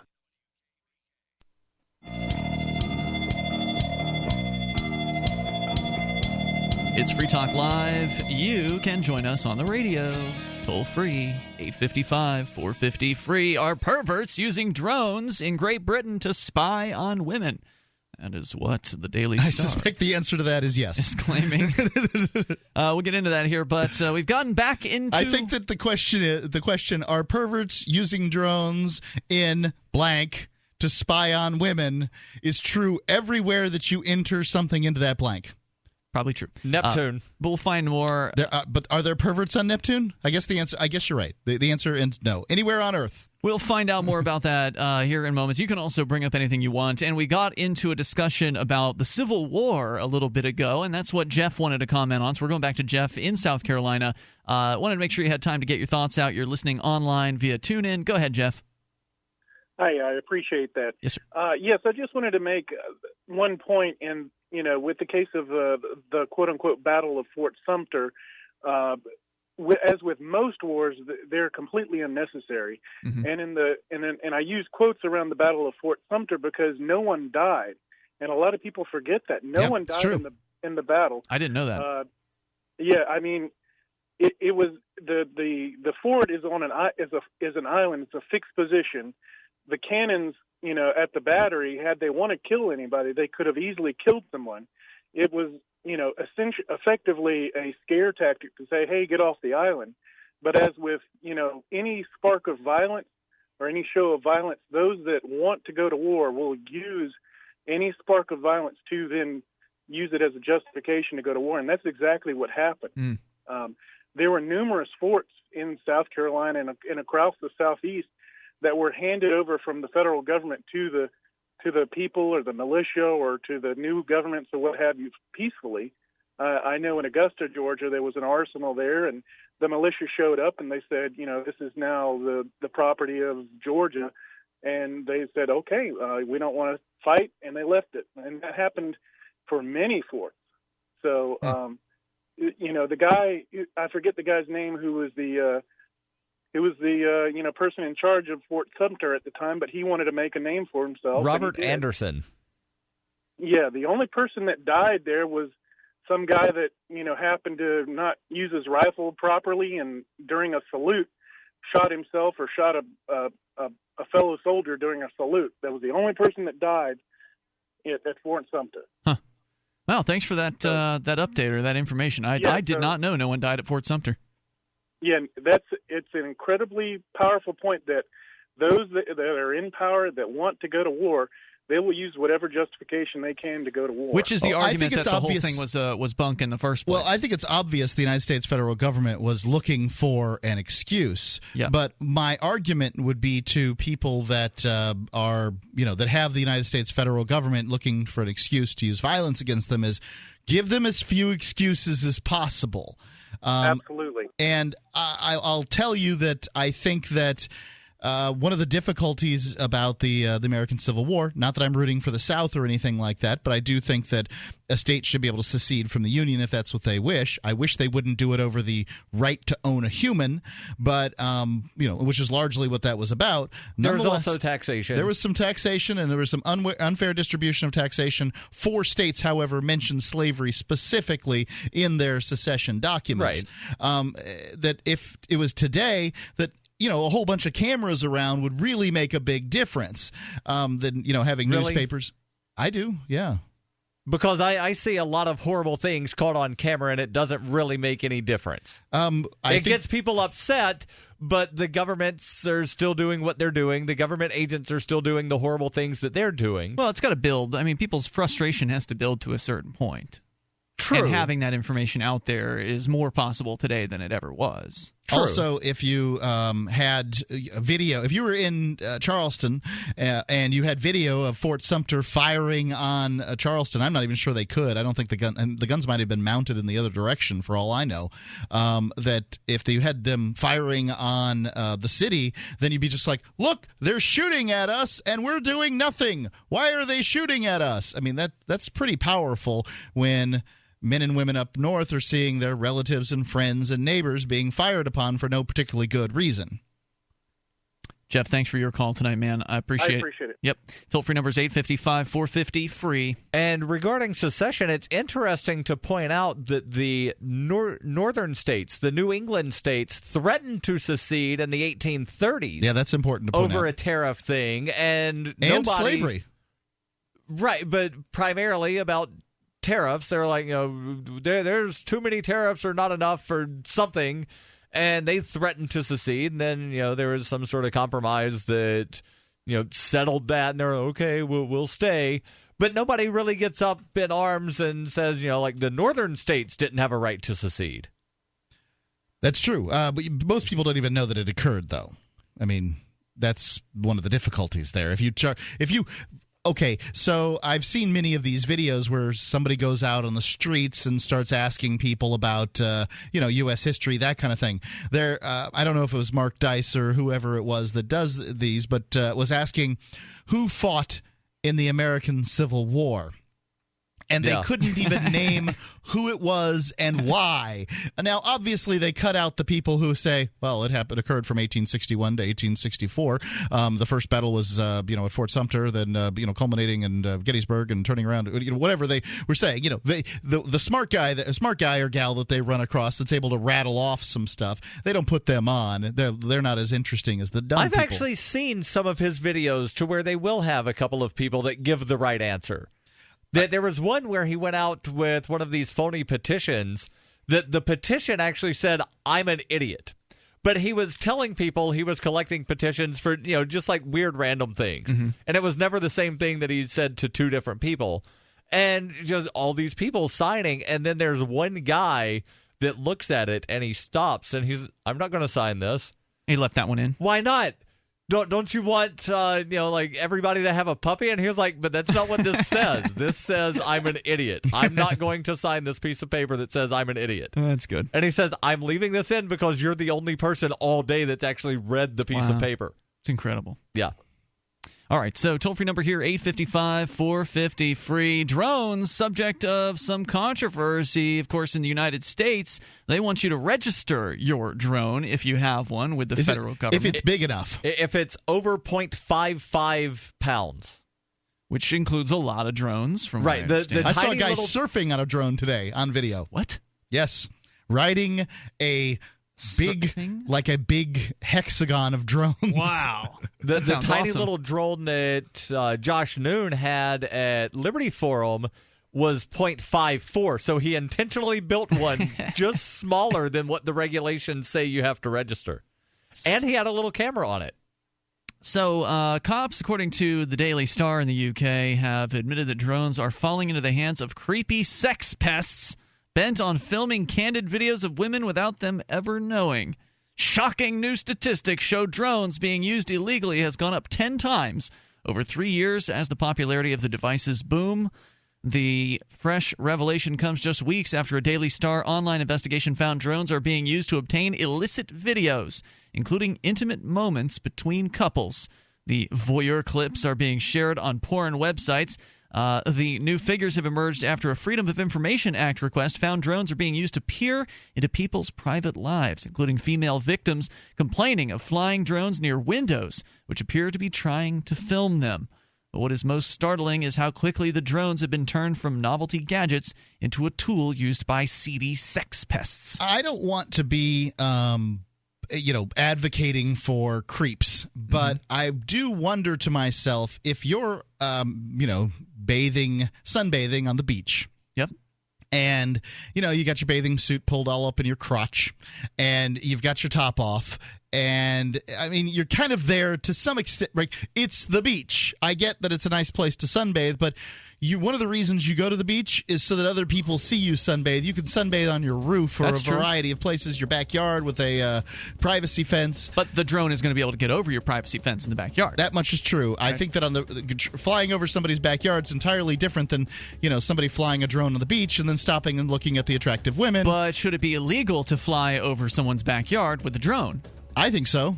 I don't think so. I think it's property rights violation. Toll-free number? No, I don't think you own a column up into the sky indefinitely. 855-450-FREE. Share your thoughts. Searching for your soulmate? Someone you can trust, who will never betray you or cooperate with the NSA? Stop searching. With EasyDNS, you found a keeper. EasyDNS does it all. Domain names, web hosting, and managed WordPress hosting. EasyDNS stands up for your internet freedom. And with servers in Canada, they do not cooperate with the NSA. Go to EasyDNS.com. You'll love their services or get a full refund. They guarantee it. And they accept Bitcoin. That's EasyDNS.com. DVD, books, music, instruments, periodicals, computers, software, electronics, photo, cell phones, office products, home and garden, bed and bath, furniture, kitchen, pet supplies, automotive, hardware, apparel, shoes, jewelry, grocery, healthcare, sports and outdoors, toys, games, used, and more. It's a department store at your fingertips. Shop.freetalklive.com. Get all your shopping done, get a great deal, and a portion of your purchase goes to benefit Free Talk Live when you enter Amazon via shop.freetalklive.com. For over 5 years, you've been hearing about the Berkey Guy, so you may know a few things about him. For example, you are well aware of the superior quality and effectiveness of Berkey water filters and accessories. But did you know the Berkeys have had independent lab tests done to prove just how effective they are? It's true, and he can email you the test results. Just visit GoBerkey.com. You may also know that the Berkey Guy has helped tens of thousands of people get better prepared. Now here's something you may not know. GoBerkey.com has amazing specials and deals all the time on a wide variety of survival and preparedness products. Most ready to ship same day. Visit the Berkey Guy at GoBerkey.com and be sure to click the red Products on Sale Now button. You can always call toll-free 877-886-3653. Again, that's 877-886-3653. GoBerkey.com, home of the Berkey Guy. I'm Ian Freeman, host of Free Talk Live. We've been covering Uber for years on the radio with their ongoing legal cases across the globe defending your right to give people rides without asking government permission. I wanted to support Uber more directly, so I signed up to be a driver. It's fun to meet new people and help Uber push forward innovation. As of this recording, Uber is active in 67 countries, so there's a good chance they're available in your area. If you'd like to drive for Uber and make some money helping people get where they want to go, sign up at drive.freetalklive.com, and you'll get a $100 bonus after you complete a certain number of trips. With Uber, you can drive anytime you want. You set your schedule. To get started, you need a good driving record, 4-door vehicle, insurance, registration, and to pass a background check. It costs nothing to sign up, so visit drive.freetalklive.com. That's drive.freetalklive.com. And if you just want to try Uber as a rider, visit ride.freetalklive.com. Your first ride's free. The 3 most important things you can do for Free Talk Live are: 1, share 1 episode a week on Facebook or in some other social networking site. 2, buy the things you buy online through shop.freetalklive.com. 3, give $5 a month to the AMP program. It's my firm belief that Free Talk Live's AMP program is the best use of your charitable dollar among liberty-oriented organizations. Support all the organizations you love, but make sure you give $5 a month to AMP at amp.freetalklive.com. I love My Magic Mud. I drink a lot of coffee. I had stains on my teeth. Then I found My Magic Mud, and I was told it would remove stains. So I paid attention when I brushed the first time. My Magic Mud is black tooth powder, and the difference it made in my teeth in 1 application was noticeable. With 4, my teeth were as white as you normal folks out there. Please go to mymagicmud.com and buy a jar. There's 150 applications for $25. You can use Bitcoin. mymagicmud.com. If you enjoy LRN.FM, please contribute to your favorite shows via their websites and become an amplifier at amp.lrn.fm. That's amp.lrn.fm.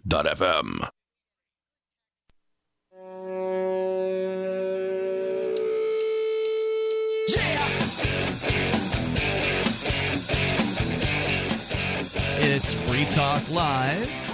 And you can join us in these remaining moments. We have enough time for you. If you dial right now, 855-450-FREE. That's 855-450-3733. Mark says that due to creepy factor, drones should not be allowed to fly above people's private property. No, I said because of property rights. Oh, but you believe the property rights extend how far into the air? Far enough that drones wouldn't be able to focus in. So if the drone is, let's say I'm living next door to you, and you have a privacy fence on your backyard, and I fly my drone up above my yard, yes, but it can see into your yard, does that violate your privacy? Or does that violate your property rights, rather, I should say? I would think that would be pretty upsetting to people, right? But do you have a right to the photons that are reflecting off of the things in their I would say in backyard? that circumstance, no. If you if it's obvious that your neighbor's putting a camera up on a pole to see me sunbathing, or your wife, okay, fine. See my wife sunbathing. That's, the more likely of the possibilities. It does. It seems like a heterosexual male will be more interested in my wife, and therefore and more motivated. So would most females. Yep, there you go. But I would say that you agree with me to some extent that that a column of air above your house does belong to you. So let me ask you this. How much of it? Let me ask you this, Ian. If I was to take my drone and peer in your windows with my drone, I'm not touching the ground. As a matter of fact, I have drones made into a platform that I am now riding while looking into your window, and I am not touching anything. I'm not touching your house. I'm not touching your house. I'm not touching your house. I think you and could I'm argue looking in the window at your girlfriend. I think you Is can, that okay? I think you can argue that your property rights do extend to the level that you have homesteaded, if you will. Meaning that if your house is 3 stories tall, you have property rights up to just above 3 stories. If you have an antenna that goes up on top of the 3rd story, then your property rights extend up to the top of the antenna. But I think you can make that argument. If I was to build, so I'm right next door to you on a lot, and I am a heck of an engineer. So I build my house up above your house, higher, and then I begin to build over your house. And I cover all of your property with this new weird structure that somehow, is buttressed and all that kind of thing. I think these are things there have actually been skyscrapers that have been built around people's homes because they refuse to sell. Right? Yeah, but in some municipalities, some areas, there have been skyscrapers that cannot build above because those people own up into forever. Space. So I think it depends on the municipality, right. Depends on the jurisdiction. And I think this would depend on what the market decided. However, that would happen through community standards or arbitration cases or whatever as to what the standards are. Like how high above your structure do you have ownership claim to? I think that's an important question, and I don't know if there's a real firm answer to it. But what I will tell you is that satellites are whipping around above us all the time. Mostly they're in fixed position, but it is possible for satellites to move. But there are the governments have very powerful cameras, satellites that they can look in on. Now I don't know how powerful, but I've heard that they can see the dirt underneath your fingernails. I don't know what I believe and what I don't believe. It doesn't particularly matter to me. I know that cloud cover can be an issue, but I can tell you the drone technology will get better and better. The cameras will get smaller. So at some point, somebody's going to be able to take a drone and fly it over your property quite high, take a picture of your 17-year-old daughter out there, nude sunbathing while you're away or whatever, and then whammo-bammo, you got yourself all kinds of upset. Okay, so point of clarification: Ian doesn't have a 17-year-old daughter. You're thinking of his girlfriend. When I say she's 18, I'm joking. But clever. Secondarily, if you go to Google Maps and you use the satellite imaging, you can see car. Like you can zoom in and notice. Oh, yes, that's a car, not just it's pretty there's some detailed. kind of weird sort of blob there. And that's what Google's giving us. We don't know. Right. We what don't the government know has what access to. Right. So I want to hear you weigh in on this one before we go to your phone calls, and we're going to do that. Daryl, I mean, what do you think about property rights in the sky above your property? I think it's an a-hole move to fly a drone over somebody's property to peep on them. Okay. If you're flying it above my property, then like I realistically should have the right to shoot it down because it's above my property. Does that mean you have the right to shoot down a passenger aircraft that's flying above your property? The passenger aircraft isn't taking pictures How do you know? of me that I'm aware of. You don't know that guy running the passenger aircraft isn't a perv who wants to see you naked, and he knows that he can fly a route over your house every day and hopes that he will see you. Yeah, someday. you have no evidence that Southwest Airlines doesn't have cameras in the nose of their plane taking pictures. You have no evidence that they do. I That's meant like true. a prop jet or a prop plane, something small. But yeah, I've worked for airlines, and I can tell you that there's not cameras hidden on the aircraft. There weren't at the time you were working for them. But you would agree you don't have the right to shoot down an aircraft with humans in it just because it's flying over your... because then that would be killing people. Right. There's some little thing that nobody is something the size of this. So if I'm with Daryl, I think you should be able to shoot a drone that's taking pervy pictures of. You don't know what it's somebody. doing, first of all, but Daryl's just saying you should be able to shoot it down, period, because it's over your property. And so therefore, I said if it's taking pervy pictures of you and it's over your property. But you wouldn't know if it's taking pictures, right? And further, it doesn't matter. If you have the right to shoot it down because you're naked in your backyard, you have the right to shoot it down because you're playing football in your backyard, okay? But if you shoot it down, does that mean that you owe that person compensation for destroying their property? Sure. Okay. Let's go to Al. He's in Florida, listening in Sarasota to WSRQ. Hey, Al. Al in Florida, going once. Al in Florida, going twice. I don't think we have Al there. We're going to put Al back on hold. Maybe we'll check in with him again. Meantime, we go to The Creep calling from Arizona. You're on Free Talk Live. Minister Perry, I think it's an a-hole move to punk school crossing guards and meter maids. And you hang out with them, so that to me makes you one as well. I don't hang out with crossing guards and meter maids or anybody that ever punched one. You hang out with ones that punked them. Punked Losers. them. Activists, as you call them. You call them activists. Anyway, Minister Freeman it is, he said something fascinating the other day to your disciple Paul, that it's bad to lie. It's bad for your soul to lie about people. You did it last night about me, and you did. What did I say that was a lie about you? Anything you say about James is a lie. It is a lie, and I can prove it. What did I say? But you're a pathological liar, Mark, educating about James. Wait, what did I say? You claim I said some sort of lie about you. What was it? It's not a claim. It's a fact that I never creep your show after the hours, never send anybody. That's false, sir. You've called multiple times after hours on this show, and now you are the liar. Thank you for the call tonight. Toll-free number He really here. hates the whole evidence that we have on him from Skype. I mean, I've got cut and paste lines of text that I put on things that James Whittakind says on Facebook, my group. What I said was that he hasn't done it in a while.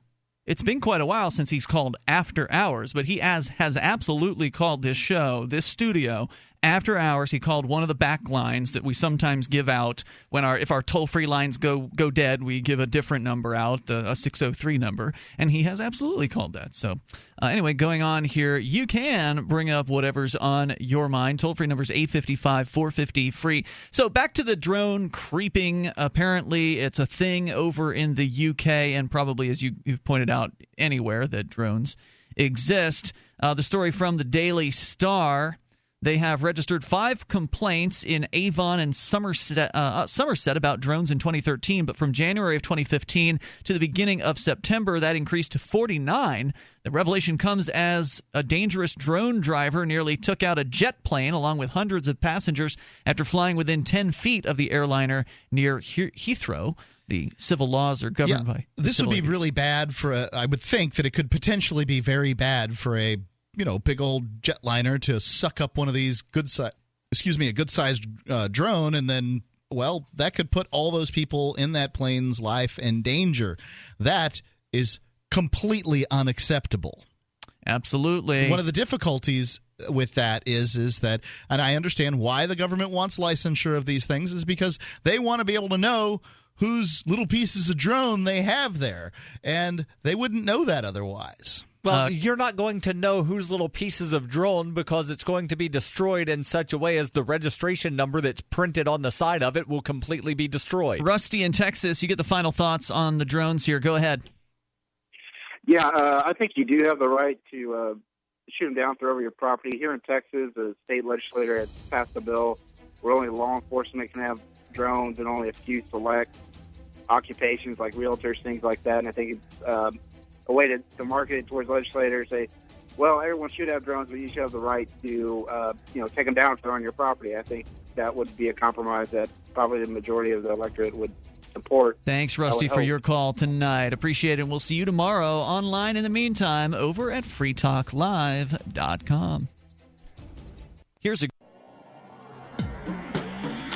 Free Press Publications is an independent, alternative media and publishing company founded in June 2009 with the mission of ensuring a free press for the freedom movement and is committed to spreading the message of peace, freedom, love, and liberty.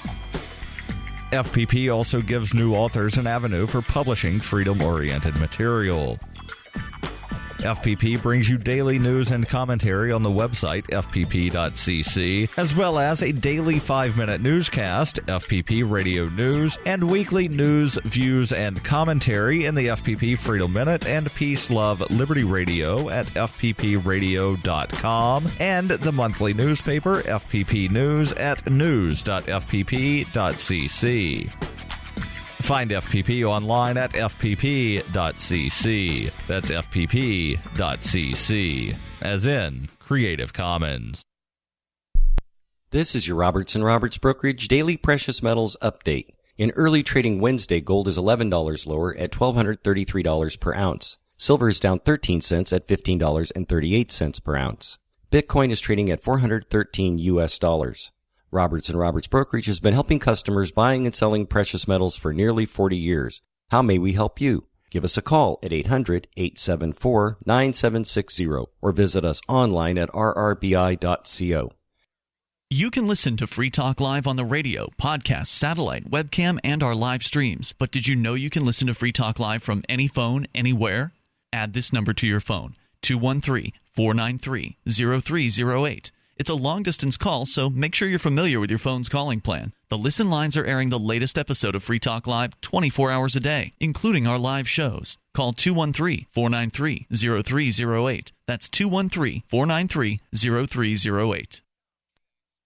Cop Block Radio is up next, live after the news on the Liberty Radio Network, LRN.FM. From Keene in the Shire, the Liberty Media capital of the world, this is Daryl W. Perry, host of FPP Radio News for Wednesday, March 30th, 2016. Silver is trading at $15.30 per ounce. Gold is valued at $1,232 per ounce. And according to BitcoinAverage.com, the average price of Bitcoin is $418. Antiwar.com reports the U.S. consulate in Adana, the Incirlik Air Base, and 2 other locations in southern Turkey are all facing orders from the state and defense departments for the families of the diplomats and military staff to leave the region. Officials are denying any specific threat, but say the decision is based on worsening security concerns in Turkey, which is facing a growing number of suicide bombings and other attacks in recent weeks. Families elsewhere in Turkey, including the capital of Ankara and Istanbul, are not affected by the new orders. The State Department said they'd been considering the move for several weeks and that the timing has nothing to do with Turkish officials visiting Washington, D.C. this week, or indeed time to anything else. The State Department also issued a statement warning U.S. citizens against travel to southeastern Turkey in general, citing increased threats of terrorism throughout Turkey. Southeastern Turkey is where the Turkish military is fighting Kurdish secessionists. For nearly 40 years, Robertson Roberts Brokerage has been a trusted source for buying and selling precious metals like gold and silver. They also take Bitcoin for precious metal purchases and have permanently removed the minimum purchase amount for all orders paid in the digital currency. Call Robertson Roberts today for knowledgeable advice on buying and selling precious metals and a forward-thinking approach to new technologies. 800-874-9760 or visit online at rrbi.co.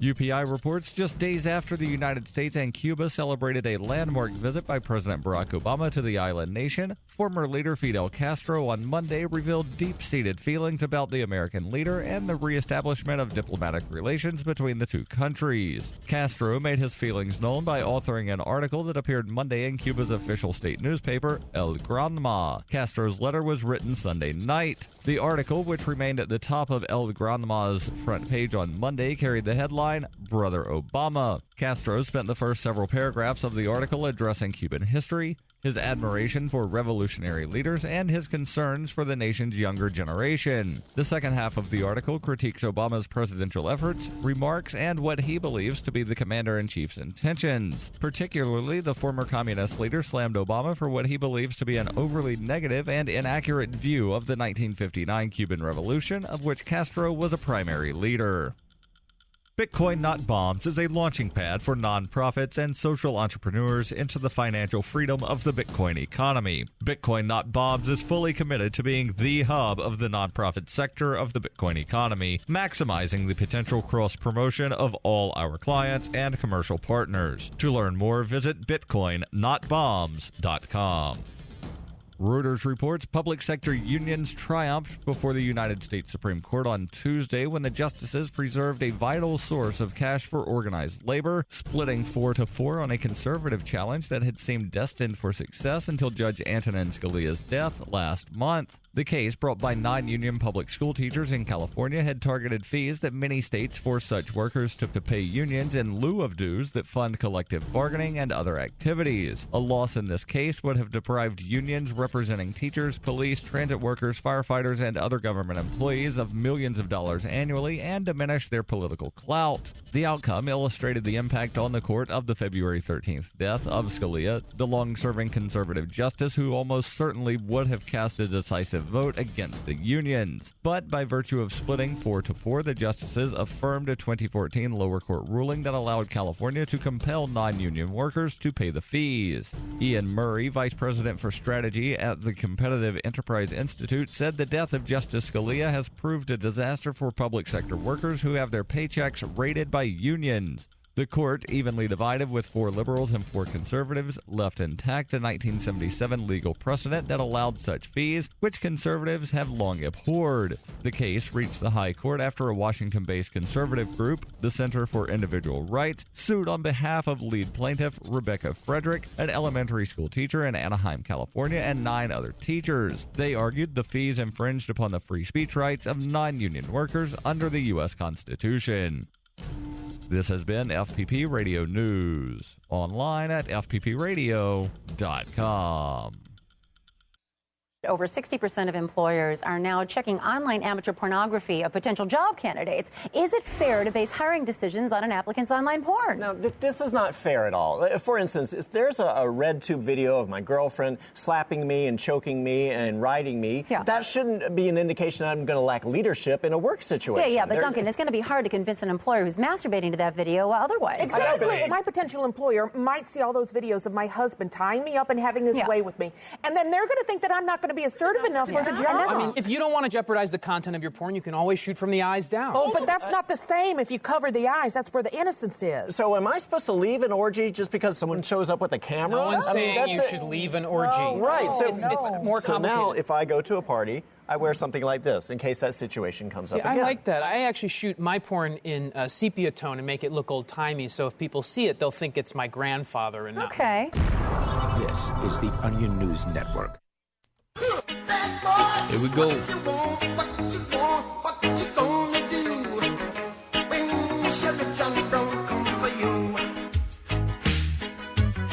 This special episode of Cop Block Radio is filmed live in Keene, New Hampshire. We are live in the studio with Severin Freeman, Lehigh Valley Cop Block. We got Ricardo Gonzalez from Allentown Cop Block and J.P. Freeman and Ethan Glover from New Hampshire Regional Cop Block. We decided to take this trip down here in honor of the studio being raided by a bunch of punks with badges. The guys came into this studio, ran up in it. I wish I had been present because I would have given them a nice piece of my mind, but I live all the way in Pennsylvania, but I made plans as soon as I heard what happened to get down here. Me and Ethan were cop blocking until 5 a.m., literally an hour before they showed up here. So you were asleep when it happened? Not really. We didn't. We just got home when it happened. Did you make it up here? No, we didn't even know until I woke up at 12:30. That's when I knew that the place got raided. No phone calls, no radio calls, nothing. Well, by some kind of libertarian genie magic, Ian has the studio up and running again. Yeah, I guess their cell phones were taken and everything was taken, so they couldn't communicate with anybody. Well, I mean, I just see it as a miracle that the station was able to be up and running so quickly, that the support that poured in was so awesome. I came down here because he's a genius. I decided, I've been putting off a trip down here. I want to see the Shire. It's time to come down here, visit, see the local cop lockers, get familiar with the area, and I want to go say hi to those feds. I really want to go find them. You got to go to Virginia. No, they're not out of Virginia. Those feds came out of a local office. I want to go find that office and say hi. Everybody says I'm insane. They said that they're going to put me in a dark cage or a black site. Nobody will know where I'm at. That'd be nice. Dude, do you know if anybody around here knows if there's a federal office, FBI office here? I don't know. I planned on just looking it up. I figured that somebody would know. I would guess that on the warrant itself, it would have said what office it was out Virginia. of. Does it? The warrant? No. It was Boston. Ah, Boston. That's still far. Not really. It's not too far from here. Maybe we'll stop on our way back. I don't know. I just really want to alert the local public of who the real criminals are, because the FBI ran a child porn site. As a lot of people who listen to this station know, they were reported on by this radio station, and it's suspected that since the time frame was a week later, that is why they chose to raid. That is why they chose to choose this studio, this place, to come into and push around to let everybody know. There's a lot of other things going on, too. Not cop block related, more community liberty related, which I've lost a ton of friends over this stupid petition. And, you've been keeping up with what's going on. Yeah, that the whole Free State project and everything going on with them. That's the other thing that I wanted to come into town for. Because I had a couple days where I was like, you know what, Keene's not worth it. Moving there's not worth it. Signing that thing, I publicly said I rescind my signature. I no longer submit to that. Jessica, my wife, Jessica Phillips, or Liberty Lady, she's an early mover, and she rescinded her name. She wants nothing to do with FSP anymore. Well, I mean, she came here from Texas. I know that you have posted stuff still supporting moving here. I know Ian has supported still moving here and supports the movement still happening. So I really wanted to come and just see where all the drama is. Like, are these people even anything in this town that you even need to worry about? Because to me, it sounds like it's a small group that's just a bunch of troublemakers. Well, the group that you're thinking of has nothing to do with what's going on with FSP. They're just a hate group that basically specifically targets people and fills them up with lies, and they just make fun of them basically on their websites and on their threads. Are you talking about the Stop Free Keene movement? Yeah, and I filed a Superior Court lawsuit against them today on a federal injunction because they left a recorder inside the closed hearing during my family case, and I was approached by Detective Joel Chichester this morning at our house because the court filed the charge against them. Oh, that's fantastic. So you got woken up to police at your door at because 9 o'clock. Somebody committed a crime against you. Yeah, at 9 o'clock. Me being a victim. Yeah, and I think I would have just told him to kick rocks, but I don't know. Yeah, I don't really. Well, the filing is real. I filed it today, and I'm labeled like this big. JP's just gonna sue you. I've only went after 2 people since I've been up here, and they were both state agencies. Did you hear about our lawsuit? No. We got we won in court. Did I tell you about that? No. Oh man, we went to for our arrest. Me and Rick and our friend Scott were all filming outside of state police barracks in Pennsylvania, and the guys just walked out and arrested us for no reason whatsoever. You too? Yeah. Yeah, all three of us. What did they do to you? They did the most to him. He didn't have an ID on him, so they subjected him to... Did you pull the race card on him? Nah, they really wanted to ID him. and I'll tell you that everything. much. They took him... he had ID on him, just not a legal state ID. He had his insurance card and everything. They wouldn't you don't have to have one here. They wouldn't take none of that. They're like, no, we're fingerprinting you. We want to see who you really are. They were determined. Well, They ended up losing. They got beat. We had two really, really good lawyers that won at this case to make an example out of the state police. They support being able to film cops and everything. It's nice to win. It was really nice to have. It's like a big law firm out of Philly that you Google them and they tear apart cops left and right for their misdeeds. So this guy, they took my case and they took our case and they won in court, and it was awesome. Well, that's the thing, and that's the thing with this Stop Free Keene group. When you have an entity just like the police that specifically target people, I think it's wrong. Lawfully, it's wrong, and it's illegal. They shouldn't be able to just target people and be okay, this person's this, and this, and put it on an open forum when 90% of it's just not true. You just can't do that. Me not being that libertarian, I'm heading that way. I know a lot of folks are like, oh, we don't use the state. We try to use arbitraries and mediations. Screw that. If they love the state and they're statist and they're coming after you, I'm going to use the state to the fullest ability to teach them what the state is all about. So if you're going to come after me, taste of their own medicine. Exactly, and this injunction, I can kind of see the logic in that. Yeah, this injunction that I filed today is basically it's a discretionary lawsuit to pull the video and whatever they've been posting, and it's got a couple restraining orders and like 3 or 4 co-defendants that I think could be detrimental to my children and an immediate threat. Now, I find it really, really ironic. This happens a lot. It does. That the cop supporters are more dangerous than the cops themselves. They're out there. I've had my life threatened. I've had my family's photos put all over sites and like my house address and like paperwork about me put over websites. When you're cop blocking, Rick, do you notice that most of the people that stick up for the police, they're like drunk out of their mind? Yeah, they're idiots. I haven't run into one yet, but I did run into one that wasn't even from Allentown, and he stopped to question me why I was filming the police in Allentown. There's a lot of videos on YouTube with that happening. Actually, a funny one that I just thought of recently. Brian Sumner put one up from Fresno, California, about he was filming this drunk guy getting roughed up and arrested. And then for the next 10 minutes, while the cops are getting everything together to take him away, this guy sees Brian and sees the film's F the police shirt and just goes nuts. I'm in the backseat and I support these guys. They're doing their job. It was the funniest thing. This guy that's cognitive dissonance at its best. You're in the back of a car for consuming something you're allowed to consume that you haven't done anything wrong other than consuming too much of it, according to them. Right. But you're still going to stand by and support them and scream your praises. Well, we will be right back with our top stories of the night. An awesome story update out of New York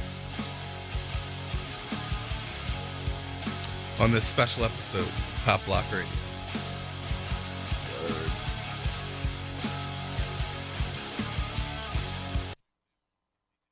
The new 4th edition of Healing Our World, The Compassion of Libertarianism, will take your understanding of liberty to a deeper level and has over 1,300 updated references, new cartoons, and a foreword by Dr. Ron Paul. With discounts for multiple book purchases, the 4th edition of Healing Our World is a great gift for the liberals, pragmatists, environmentalists, and Christians in your life who think libertarianism is cold-hearted. Get yours today at healing.freetalklive.com and use promo code FTL for a $5 discount.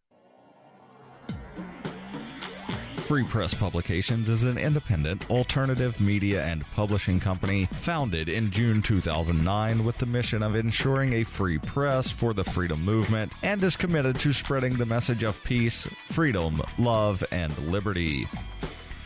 FPP also gives new authors an avenue for publishing freedom-oriented material. FPP brings you daily news and commentary on the website, fpp.cc, as well as a daily 5-minute newscast, FPP Radio News, and weekly news, views, and commentary in the FPP Freedom Minute and Peace, Love, Liberty Radio at fppradio.com, and the monthly newspaper, FPP News, at news.fpp.cc. Find FPP online at fpp.cc. That's fpp.cc, as in Creative Commons. Here's a chance to do a little activism while you're cruising Facebook, Twitter, or Google+. Between the LOL cats, the recipes, the hot girls, and the inspirational sunrise memes, Free Talk Live's post pass by your newsfeed. Like them, comment. It gives us more exposure. If you don't see our posts, click like at facebook.freetalklive.com and then hover over it to click Get Notifications. It's an easy way to spread the ideas of liberty a bit further. I know you're busy, but you can spare that 1/10 of a calorie it takes to click on something. facebook.freetalklive.com. Cell 411 is a free app for Android and iOS that replaces government-controlled 911. Cell 411 allows you to preset a group of friends or private organizations to show up at any emergency. Cell 411 is a nightmare for the state because it proves their so-called services aren't needed. Cell 411 has had thousands of installs, and of course it's covered by the BIPCOT no government license. Cell 411 because your friends won't shoot you when you're in trouble. Without the government, who would build the emergency services? You and Cell 411. Get it today at getcell411.com. Now that you've found the Liberty Radio Network at LRN.FM, you may want to help expose others to our great programs. To assist you in doing so, you'll find resources at promote.lrn.fm, including details on how to get a free bumper sticker, quarter-page flyers you can print out and distribute, banners for your website, as well as files that will allow you to make your own custom banners and graphics. Visit promote.lrn.fm and help bring new listeners to the Liberty Radio Network. That's promote.lrn.fm. On Free Talk Live, we're bringing people to the ideas of liberty every day. From wrestling superstars like Glenn Jacobs. You guys really are having an impact, I believe. Like I said, a lot of where I am now is due to listening to Free Talk Live. You changed my mind on some very important issues years ago. To random people tuning in on the radio. I was kind of stuck in the left-right paradigm. I heard your show by chance on a Saturday night. From there, I went on, joined the Free State Project, and become an amplifier. So, I mean, that's really the reason why I amp is because I know that if it wasn't for you guys being on as many stations as you are, I never would have found the ideas of liberty. Your amp will directly change more lives by getting Free Talk Live in front of people looking for talk radio online and on the air. When you amp Free Talk Live, you get perks like access to the AMP-only Facebook group and AMP podcast. Visit amp.freetalklive.com. You can watch the LRN Studio Cam and chat with other listeners anytime at cam.lrn.fm. That's cam.lrn.fm.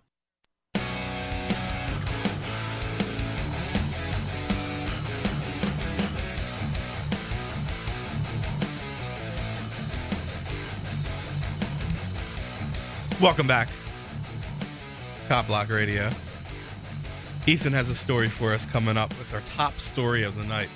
Last week we talked about the cops in New York that stopped a mailman and arrested him while he was delivering mail.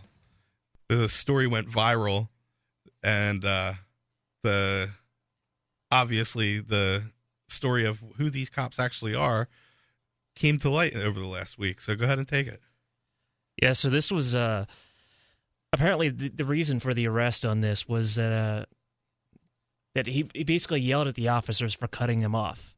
You know, and this was, I got the list of the names of police officers here. It's Luis Machado, Lázaro Luco, Miguel Rodriguez, and David Sevilla on the 71st Precinct in New York. And apparently this isn't their first. They've had a lot of issues in the past, according to this story. It says in the last 6 years, 3 of the 4 officers involved in his arrest have been named as defendants in federal civil suits, from false arrest to other forms of misconduct, which is exactly what this situation was, a false arrest, as the precinct has already agreed. So the precinct actually came out not in support of the officers' action. Right, so right now the Internal Affairs is pushing forward with there needs to be some sort of disciplinary action on these officers. Wow, this never happened. So what did it take? It's really just the video. I think it made it pretty obvious. But didn't it come to light now that these officers, this isn't their first time? Yeah, well, it doesn't. I can't see. I don't see what their past issues are. But it sounds like this is something they do a lot, where they'll any minor issue stop people. And these guys were not even in uniform; they were in plain clothes arresting somebody. There's no way for that mailman to know who they are. It could have been anyone. I hope the mailman got a lawyer. I want to see a big lawsuit from that. I'm pretty sure he will. So these guys, it turns out that they have several complaints against them, right, Rick? You were looking this up earlier too. You were telling me about this on the drive over. Yeah, they got a history of civil rights violations and complaints on them, and I'm surprised they're still on the streets. Well, because they messed with ordinary citizens every other time. And this time they messed with a federal employee while he was on the clock. Isn't it a federal offense to tamper with the mail? I know if I grabbed the mailman, that's a federal offense. There's actually a whole separate thing you got to deal with as far as arresting a federal employee, especially on the job. They can't leave that truck unsecure, which is what they did. They did. Yeah. They left that thing wide open. Right, exactly. And not only that, they were also taunting him while he was in custody, like bad-mouthing him and, just being real assholes. This poor guy, he didn't do anything. He's out there delivering mail, and in his postal uniform with a bag over his shoulder, almost gets hit by a car. He probably didn't even know it was cops at first. No, he didn't. Because it was an undercover cop car and plainclothes officers. Yeah. Oh, well, you just messed with the gang. We're undercover today. Wow. So they get yelled at. They were offended, so they had to arrest the guy. I mean, I guess for anybody who wants accountability, this looks good, but it's a matter of these officers need to be off the streets for good. Yeah, well, they're getting off the streets now, but what about criminal prosecution? They might get charged. I want to see if they actually get convicted. But guess who actually faces the consequences? It's taxpayers paying out to the city. It's not like the officers. How does that work? Yeah, exactly. Does the federal dollars pay him, or does state dollars pay him, or does both? It'd probably be the state.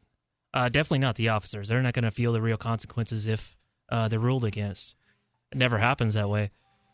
Well, I mean, he's able to get. I'm sure he's on workman's comp at this point, so it's nice to know that he's actually. I mean, I don't know if he's delivering mail still, but I can't imagine you go back to work after something like that happens.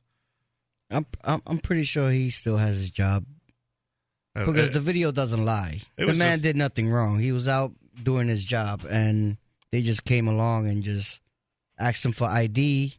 And when he refused to show his ID, I guess they just started handcuffing him and taking him away. Yeah. And you can see in the video one of the officers telling the postal guy, we don't want to hurt you. We're going to hurt you. What really stood out to me even more than the arrest was the people's reaction. People aren't staying silent anymore. It was almost broke down. They had to get out of there quick. There was about to be something breaking off. Yeah. So somebody was going to go after those cops. That's why they got them into the car as fast as they could and took off and left the postal car unattended. Yep. Well, all the mail, people's mail in it. Wow. Well, it's good to know that they're going to be off the job, but I want to see them all off the job. Yeah. I'm not with the accountability movement anymore. I want to see abolishment. There's been no change in status for these guys. They haven't been transferred or fired or suspended, nothing. And I guess this 71st precinct, there's been 15 complaints so far this year. Last year, there were 78 total made by civilians. So far this year, there's 15 complaints. Oh, there's plenty more to go, I'm sure. Wow. Listen, that's not the only... And those are just the ones that come forward. What about the people that just say it's not worth it and let it go? Yeah, well. Exactly. New York's one of those states that we drove past New York today, and I wanted to stop and film some cops, and Rick's like, I don't know, man, we might get dead. New York is pretty hardcore. Yeah, New York. You can't just. Rick's like, you can't just pull out a camera and film them in New York. They're gonna get you. They'll come after you. Yeah, you see that one riding the AT-wheeler. He's riding his AT. What's those things called? The four-wheelers? The ATV? ATVs, yeah. Cop just pulls up and points his gun at him. Wow. Wow. Like, I ran him. Yeah, I think I saw that video. That cop, he walked up and just pulled his gun right away. This is how he starts a traffic stop. Just pulls out the gun. No, it wasn't even a traffic stop. The guy was stopped. He was chilling. The cop just pulls right onto the block next to him and just points his pistol at him. Yeah, I guess they got a call, a complaint that he was riding around. The guy had stopped at this point. He was standing next to his ATV. The cop pulls up, pulls his gun out, and just starts waving it around. It's all on video, acting like a maniac. What's that? Oh, it happened out here? Oh, this was the this is a cop who pulled her gun on her husband, I believe. And she just went in. I don't think there were any, as far as I know, there weren't any criminal charges. She just went to some sort of training, and came back a few months later. Safety training class. Yeah, exactly. Two weekends, two half-day weekends, and you're good to go. Pulled out a gun and threatened somebody's life. Meanwhile, if one of us pull a gun, Winchester, if one of us even touches a gun, if it's on our hip legally, they can try to say they feared for their lives. Oh, yeah. I just saw a video earlier on copblock.org of these cops were at an apartment building, had a security camera down on the stairwell. Dog comes out of the... Oh, dude. Oh, man, this is the worst he's story. He's being friendly, wagging his tail, and the dude just backs off, shoots him, and walks down the stairs. He's hidden for the rest of the video. He's hiding out. Yeah, we were going to talk about that tonight, so we could jump into that. This was one of the most... I see this video right after I see a police supporter page that posted about dog lives, about their police dog lives, meaning like they want criminal charges steeper if you hurt a police dog. Yeah. And I see this video right afterwards of this cop shooting a dog who's wagging his tail. This dog was literally wagging his tail. It looked like he was smiling, friendly dog. Like, obviously not a threat. What is wrong with these cowards? They're cowards. As JP would say, cowards. We'll be right back. We'll be right back with more Cop Block Radio.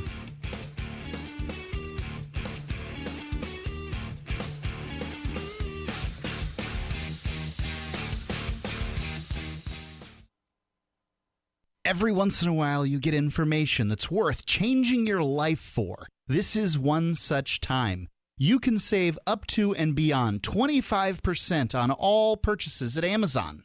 You probably heard of Bitcoin and just not thought much about it.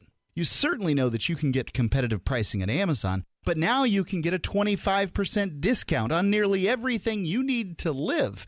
I've just given you a huge raise, and all you have to do is claim it.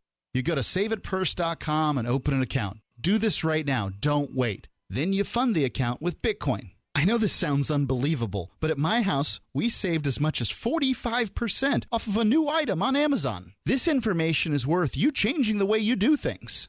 Go to saveitpurse.com right now, get signed up, and cash in on the huge raise I'm offering you. 15 to 25% off of everything at Amazon through saveitpurse.com. It's saveatpurse.com. This is your Robertson Roberts Brokerage Daily Precious Metals Update. In early trading Wednesday, gold is $11 lower at $1,233 per ounce. Silver is down 13 cents at $15.38 per ounce. Bitcoin is trading at $413 US. Robertson Roberts Brokerage has been helping customers buying and selling precious metals for nearly 40 years. How may we help you? Give us a call at 800-874-9760 or visit us online at rrbi.co. Money, power, and respect are all yours at CreditSuccessSecretsRevealed.com. Be seen as an industry leader. You can do it. The last application you filled out when it was time to hit submit did your nerves spike. You didn't get the approval you seek, but there's a better way. We teach you exactly what to place into the right systems the right way the first time so you get approved. Get up to $100,000 in instant business credit. Many people will get cash on the spot.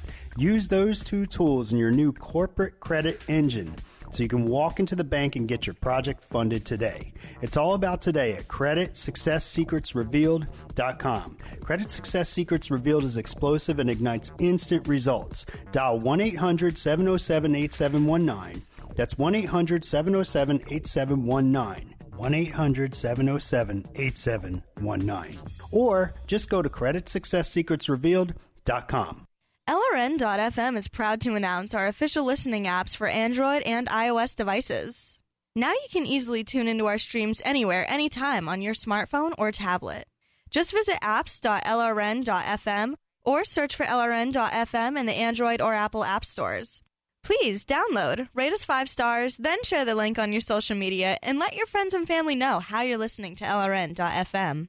Download it now, free at apps.lrn.fm. Understanding your credit score is the first step towards managing and improving it. This is Charlie Sundstrom with your Van Dyke Mortgage Minute. The most influential component of your credit score is your payment history. Almost equally as important is the amount you owe on credit accounts. Also impacting your score, but to a lesser degree, are the length of time you've utilized your credit, the number of new accounts, credit inquiries, and your various types of credit accounts. To help achieve or maintain a healthy credit score, have a system set up to assure your bills are always paid on time. Don't max out your cards. It's better to have a high credit limit with a low balance. Never close old accounts. The age of these can actually help your credit score.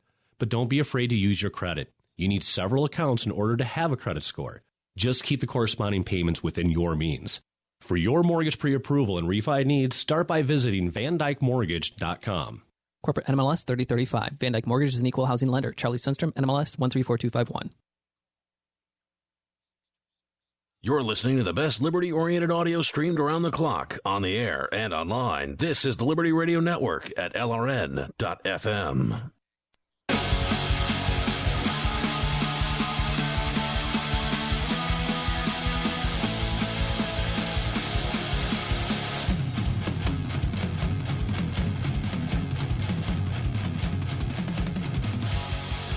We are back. Trying to hold it together here. With our special live edition from the LRN studios. JP's losing it. Oh, we're just having fun, man. What a night. What a week. Dude, I just drove 5 hours here. That was an exciting... Hey, I made the trip too, bro. That was exciting. You did not warn me that Connecticut was like Nazi Germany. We didn't go through Connecticut. Yeah. Or wait, what state was that? Not Connecticut. Rhode Island? No, it's... No, it was Connecticut. It was Connecticut. Connecticut's pretty beefed up, too. We came up through Connecticut. They have some gray undercover SUVs. That's Connecticut. And it was on both sides of the road. And they were just literally like, they were one after another parked. And they were literally just grabbing every out-of-state driver one after another. And I managed to slip through because the car behind me was from New York. They grabbed the car behind me and didn't get me. I get to the other side, and I'm looking at my GPS and see that the road opens up. I'm like, I am out. I need to get out of this state right now. That was messed up. Like, where they had one person. How is that even legal? I don't even know. It shouldn't be. They had somebody with New Hampshire tags. It's specific. It's specific targeting, man. I keep telling you, man. They had this poor girl with New Hampshire tags. I felt like pulling over, sitting on the guardrail, confused on what the hell is going on. This cop is just tearing up her car. Yeah, all her blankets, everything on the side of the road. I really, that could be your house, man. I really wanted to pull over and try to film and be there for support. That's not even right. Excuse me. I had possible legality issues driving through that state, so I didn't want to mess with it. Yeah, that's how I am in Mass. I can't do shit in Mass. Yeah, I just didn't want to. I did not want to encounter the cops until I got here safely. If you owe $5 to the state of Mass, you will have a warrant out for your arrest. Really? Yep. Well, it's all about the money, right? They'd rather spend $22,000 in prosecuting a case than to just sit on the $5. Yeah, well, Pennsylvania's no better. They just Matt, our other co-host that's usually on, just had his case.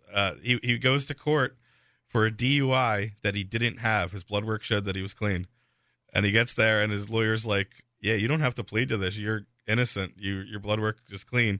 Well, the DA decides to move forward with the case anyway. Jeez. Isn't his job supposed to be to say if there's a case or not?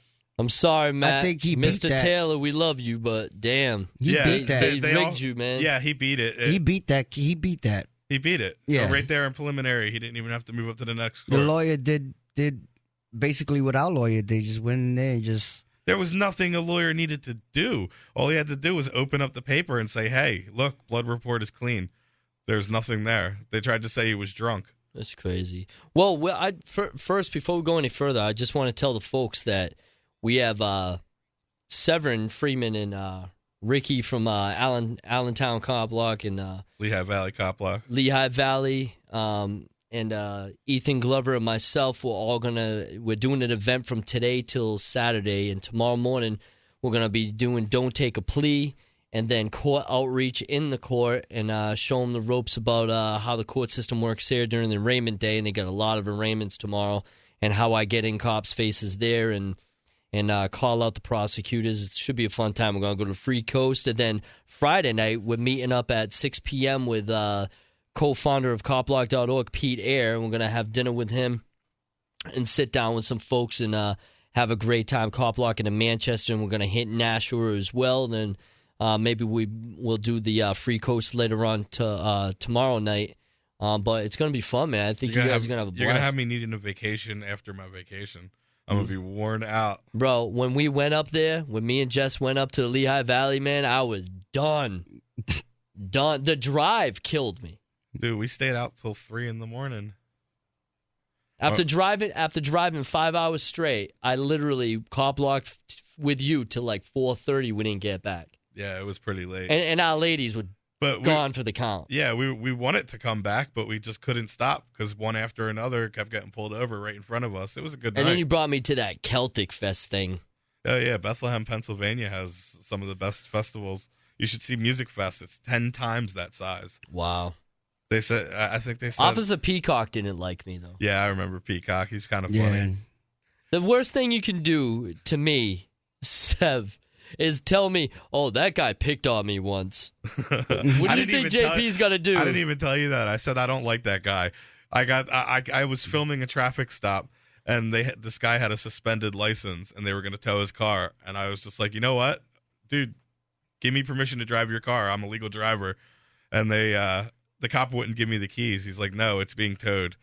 You can't do that. I was like, what do you mean you can't do that? He's a dickhead. And I tried to go I was going to get in the car and drive off regardless of what he said. I like the video Ricky had with the cop pushing me, and then after saying he didn't push me, he actually admitted it later, and then apologized. The cops of our way are kind of fun. I got him to incriminate himself. They've been behaving really, really good lately. I got to tell you, that was kind of funny. My local cops have been on their best behavior. Same thing with Allentown cops, his town. Like we put him in check. I made the police chief retire in the next town over from my town. Yeah, but that doesn't count the hidden investigations, the stings, the warrant searches, and stealing people's property. That doesn't count all the stuff that's behind the scenes that you don't see. And those are the things that we need to try to figure out how to get more video of, instead of fake wannabe activists taking a little picture through their window this big. Oh, there's feds across the street. Let's stay in our house and not video record. Oh man, not me. I'll be there as close as I can be to get them on tape. Yeah, Rick's out there. He's a trooper. Yeah, he's the only guy I've ever seen that rocks 2 cell phones at once. He does one. You know who I wish was here? Believe it or not, Dave Ridley. Who's that? He's an area activist that's been recording public officials for like forever. Okay. He did some of the things I don't agree with, but I love his videos. I would have liked to see his approach to a situation like that. I really would. To the federal situation. Yeah. Well, from what I understood, there were people out there asking questions. Or you can see Renee Cade up on the video. You guys are a piece of shit. All right, this is not my show, but I've got to interject here, kids. You guys are so adorable, you fucking casual noobs. Here I am on my porch, no cell phone, nothing, while the feds are raiding my fucking house. Like, let me just tell you guys, it was the scariest thing about it was the radio silence, because the first thing they did, they came in, they took everybody's phone, so no one could record what was going on in here. They wouldn't let me in my house once I show up. Nobody came outside, Across really. the street, they were watching the whole thing from their window. They didn't know what was going on, and they certainly didn't want to get involved. But they're not like us. I came outside, and I'm like, you motherfuckers need to answer some questions right now. But they wouldn't tell you what was going on anyways. So the best thing I could do was stand outside and just run my fucking mouth at them, because there was nothing else I could do. But my first concern, were you going screaming? back, Oh, I was bullshit. You didn't see the video? Once I realized they were FBI, I was bullshit. I'm like, you need to get my fucking dog out here right now, because I was convinced they shot my dog. Oh, man. I had no idea. Once I saw they were feds, I was like, fuck, get my dog out here now. Before you leave, introduce yourself and what show are you from? Oh, this is Renee Kate from Anarchy After Dark. Hey, guys, what's up? What's up? Friday, LRN.FM, that's called 10 p.m. Cop to midnight. Block Radio Ambush right there. Motherfuckers ambushed. Hey, it's cool to get somebody firsthand that was actually here to experience the fun of the FBI. Oh, you can definitely hear it, and I've witnessed it out on the street as well. I'm surprised, I am surprised that it's not more tore up. Like, I expect it. I don't know what I expected walking up to the house. I guess I expected like stuff knocked over and like broken windows and all kinds of craziness. Like, you never know. They come in and they do whatever they want. They did the whole thing very delicately. Well, that's because they know the cop block will report on them. They're thieves nonetheless. Well, we're going to be right back with an insane invention someone made that's going to change cop blocking possibly. A stand-up toilet?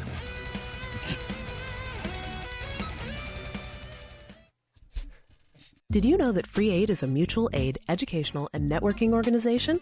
At Free Aid, we support volunteers who provide first aid. We do outreach to the public about health and safety, and we bring together medically skilled freedom lovers. Free Aid is made possible by your generous support. Donors can receive great gifts like first aid kits, t-shirts, silver dime cards, and hoodies. The Free Aid Silver Dime Card Project is sponsored in part by Roberts & Roberts Brokerage, Freedom's Phoenix, and Don't Tread on Meme. Visit fr33aid.com. The Free State Project has reached its goal of 20,000 liberty lovers who've pledged to move to New Hampshire and get active to achieve liberty in our lifetime. Perhaps you're trying to figure out what part of New Hampshire should be your destination.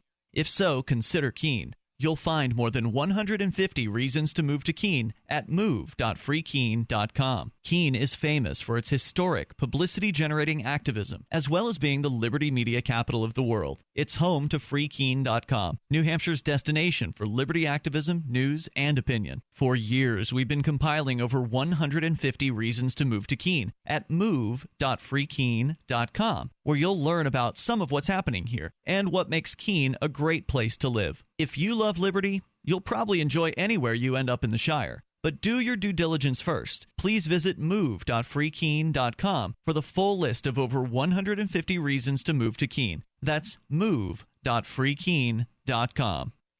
The three most important things you can do for LRN.FM are: 1. Let your friends know you're listening to LRN.FM on your social networking profile. 2. Buy the things you buy online through shop.lrn.fm. 3. Give $5 a month to the AMP program at amp.lrn.fm. You likely buy all kinds of things online. Amazon is the largest online retailer. You can get what you need at the same great prices, and LRN gets a cut. Please do your online shopping at shop.lrn.fm. Radio is the most personal of mediums. I exist right now in your head. If you listen to Free Talk Live regularly, you know me. Free Talk Live is on more than 160 radio stations around the U.S. and has been downloaded on every continent around the world. Hundreds of thousands of listeners with ad packages from $600 a month to $6,000 a month. Imagine what we can do for your business, project, website, or idea. Email me, mark@freetalklive.com. Did you know you can get news updates about what's happening with the Liberty Radio Network delivered in the way you prefer? You can sign up for our email updates at updates.lrn.fm. Plus, you can stay in the loop by joining our Facebook profile at facebook.lrn.fm or follow us at Twitter at twitter.lrn.fm. It's all free, so sign up now at updates.lrn.fm for news updates delivered to your email box, facebook.lrn.fm to follow our Facebook page, and twitter.lrn.fm to receive our tweets.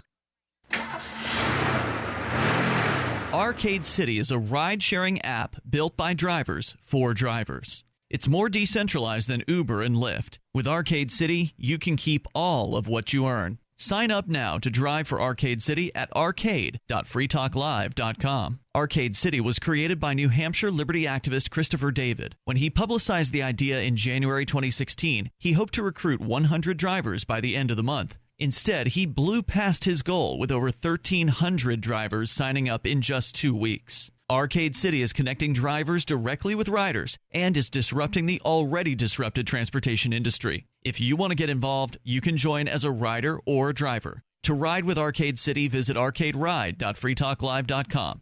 To drive with Arcade City, visit arcade.freetalklive.com. That's arcade.freetalklive.com to drive, or arcaderide.freetalklive.com to ride with Arcade City. While our satellite channel is free to listen to, it's not free for us. You can help us cover our satellite costs with the chip-in on the right side of the page at lrn.fm.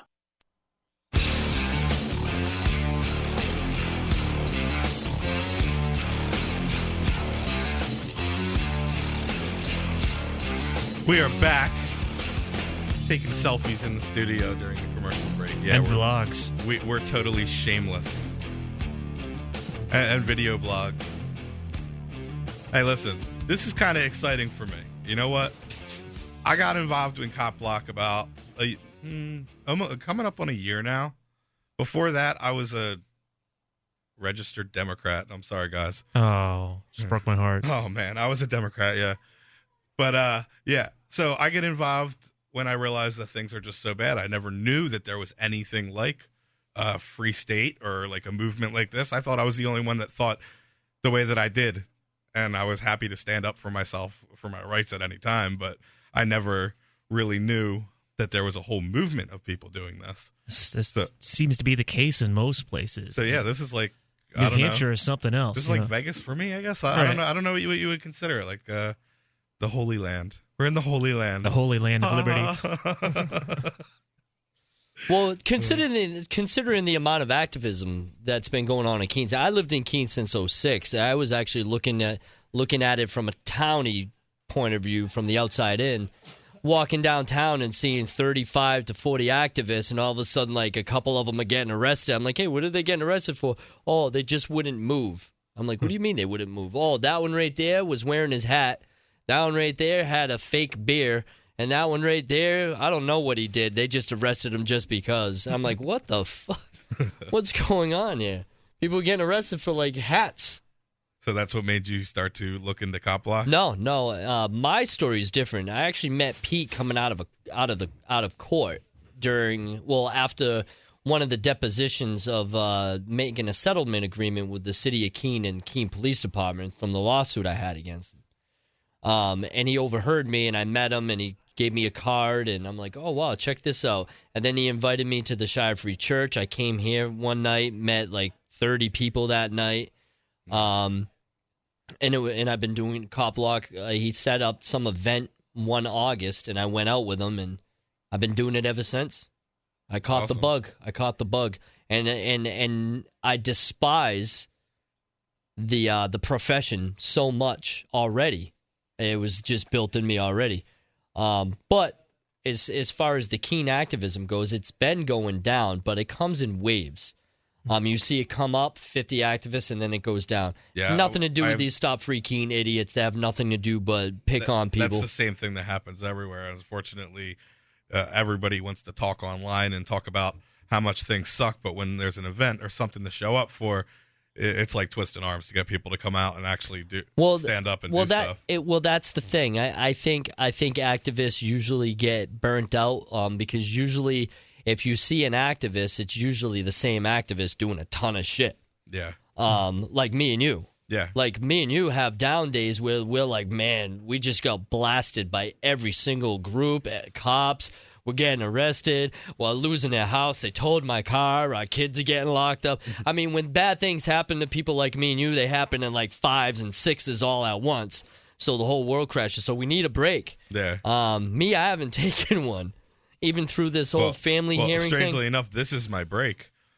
That's what I'm saying. This is my vacation. That's what I'm saying. I literally am on vacation right now. That's what I'm saying. I mean, our break isn't a break. Thank you, Free State Project, for being a bunch of douches, because the reason I had the money for this vacation was because it was for PorkFest.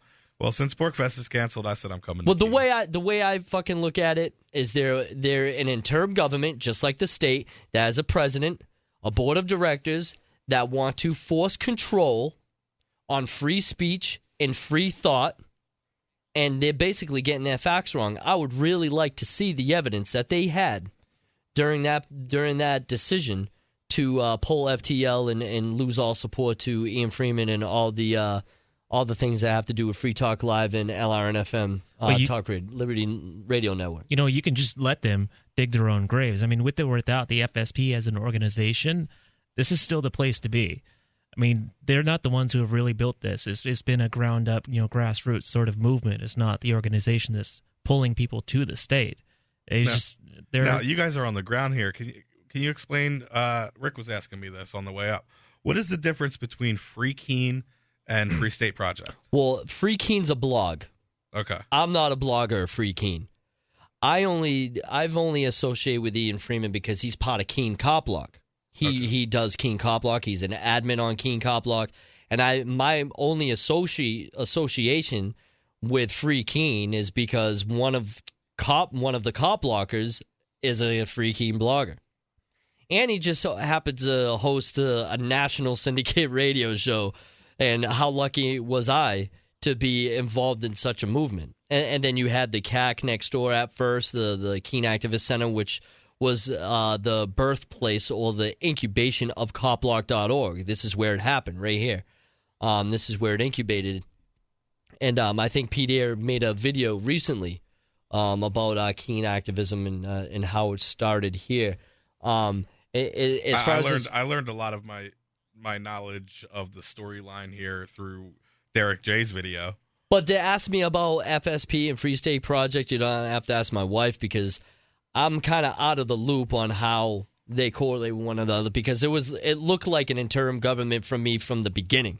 And I said it last year at PorcFest while I was there. I'm like, this kind of seems like it's because I was reading the bylaws, and one of the bylaws of PorcFest was you are subject to have your car searched upon entry. And when I was reading that, I want to know who's doing the searching if you're not allowing cops there. The Rangers. PorcFest security and search a car. Rangers, right? Is that what they call? What exactly would they be looking for? Are they Rangers? I think so. Rangers, right?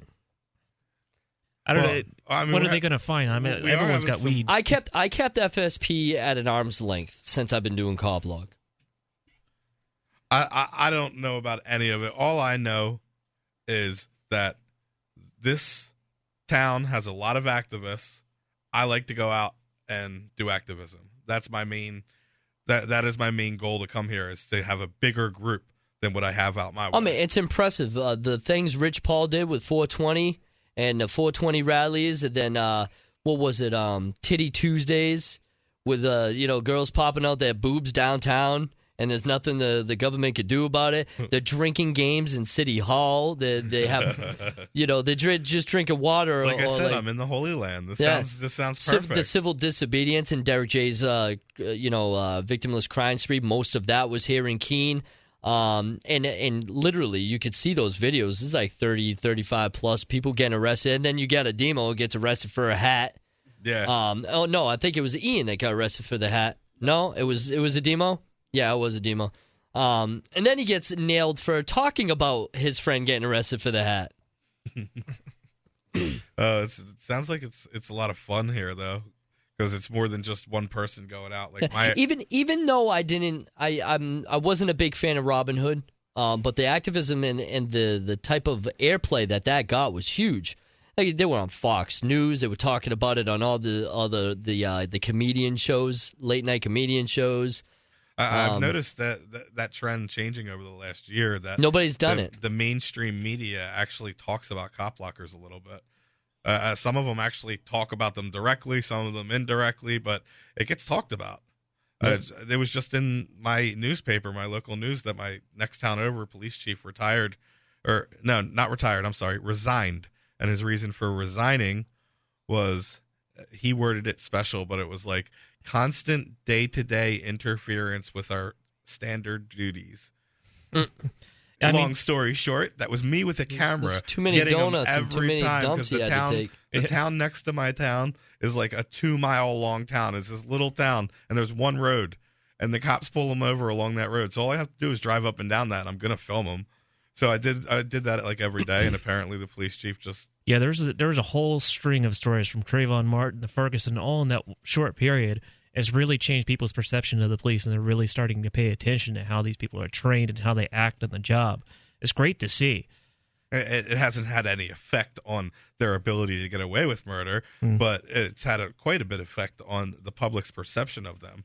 I mean, Cop Block has, I believe, last check was like 1.6, almost 1.7 million. The morning of the raid. I think it was a distraction ploy, but we were actually talking to an officer for almost 2.5 hours, and it was about 4 in the morning. And it was like 20 degrees out.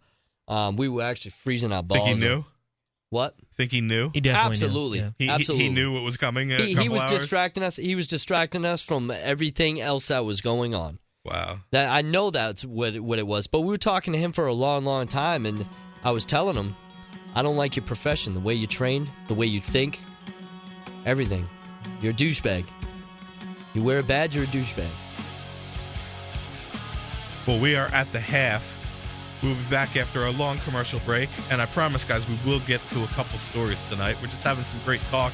It's different being live in person. I'm enjoying it. We'll be right back with more Cop Block Radio.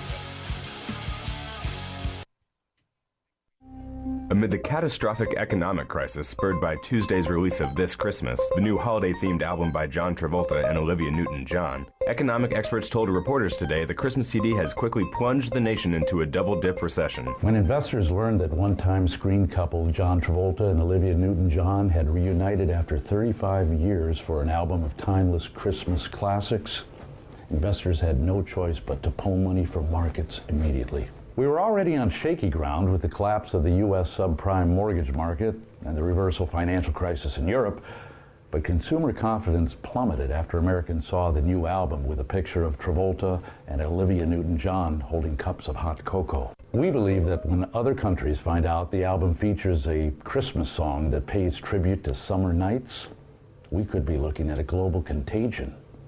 This is the blackest day on Wall Street in 2 decades. This is the Onion News Network. Imagine someone in your community getting in their car, turning on the radio, and hearing the Liberty Radio Network. You can make that vision a reality with your own micro radio station. Visit broadcast.lrn.fm to learn how you can put our programs on the air in your area. You can have LRN.FM running around the clock, and you can even add in your own local shows. Building a radio station is simple, but programming isn't. That's where LRN.FM comes in. Learn more at broadcast.lrn.fm. That's broadcast.lrn.fm. This Your Family Today tip is brought to you by Nestle Toll House Refrigerated Cookie Dough. Who would you bake some love for? Find fun and easy baking ideas at tollhouse.com. Kids love doing arts and crafts projects, especially when you join in. Try channeling all that artistic energy into the kitchen and bake up some creative treats together. Think of your art supplies as the frosting, sprinkles, and decorating gels, and use cookies or cupcakes as your canvas. For more tips like these, visit us at parenthood.com/yourfamilytoday. More Cop Block Radio is coming up next, live after the news on the Liberty Radio Network, LRN.FM. From Keene in the Shire, the Liberty Media capital of the world, this is Daryl W. Perry, host of FPP Radio News for Wednesday, March 30th, 2016. Silver is trading at $15.30 per ounce. Gold is valued at $1,232 per ounce. And according to BitcoinAverage.com, the average price of Bitcoin is $418. Antiwar.com reports the U.S. consulate in Adana, the Incirlik Air Base, and 2 other locations in southern Turkey are all facing orders from the state and defense departments for the families of the diplomats and military staff to leave the region. Officials are denying any specific threat, but say the decision is based on worsening security concerns in Turkey, which is facing a growing number of suicide bombings and other attacks in recent weeks. Families elsewhere in Turkey, including the capital of Ankara and Istanbul, are not affected by the new orders. The State Department said they'd been considering the move for several weeks and that the timing has nothing to do with Turkish officials visiting Washington, D.C. this week, or indeed time to anything else. The State Department also issued a statement warning U.S. citizens against travel to southeastern Turkey in general, citing increased threats of terrorism throughout Turkey. Southeastern Turkey is where the Turkish military is fighting Kurdish secessionists.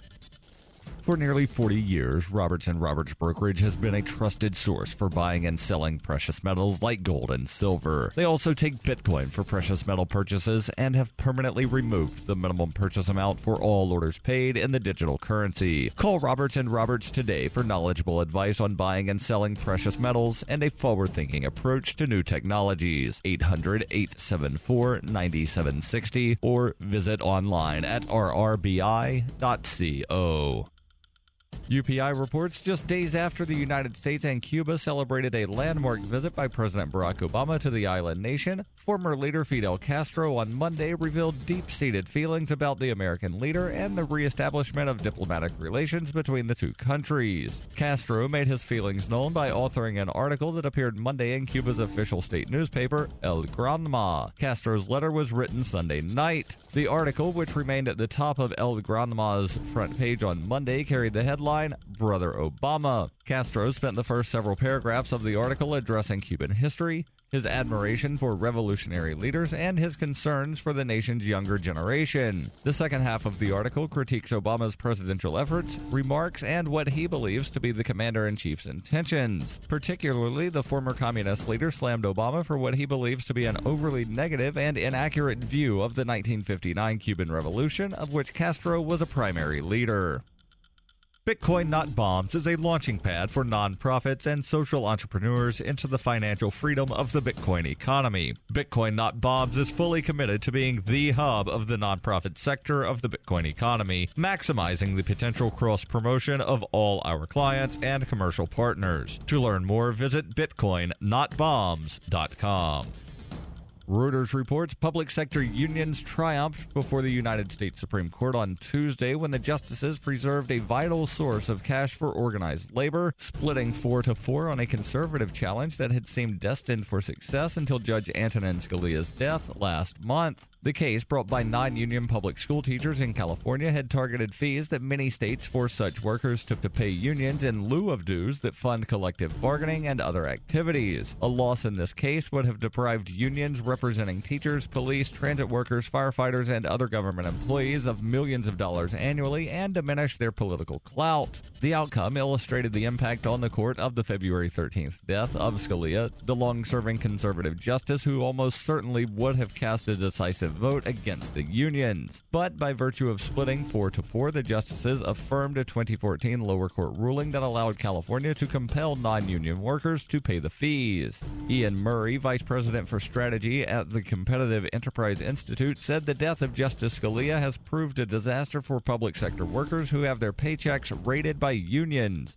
The court, evenly divided with 4 liberals and 4 conservatives, left intact a 1977 legal precedent that allowed such fees, which conservatives have long abhorred. The case reached the High Court after a Washington-based conservative group, the Center for Individual Rights, sued on behalf of lead plaintiff Rebecca Frederick, an elementary school teacher in Anaheim, California, and 9 other teachers. They argued the fees infringed upon the free speech rights of non-union workers under the U.S. Constitution. This has been FPP Radio News, online at fppradio.com. McDonald's is now offering bereavement prices, and a sexual predator gets tenure. This is the Onion Week in Review. This Wednesday, Samsung announced the release of its brand new really big television. Representatives for the South Korean electronics manufacturer told reporters at a press conference that the gargantuan of an electronics product boasted a variety of new features, including being super heavy and having a screen that was probably 100 inches wide for all they knew.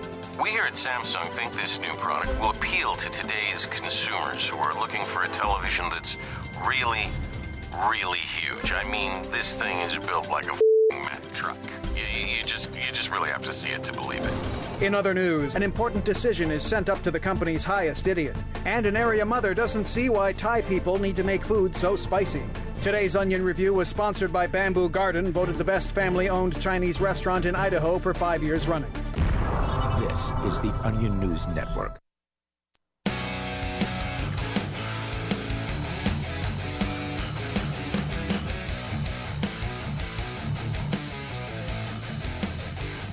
I'll run the first. I'll run the first segment. No. Welcome back to Cop Block Radio. This is not my fucking show. You're here with Renee Kate, And Because- JP Freeman from New Hampshire Regional Cop Block, and we have Ethan Glover, That's New right. Hampshire Regional Cop Block, and Severin is taking a minute break. Yeah, a minute break that turned into him missing a segment of his show. Whoops. Aw, there they come. Oh, hey, we're back on. Don't worry, I got you, guys. I'll just take over your show for you. All right, they're coming back in. I have no idea what the fuck you guys are talking about, but Anarchy neither. After Dark, LRN.FM. Catch me Fridays, 10 p.m. to midnight, because I'll let them have their show back now. All right, kids, have fun. Cop Block stuff. Yeah, Cop Block. Woo! That's Renee K from Anarchy After Dark. Professional. Yeah. This is what happens when we do a live show from the studio. We have all kinds of guests. We were blindsided by the break, accidentally. What was it? Only 6 minutes? Yeah, it was like 6 minutes. I don't know. I was outside for a cigarette. There's no way 8 minutes went by that quick. I was enjoying. You must have been enjoying your time out there. You good now? You got your cigarette in? Yeah, I got ready to go. I got my nicotine. Listen, don't hate on the nicotine. I was actually going to sit this segment out, but That's okay. Well, I'm glad you're here. People because want to hear you. I want to hear your insight on this story that we have. We are going to do some stories tonight, guys. Eventually, we'll get to them. This is wild. It was written by Ademo Freeman from copblock.org. Who's that? He's the founder. He's the co-founder of copblock.org. I never met him. Oh my God, you're drinking. This guy drinks more Mountain Dew than I've ever seen. He came in with a 20-ounce bottle, and now he has a can. Everybody's got a vice, man. I do know Ademo, actually. Last time he was in Keene, I actually helped him move some stuff out of a storage unit. And he gave me this hat, actually. This Cop Block hat that I wear was given to me by him. And he paid me in juicy other ways.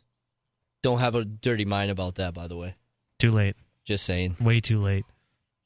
But yeah, Demo's my boy. Well, anyway, the story is about a new invention that was made. It's the stand-up toilet. Here it is, right here, nice It and is shiny. a cell phone gun that you can pee in. No, it looks like an iPhone in a case, and it unfolds out to become a 380 cell phone handgun. What the? Sounds like a good way to get shot. It's a 38 revolver? 380, it says. Is that a 38? I don't know gun. I don't know that stuff. I don't know guns. It's basically what Ian's carrying. I know that when you point at something and pull the trigger, it generally goes away. And bad things happen, like loss of life. Right. Which I don't like. No. I'm not a big fan of guns. Yeah, the only other thing I know about guns is when they're all around, things seem to be very safe. It's true. If everyone's packing, nobody wants to do anything. No. Why would they? Yeah. Yeah, until they have a psychotic break. Is this gun like 3D printed, or who's selling it? No, it's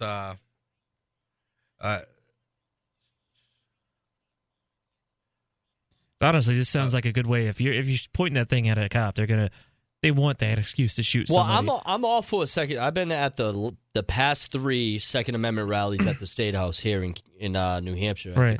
in Concord.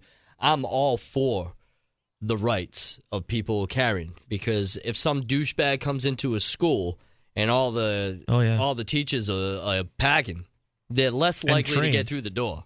Yeah. You know what I mean? It doesn't say who. But I'm personally not a big fan, because I just don't like the fact of loss of life. I just don't like hearing about people dying. I don't like hearing people getting hurt, dogs being shot. I think most of all, people in power that carry them should be disarmed. Well, this really, really scares me that this exists, because I have personally seen cases where a cop stops you from filming and he claims his safety was at risk. Now, this was a friend of mine that had his phone snatched, and it turned into a whole thing. But for the cops now to be able to actually say that a cell phone could be a gun, it could be a weapon, now it's true. What does this mean for cop blockers? Does this mean that they're going to be able to, are they going to stop us all from filming and call I had an officer NYPD cop look right in my face while I had a camera right at his face, and he said right into the camera, "I'm going to think it's a gun. Put that fucking camera away." He said camera. He said, put the camera away. I'm going to think it's a gun. With his gun pointed right at me. I'm going to think it's a gun. I'm like, okay, you're going to think it's a gun. It's away. It's put away. Yeah, well, we're gonna get Officer Jumpy to as soon as somebody pulls out their camera thinking, oh, it's just normal cop block, he's going to say, oh, he's coming at me, and he's going to get shot. Yeah. Yeah. So does this? What do you think? Is this going to be open season for us? It's another excuse. It's definitely another excuse. I mean, they don't even need an excuse. If you saw the videotape with me and Ethan, all he said was, yeah. That's all he said was, yeah. He just said he committed a crime. He just said it. This after he asked me if I know about these apps that have like red and blue blinking lights, and I said yeah, and that suddenly means that I was using one, flashing on the lights, trying to pull people over was his accusation. There's nobody else on the road. So if is an excuse to arrest somebody and use show of force or brute force, what do you think they're going to think if they think a cell phone is a gun? That's my worry. It's another excuse to kill somebody, another excuse to show force, another excuse. Totally. Somebody's going to end up dead. A bunch of people are going to get away with it. Yeah. Or they're going to go into... I highly suggest that if you're a cop blocker or a cop watcher or oath accountability person or a watchdog group that goes after police and video records police, don't get the fucking thing. Don't get it. Don't get what? Don't get the handgun phone. Oh, yeah, definitely. Oh, duh. Not advisable. Oh, man, I would... That'd be the dumbest thing for somebody to own. Why would you even want that? It's worse than a selfie stick.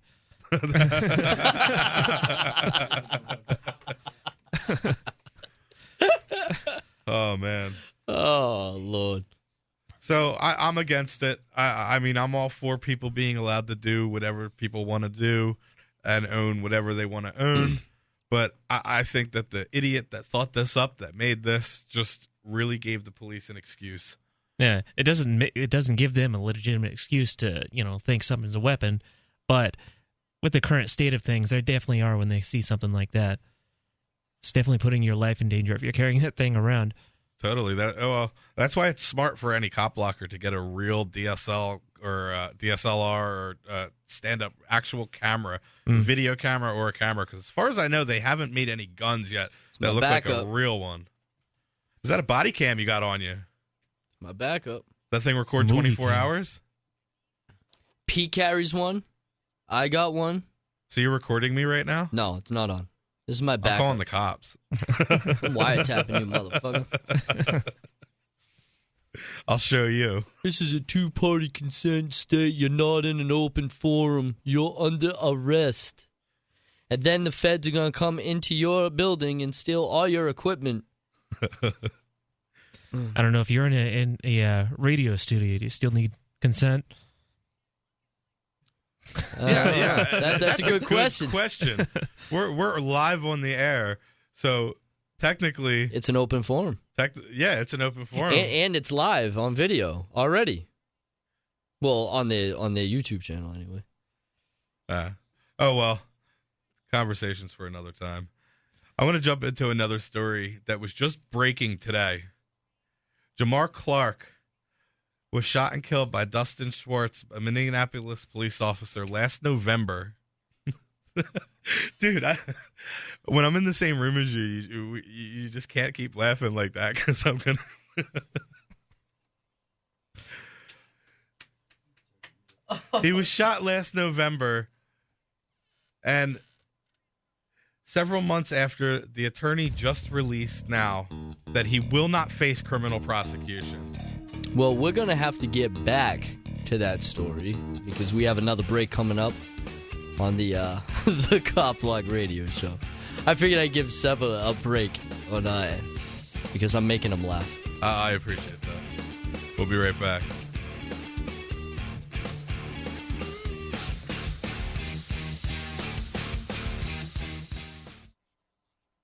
Are you a political activist who does things that the government might not like? Then this free ebook may save your life. Rats is your guide to protecting yourself against snitches, informers, informants, agents provocateur, narcs, finks, and similar vermin. Rats was written by OG libertarian Claire Wolfe. Rats is a short book, easy to read, and available free in many formats. Download Rats free at rats-nosnitch.com. That's rats-nosnitch.com. Since time began, tyrants have taken aim at personal liberties. Now there's a movie that aims back. The government has no more right to tell us what to put in our bodies than they have to take our guns or tell us what books we can read. 6 drug police were eaten by bears while raiding a marijuana farm. On your knees, you dirty hippies! Jesus. On your knees! What's the problem, officer? Today, many cops who enforce pot laws do so only because it provides them with cushy jobs, good benefits, and a chance to push people around. I was an undercover narcotics officer. The drug war is nothing but a farce. The Second Amendment says you got to keep you and your gat intact. Guns and Weed, The Road to Freedom. A film by Michael W. Dean and Nima Vadadi. DVD available now at gunsandweed.com or on Amazon. That's gunsandweed.com. Makes the perfect gift. Remember, that's gunsandweed.com. The 3 most important things you can do for LRN.FM are: 1. Let your friends know you're listening to LRN.FM on your social networking profile. 2. Buy the things you buy online through shop.lrn.fm. 3. Give $5 a month to the AMP program at amp.lrn.fm. It's my firm belief that the AMP program is the best use of your charitable dollar among liberty-oriented groups. Support all your favorite organizations, but make sure you give $5 a month to the AMP program at amp.lrn.fm. This is your Robertson Roberts Brokerage Daily Precious Metals Update. In early trading Wednesday, gold is $11 lower at $1,233 per ounce. Silver is down 13 cents at $15.38 per ounce. Bitcoin is trading at $413 US. Robertson Roberts Brokerage has been helping customers buying and selling precious metals for nearly 40 years. How may we help you? Give us a call at 800-874-9760 or visit us online at rrbi.co. LRN.FM is proud to announce our official listening apps for Android and iOS devices. Now you can easily tune into our streams anywhere, anytime on your smartphone or tablet. Just visit apps.lrn.fm or search for LRN.FM in the Android or Apple app stores. Please download, rate us 5 stars, then share the link on your social media and let your friends and family know how you're listening to LRN.FM. Download it now, free at apps.lrn.fm. Hey guys, Mark Claire here, lionsofliberty.com, where we strive to advance the ideas of liberty daily. We bring you the Morning Roar. That's right, every Monday to Friday we'll have a brand new edition of the Morning Roar, where we provide a roundup of some news stories that you may not find in the mainstream media or even in your typical social media newsfeed. We find stories that relate to the ideas of liberty and provide you with our liberty perspective on them. Every Monday, we have our longest-running feature, Mondays with Murray, named after the great libertarian Murray Rothbard, where we'll examine an article or an excerpt from his works and help convey his view, along with our little spin as well. We wrap it all up every Friday with Felony Friday, where our own John Odermatt goes out and takes a look at some sort of felony. There's felonies committed every day, you know, whether it's a felony committed by the police, a politician, or even an average citizen. You can find all of this and so much more over at lionsofliberty.com. Advancing the ideas of liberty daily. Do you love Twitter? Make sure you favorite the LRN.FM Twitter account so you can receive our tweets at twitter.lrn.fm. That's twitter.lrn.fm.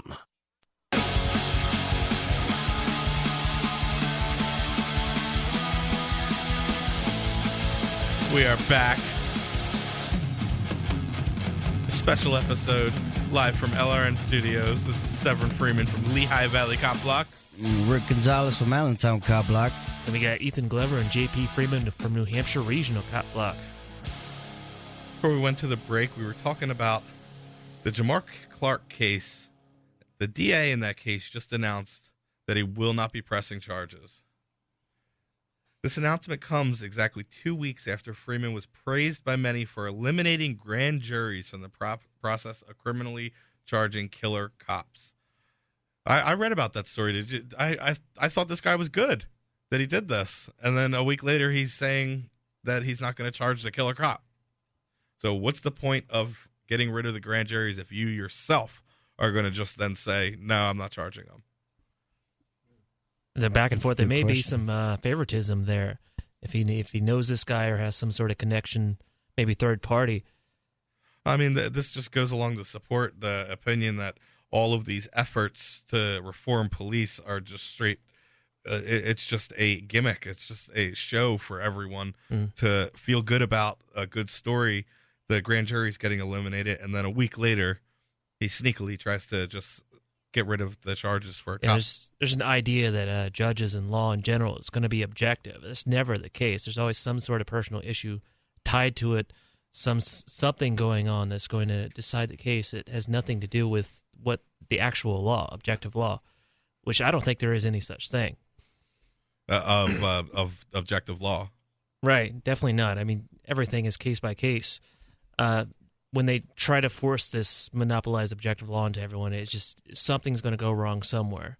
Well, yeah, exactly. It's not objective. That's the problem. It's justice is supposed to be blind. But if you're rich or you wear a badge or you're a friend of somebody important, you won't face the same criminal charges or the same consequences for your actions as, say, an average person walking down the street that just comes across a cop. And that needs to change. The double standard needs to change because, it's not fair. And people that don't commit any crimes are getting hurt. Innocent people that cops know aren't going to stand up for themselves. They're just victims. They'll write a ticket over a made-up charge and they'll just go and pay it. I mean, they think this is normal life for most people. They've gotten used to it. Well, I know before I took the red pill and saw the Matrix for what it was, like I said earlier, I didn't know that there was another way. Oh, yeah, this is a ticket I got from a state trooper. Which one was this, JP? I was talking about the ticket of us being distracted by the cops while we're talking to a cop. Oh, yeah, this is happened the other night, like right before the studios got raided by the FBI. We were actually talking to an officer for like 2 hours, and I got a ticket. Like when I got back to my car, someone was writing me a ticket for parking there. Overnight parking is what this thing is for. I mean, the streets are empty. Did you use the I was with the cop card? No, the guy actually just walked off. He wouldn't hear anything we were saying. Were you in your recognized cop block mobile? Oh, yeah, definitely. You think he might have just saw your car and decided? It's probably retaliatory. Yeah. He probably saw us sitting there. He was like, talking to the guy. Jackpot, got him. Yeah. Finally got an opportunity to write these guys a ticket. There is a city ordinance that says you can't park between certain hours. They do that for the snow trucks, so they can push off the snow and then not bury cars at the same time. So the great thing is you could plead not guilty and subpoena the cop that you were talking to for 2 hours and make him have to come in. Oh yeah, we were held busy by another police officer. That's on them. It's not like I was trying to park there for the night. That's great. I love being able to get the cops to come into the courtroom and they parade us around and treat us like they can make us do whatever they want. It's nice when you get into a courtroom setting and they have to follow a certain set of rules, and it's kind of it's a whole different game. Even though it's never really a fair fight, it's nice to be able to use the little tools that are at your disposal. Yeah, they can't make up laws in court because they know the judge is going to knock any of that down. As long as you got to be well informed too. Well, what about when you go into court and I just lost my train of thought. I totally just lost what I was about to say. Oh, well. Live on the radio. I just had a brain fart. Oh, well. I just drove all the way here. Come on, guys. Feel sorry for me. I was up with a crying baby all night, though. Well, let me get back to the rest of the story about the Jamar Clark case, because the officer not only won't be charged, but he's still on the job. Why am I not surprised? Course.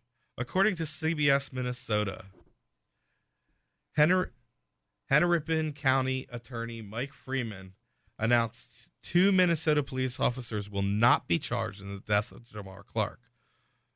Officer Dustin Schwartz shot the 24-year-old last November in North Minnesota, Minneapolis. He was shot in the head on Plymouth Avenue North just before 1 a.m. on November 15th, 2015. In announcing his decision, Freeman also shared a number of videos previously unreleased to the public.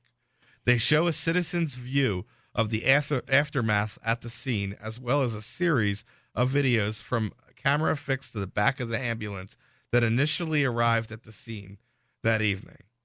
There are videos shared with the district attorney's office. The first video received was when Clark was shot by the police. The video is pixelated and difficult to see exactly what is happening. But there is commotion. One person is heard yelling, "He didn't have to do that," in reference to the officer shooting Clark. The second video shows Clark on a stretcher being placed into the ambulance after the shooting. The third video shows Clark's girlfriend on a stretcher being placed into the ambulance. Clark is also nearby. She's placed into the ambulance, and Clark looks into the background. The officer's seen also speaking with Clark, who's just off camera. So it sounds like it's a bunch of videos that don't support the cops being let off. There's not enough being able to be seen. They didn't listen to the eyewitness testimony because they were going off these videos and saying there's not enough evidence to prosecute. Well, hey, beyond a reasonable doubt, right? Well, what's reasonable doubt? What does that even mean anymore? Reasonable doubt just means that the cop thought so. Yeah.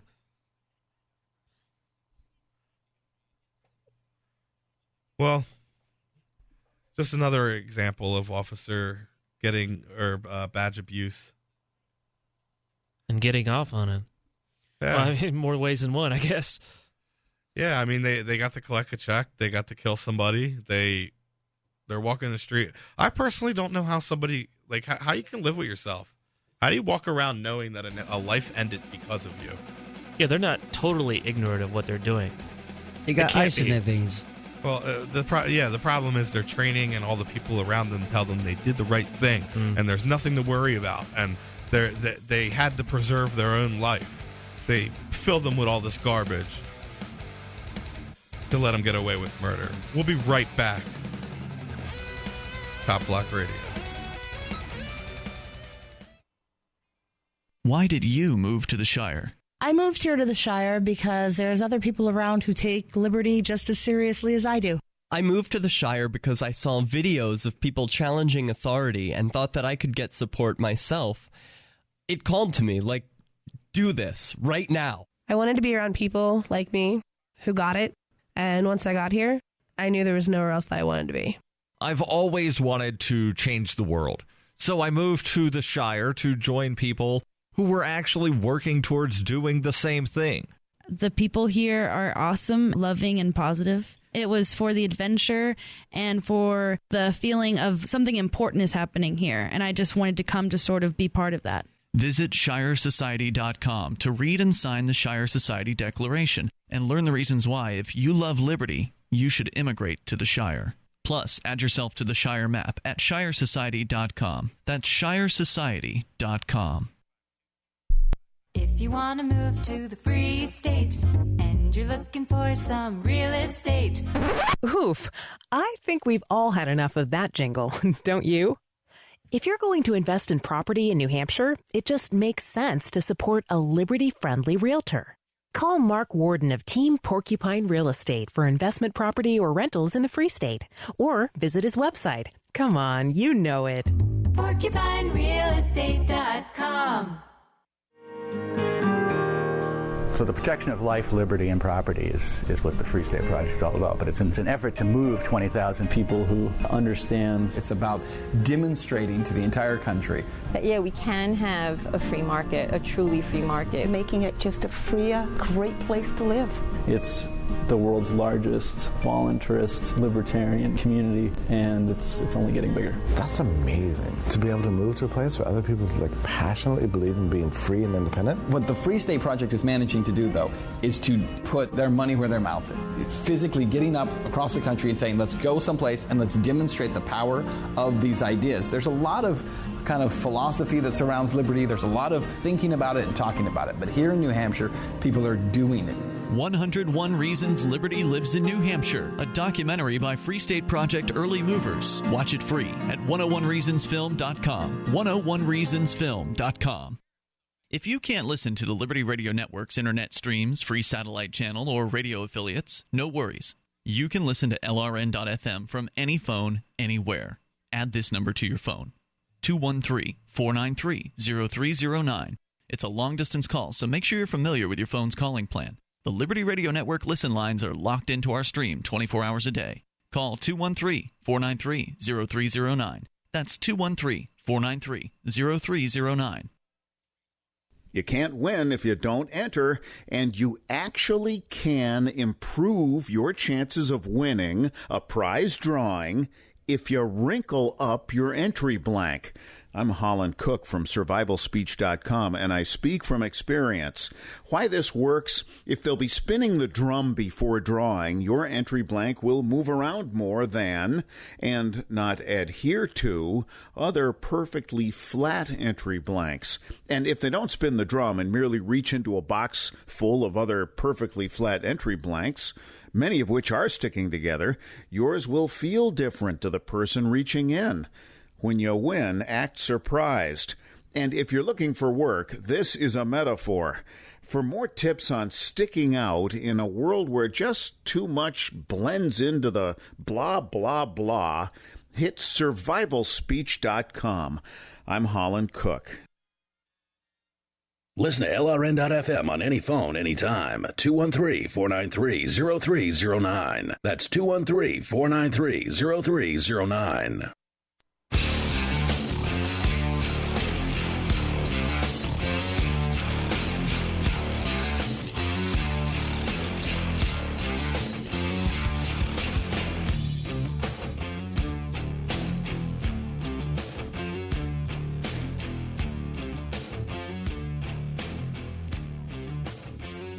And we are back to the Cop Block Radio Show. Sev and me, JP Freeman from New Hampshire Regional Cop Block.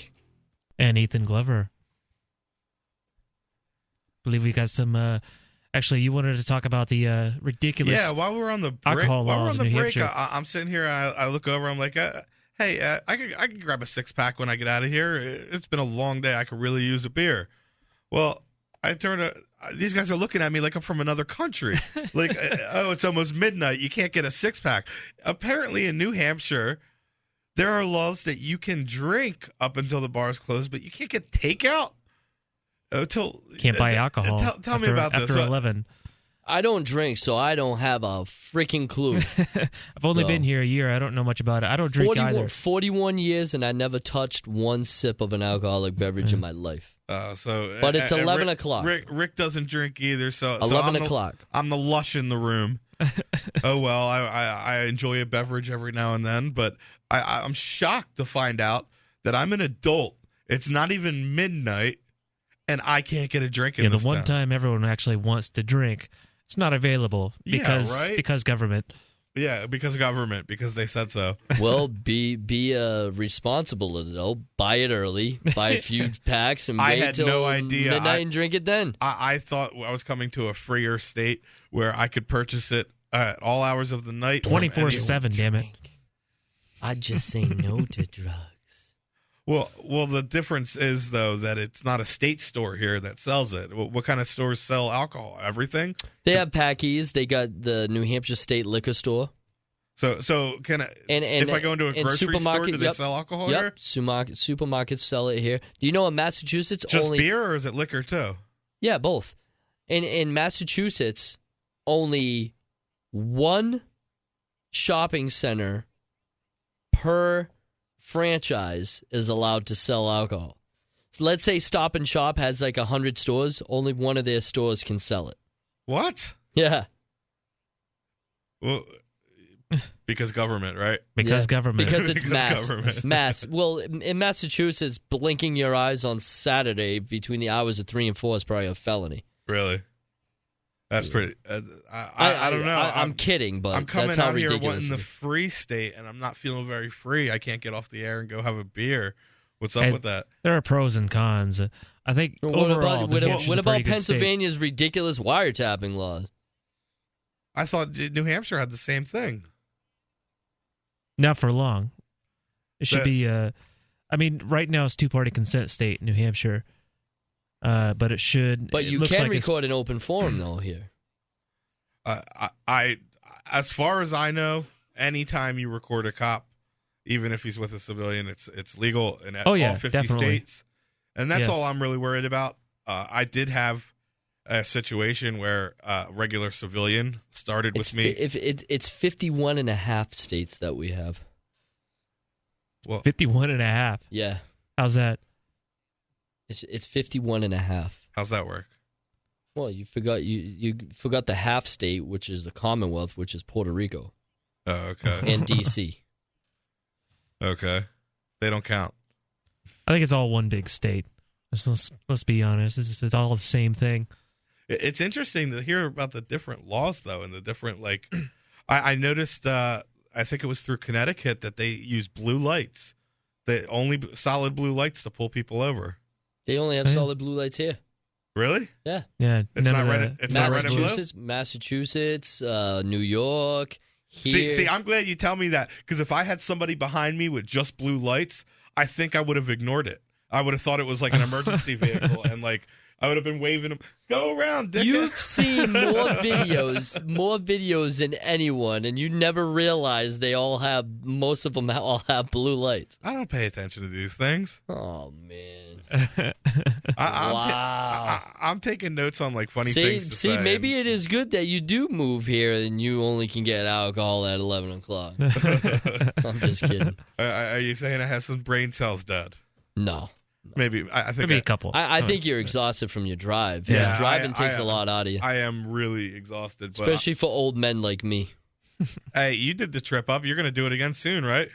Yep. You're talking about coming up. I'm going to look up, see when events are. I know Officer Peacock, Part 3. I know August is when Music Fest is in my town, and you've never experienced what Music Fest does. You guys got to come up for Bike Week. What's that? When is it? Laconia Bike Week. When is that? Every June. law enforcement agency in the state shows up with at least a cop. No. They've totally shut that Like place to down. show their bikes off, or to show up to shut it down. No, they write tickets, collect revenue. Over 10,000 to 20,000 bikers come to New Hampshire during that week. That's insane. But I hear it's been shrinking because of the cop presence. Because that's exactly what's happened at Keene State College. They will show up because of the riots in 2014. Because of the riots at Keene State College. What started the riots? You were telling me about that. We think the cops did.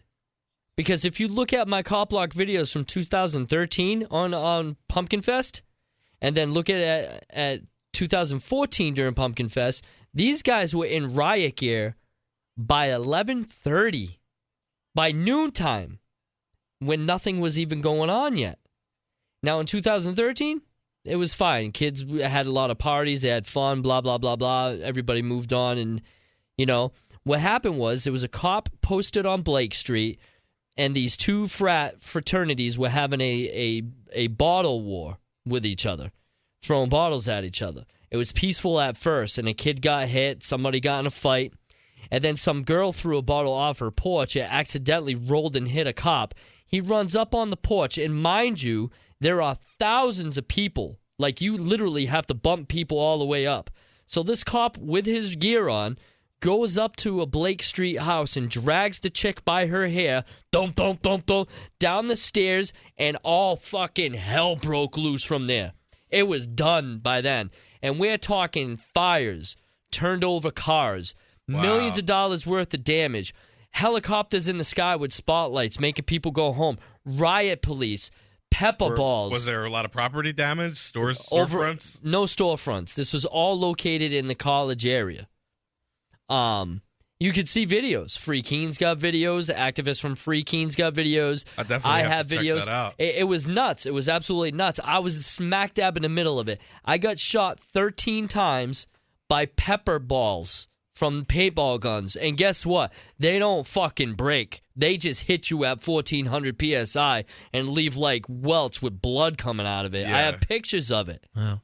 I got pictures of the welts. Yeah, and then I got believe headbutted and had my nose broken by a state trooper and got trampled and hit in the back of the head by a metal light post. Did you catch any charges? No. So all that violence and they didn't even... Hundreds of people got charged. Hundreds of people got charged. Hundreds of people. But guess what? You know what they're doing now? During the beginning of the year in Pennsylvania, in September when school opened, cops were showing up just at a mere noise complaint with 13 cops. You got to turn this down or you're going to get a ticket. With 13 cops. And it's not even a party going on. There might be like 8 kids in there. They've got that many cops patrolling around the main street when there's nothing going on at 2 in the morning. It doesn't make any sense. Keene State College has lost over 300 students on transfers because of the police presence. They're losing money. The city's losing money, and hey, let them screw themselves. It's no fun to be a college kid in Keene anymore.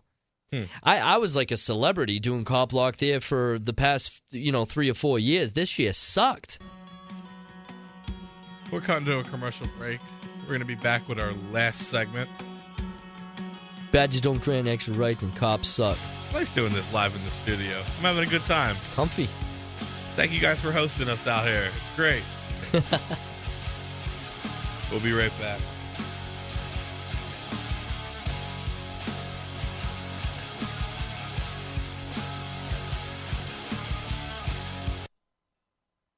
Are you tired of governments murdering people around the world? Stop using their money. There is an alternative. Bitcoin is a stateless free market non-political currency. Bitcoin cannot be inflated or controlled by any government.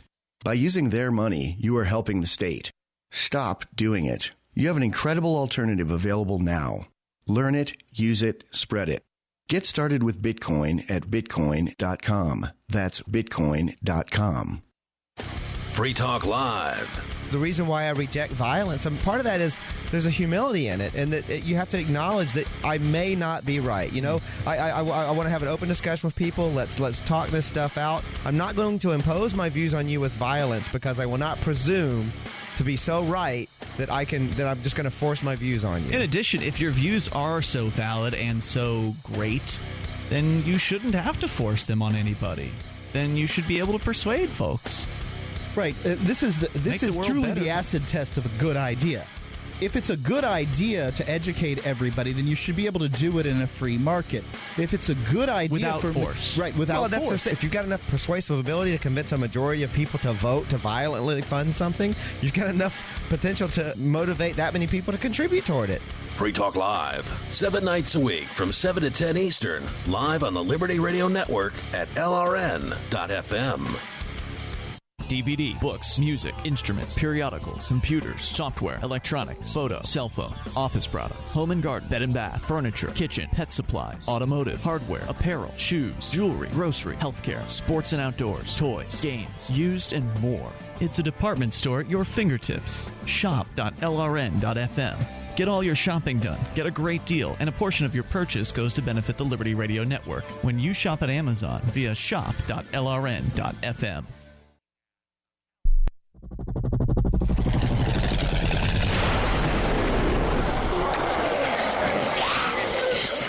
In Survivor Max 2, School Bites, Max must scavenge through a wasteland swarming with the undead. Desperate to find the medicine he needs, he discovers a community of survivors at his former school. Has he finally found the safe haven he's been looking for, or will he discover that school bites? Look for Survivor Max on Facebook, read reviews on Amazon, and read Chapter 1 at survivormax.com. Did you know you can listen to LRN.FM via our free-to-air satellite channels? We have channels over nearly all of North America and much of Africa. All you need is an affordable receiver and a dish as small as 30 inches. There are no monthly fees. Learn more at sat.lrn.fm. Plus, if you are a broadcaster or want to be one, this is a good delivery method for our content. See our coverage maps and get details at sat.lrn.fm. That's sat.lrn.fm. sat.lrn.fm. I've been told no in many different ways. I give you an order and you're going to obey it. George, you can go this way. You can do that and you have to leave here. You cannot bring signs into the rally. Walk with me. Well, I'm comfortable here, actually. Whoa, hey, who do you think you are? Excuse me. There is no video and audio allowed in this office. No, I have work today. You ain't gonna make it. Wait on account. Now. Wait a minute. Forget it. Whoa. Hey! Oh my God! Unbelievable! Why are you running from me? Because you scared me. What am I being detained for? You're being served. What is this? You're being served. What is this? Bureaucrats have a funny way of telling people no. That's the sound of the men working on the chain. Derek J's Victimless Crime Spree. Watch it for free and order the Director's Cut DVD at victimlesscrimespree.com. If you enjoy LRN.FM, please contribute to your favorite shows via their websites and become an amplifier at amp.lrn.fm. That's amp.lrn.fm.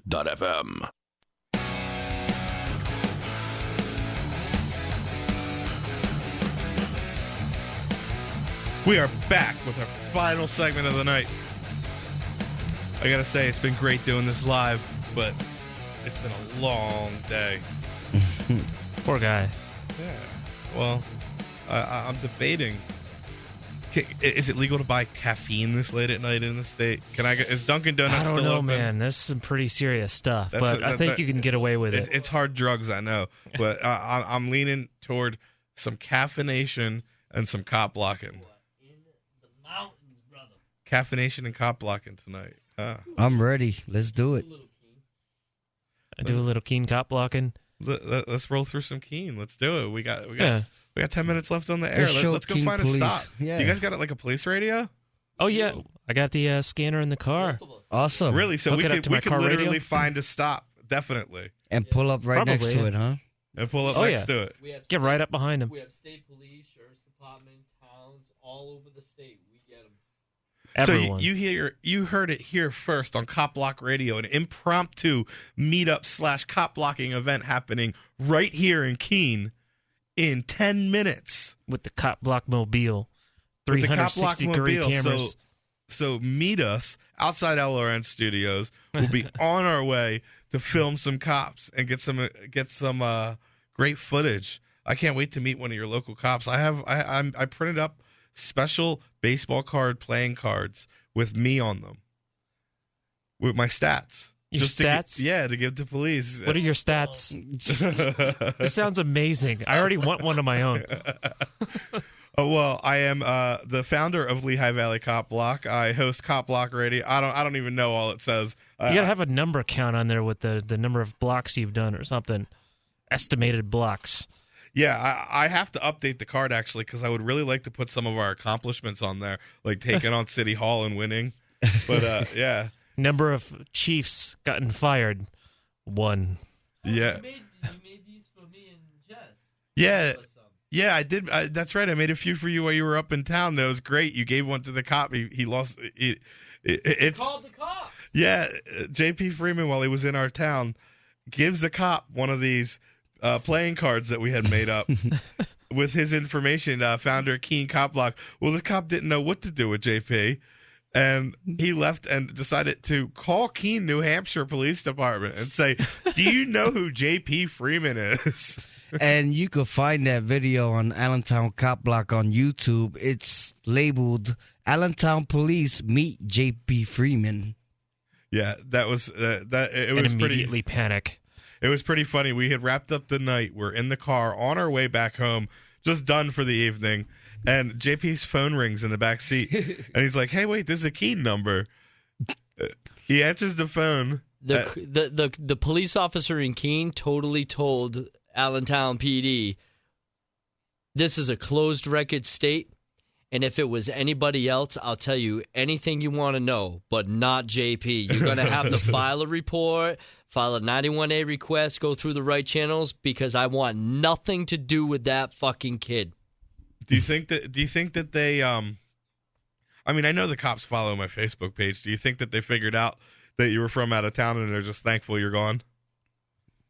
Probably. I don't want to tell them when you're coming back. I don't want to announce like a meetup event. I want it to be a surprise. I've been surprised by the number of cops who actually pay attention to what we're doing. They're watching the YouTube videos and everything. And oh, absolutely. We talked to one the other night that he says he's hoping he shows up on one because it makes him a celebrity or whatever. Yeah, I have the chief of one of the towns near me that runs the DUI checkpoints. That is the star of my very most popular video. It's up to over 500,000 views. Wow. And he is the star. It's me at his police station schooling him on the law. And it was just beautiful. Rick was there. My wife was there. This was when I first started. Rick had just signed on. At this point, it was my wife coming out with me and filming me. And she hated it. That guy was fake as shit. Oh, you know who JP needs to meet? Who's that? Sergeant Gross. Oh, man. Step back. Step back. He'll tell you to step back when you're filming. I would like to see him meet you. Yeah, well, we gonna need you to step back. We went in and filed a full internal affairs complaint against Sergeant Gross for harassing us, and they found it. Here's how fun internal affairs is. They found our claim justified. We were harassed and wronged. His consequence was dealt with at the shift level. Nothing was put in his file. Nothing was done to him at all. His supervisor told him not to do that again. Got his wrist slapped. That was his punishment. Yeah. He got a little. I mean, same thing's probably going to happen with the rookie officer. I have to sit back and realize when I hear this that this guy probably thinks he's kind of hot shit. He walks around with this like wannabe Hawaiian haircut. He thinks he's like this hot shit Ace tough Ventura guy. haircut. So it's really, really great when I get to sit back and picture his pride, his ego get scratched a little bit because his supervisor called him in and said, "You got in trouble with those cop blockers? What the?" Like, it's supposed to be amateur hour, like getting in trouble with us because they tell them to avoid us. Like, they're supposed to be trained to deal with this, and they don't know what to do around us. It's great. Because you know those cop blockers, if you get around them, and they're going to incriminate you. Yeah, Same thing they do to people. We'll do it right back. I asked one of the high ups at one of my local police departments for an interview, and he said, "No, I'm not. I can't give you an on-camera interview because I know you guys just edit all your videos to make us look bad." Oh, come on! Like, get out of here! I have not done that. Yeah. Well, I might have done that once or twice, like just as a humor thing, though. Like, had the cop say something stupid and then had the video repeat what he said like a couple times. But hey, it's for emphasis. It's for fun. Right. We're both educational and entertainment. It's a full package at Cop Block. I mean, across the board, I think most cop blockers never edit anything. It's all raw video. From most of what I've seen, there's not a lot of editing going on, and for good reason. Yeah, I mean, I edit my stuff. I do put it in intro and all that, but I try to leave all of the contact there. Yeah. If there's a boring time where I'm standing around for 10 minutes waiting for the cop, I obviously edit that out. Well, they it's the only way they can try to save face when they look that bad to someone who's like, I'm not a professional. Like, I haven't had training. I didn't go through school, and I can make you look this dumb. It's pretty nice to be able to school a cop on the law and on things, and just especially a police chief. Oh yeah, that's got to be some fun times. Yeah, I sent him a nice email with all the laws that he had broken, and he sent back an email acknowledging that he was wrong in several instances. Nice. It was one of the top 5 cop blocking moments of my life. Probably best time of my life right there. That next to watching the guy that told me I couldn't come in without ID into City Hall.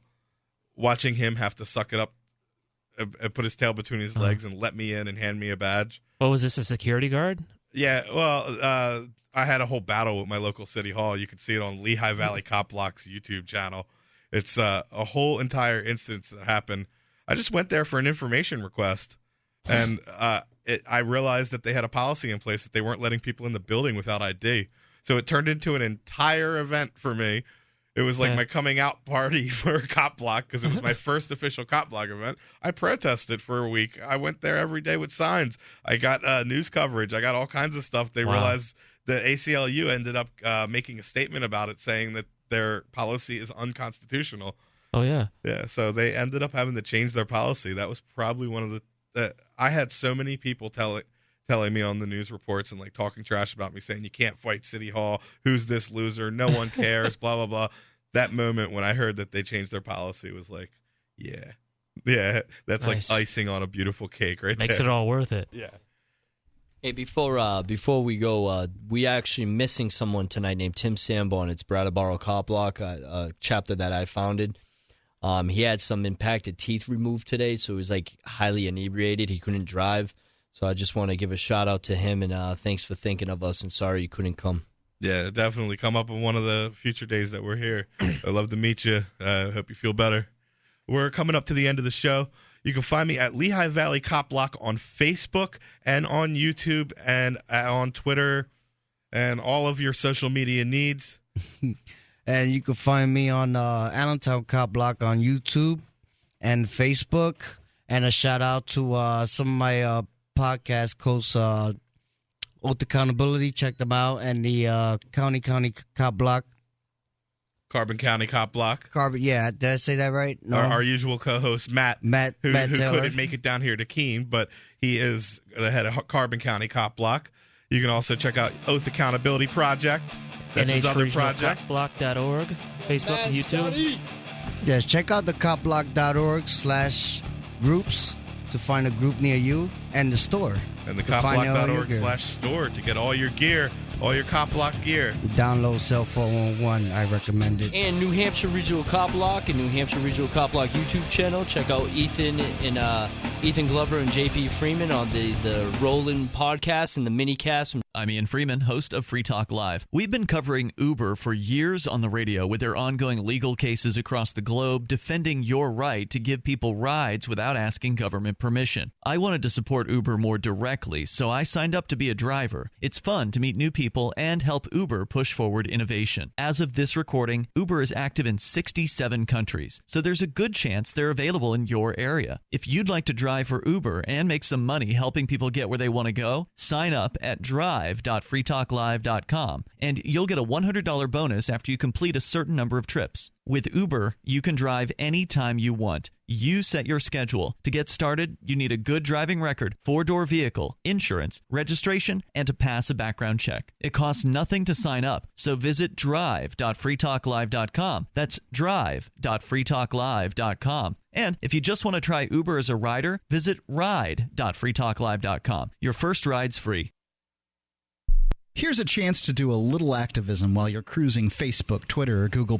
Between the LOL cats, the recipes, the hot girls, and the inspirational sunrise memes, Free Talk Live's posts pass by your newsfeed. Like them, comment. It gives us more exposure. If you don't see our posts, click like at facebook.freetalklive.com and then hover over it to click Get Notifications. It's an easy way to spread the ideas of liberty a bit further. I know you're busy, but you can spare that 1/10 of a calorie it takes to click on something. Facebook.freetalklive.com.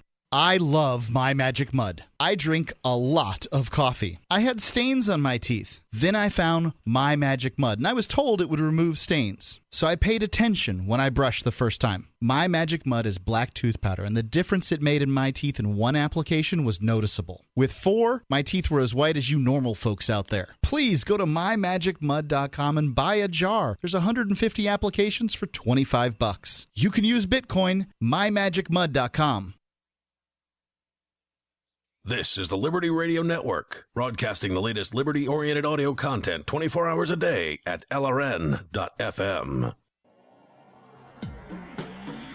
Free Press Publications is an independent, alternative media and publishing company founded in June 2009 with the mission of ensuring a free press for the freedom movement and is committed to spreading the message of peace, freedom, love, and liberty.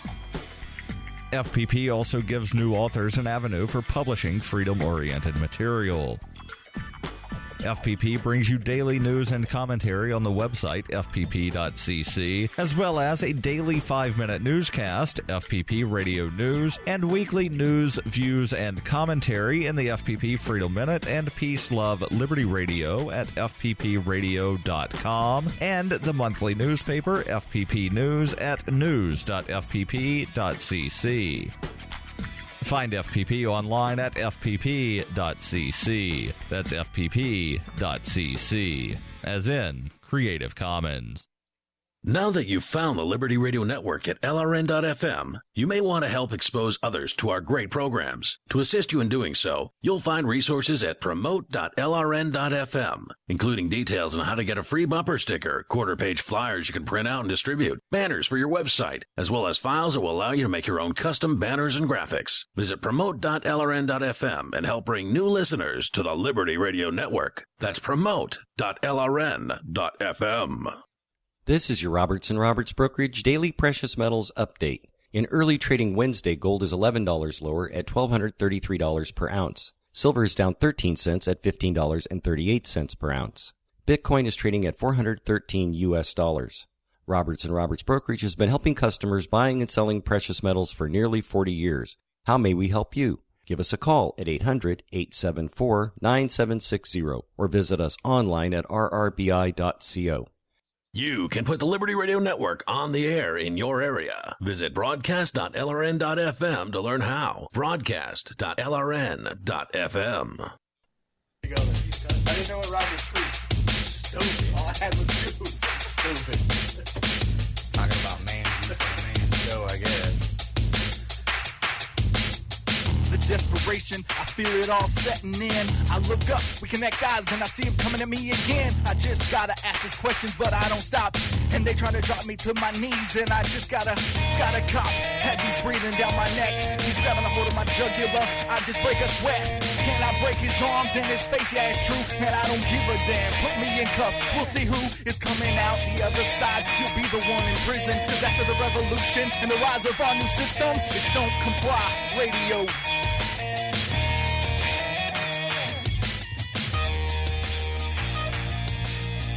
You are listening to the Don't Comply Show. Woo! Feeling pumped up. Yeah, let's do this. My body doesn't know which way it's going right now. Oh, yeah, you're on painkillers. I got some codeine going, and then I just took an espresso, and I'm drinking some beer, and it's just coming and going at the same time. Can't be a good mix. Cocktail. Oh, it's like it's depressants good. and uppers and downers. And it's good. It's good. It should make for an interesting show anyway, Let's right? do this. Well, thanks for being with us once again. We are your hosts. I'm Phoenix, here with Murdoch and Matthew. What's up? What up? So, Facebook, is it dead yet? I mean, are we just kicking a dead horse?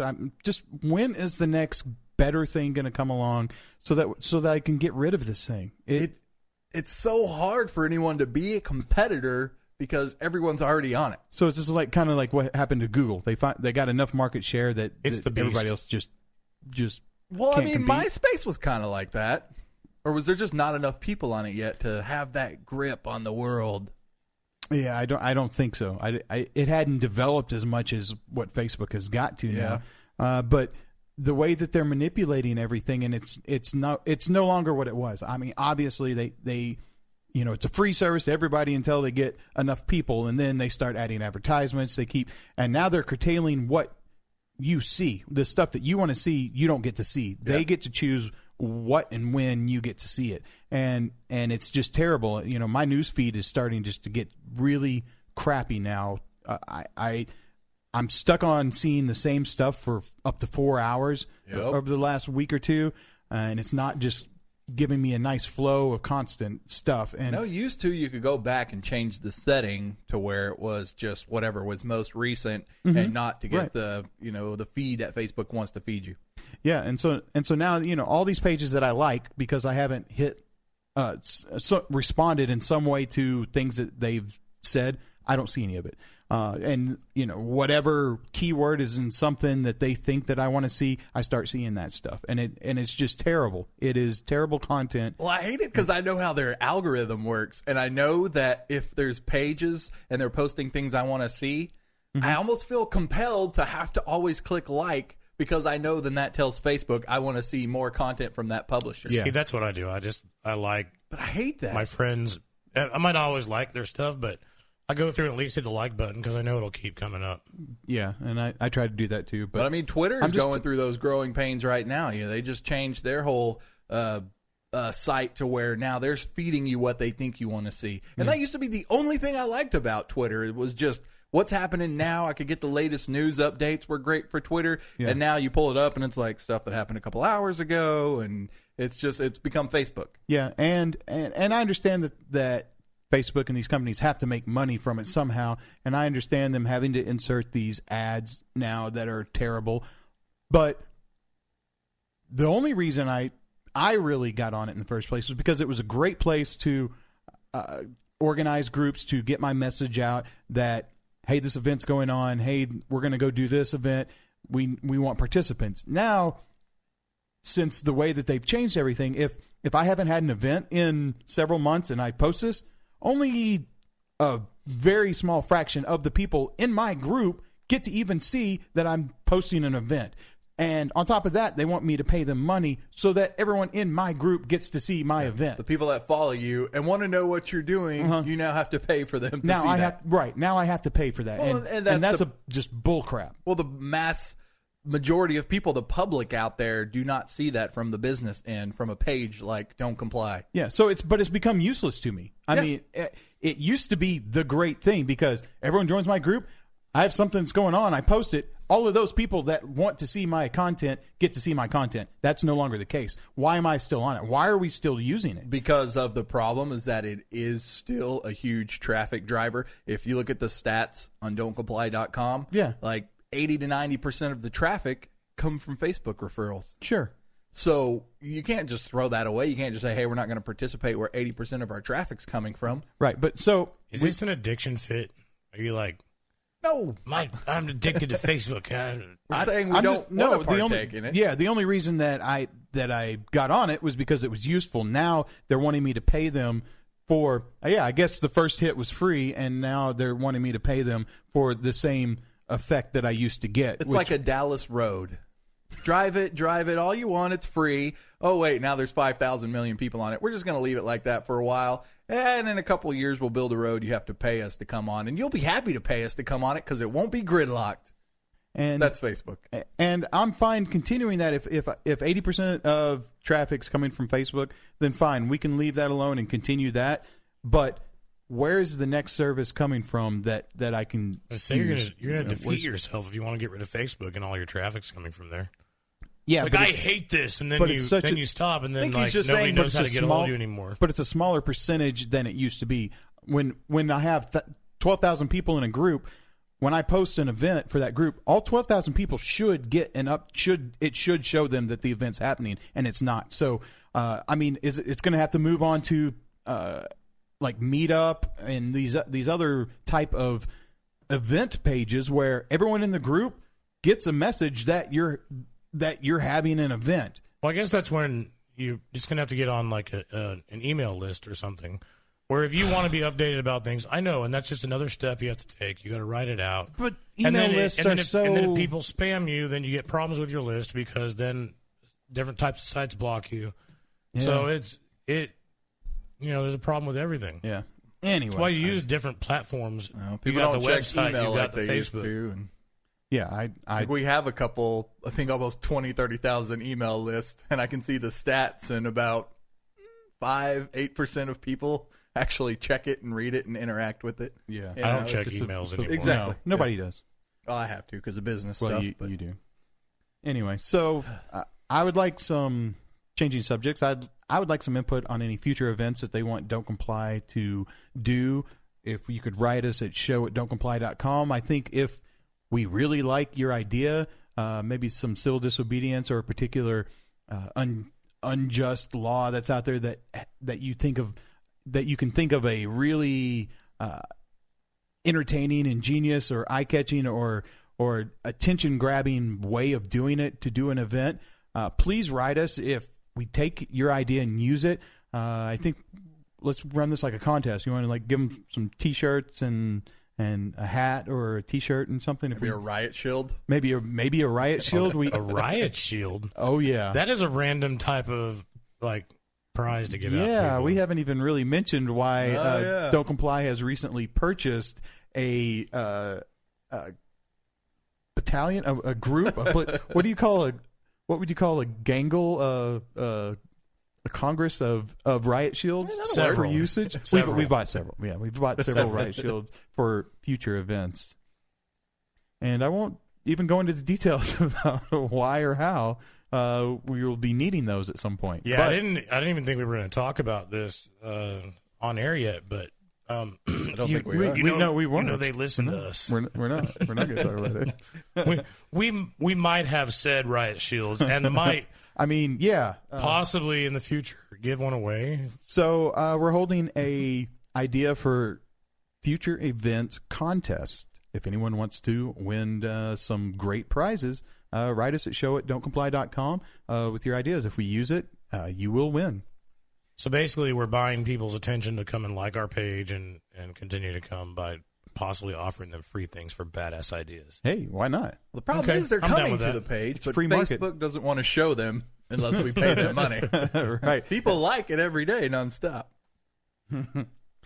But there does have to be a evolution, and then it happens in every business. Mm-hmm. Well, someday when we think it's not possible, Facebook will be dethroned, and there will be another service that's even better, even cooler. Yeah, absolutely. And they'll find a better way of letting the people communicate with the people that they want to communicate with. And because I think that's the real downfall of Facebook. Right I think people are addicted to drama, and they have kept on Facebook because there's always something updating and going on. Of course, the problem is people aren't getting all of those updates and everything unless you directly subscribe to them. No, even just directly subscribing, you don't get the content. Even if you're following somebody? No, I follow all these pages, and you click over to a page that you've been following, and you'll see a slew of stuff you've never seen because they only show a small percentage of the people that subscribe to their group. They show a small percentage of those people that article or that post that group has posted. If there's a certain threshold of people that like it, share it, interact with it, comment on it, then they'll open it up to another small percentage of people, and they'll let it spread a little bit further. And if nobody likes it or shares it or comments, it dies in the water. They don't show the Facebook's other 90%. Going to communism, they're suppressing people's free speech. If it's not popular enough, then yeah. Yeah, if it's not popular enough, but you've subscribed to that group because you wanted to see all their content, and they're not showing it. That's the way that they're forcing these groups to pay money to them. It definitely sounds like a numbers game that maybe they don't have enough servers. There's too many millions of people on there now. Maybe so. Maybe they're just trying to cut down on the amount of traffic that they're. Well, I'll tell you one thing, and I've heard this. I don't know how true it is, but Facebook's not over 10 years old. It's in that range, but already the younger generation is starting to see Facebook as like their parents' crap. Yeah, they don't want to get on it. We're the old 30, 35, 40-year-old people that got on Facebook when we were in our 20s or late 20s, and we thought it was cool. But the younger generation's not getting on there. They're doing the Instagram. They're doing the Snapchat. Snapchat is going huge. Oh, it is. Yeah. But the younger kids aren't getting on Facebook like they used to. No. So it is losing its, I guess. Good. Yeah. I want to see them die. Why? They just get too big for your comfort? No, because they're not doing the one thing that they were intended, the whole purpose was, right, which was to form groups and have everybody in the group get the content as a social. It is a social network. But the problem is the social network is supposed to Mark Zuckerberg. You're the minority, and it just doesn't work for you. The problem is it does work for the masses, and they just want to occasionally see the company's pages they likes information. They just want to occasionally see this and that. Well, they just want to see their sister's kids, and they'll see that every time. Right. They want to see whatever stupid pictures from the Halloween party and blah, blah, blah, and that will always come up. All right. But Facebook slowly puts in all the crappy business ads that the pages they like, this, that, and the other. And for the masses, it does work. For the people who took it over. You're just doing it from a business owner standpoint of, I want my customers to see this, and they're not seeing it. Right. For the people who took it over and used it to organize rebellion in the streets and all these mass crazinesses. The CIA?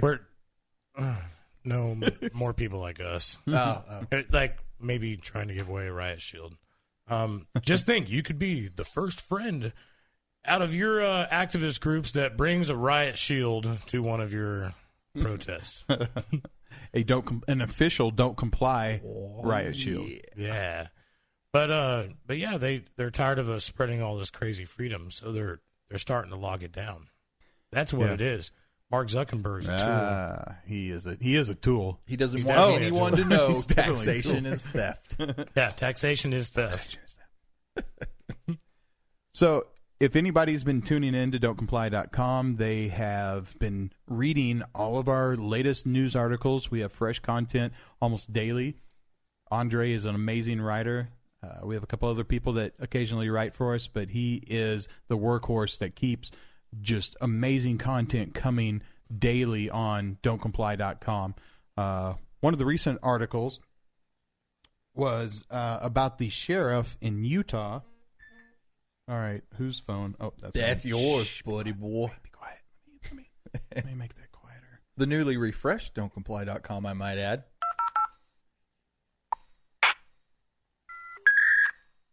Oh, that's loud.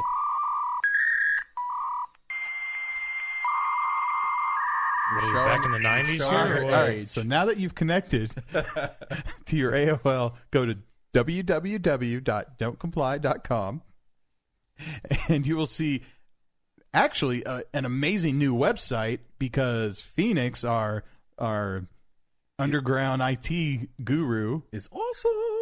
It's kind of cool. He has revamped the website. It's very crisp, clean, works well, and looks amazing. Thank you very much, Phoenix. I just meant to give you some props on air, some radio wave fist bumps. Thank you.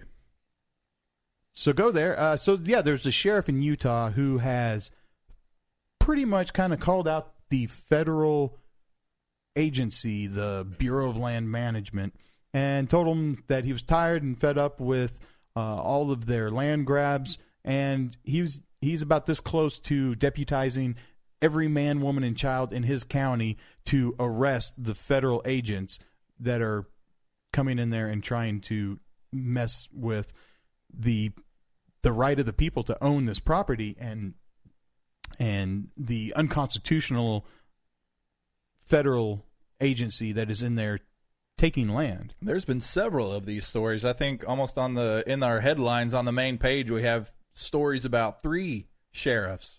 And that's been a big topic lately, that they are starting to stand up and starting to actually use the power that they have, an actual power from an elected official like a sheriff, not just some backwoods city cop.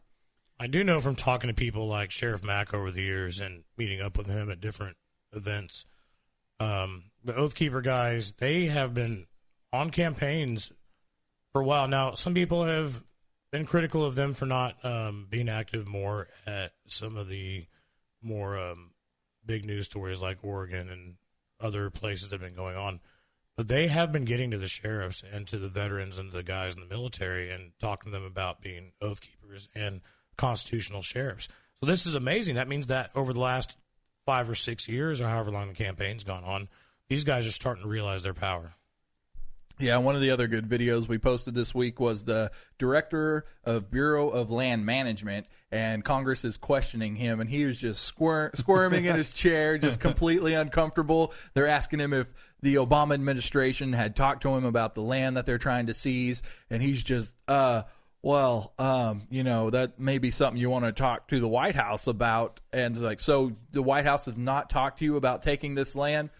And the congressman's like, you do remember you're under oath. He's like, there may have been some conversations. It's just great to see him squirming, trying to get out of every question. Yeah. And, so go check that video out too. And the seasoned politicians know how to answer these, Oh, yeah. They just plead the fifth and they move on. it possibly happened, or like the Clintons when you never remember shit that happened. Yeah, I don't recall. I can't Next recall. question. Yeah, he I did can't use recall. that one later on. Well, legally, like, if you what don't did they recall, say? if you don't remember, they can't force you to remember something. Right. Yeah. So if you don't recall, that's one of those legal testimony loopholes that the Clintons Oh, use it's constantly. even better than the fifth. I plead the fifth. Right. Because plead the fifth seems a little shady. But if you're just like, I don't remember. I don't recall. That's it. You just get to move on to the next question. That's like skip. If you just, I'd like to skip that question, please. No, thank you. The American people are getting pretty wise to this, though. I mean, even what happened out in Oregon, and what happened out in Nevada, they've been rounding a lot of these people up. The dissidents that they had that were armed, charging them with gun charges and all sorts of different things, right?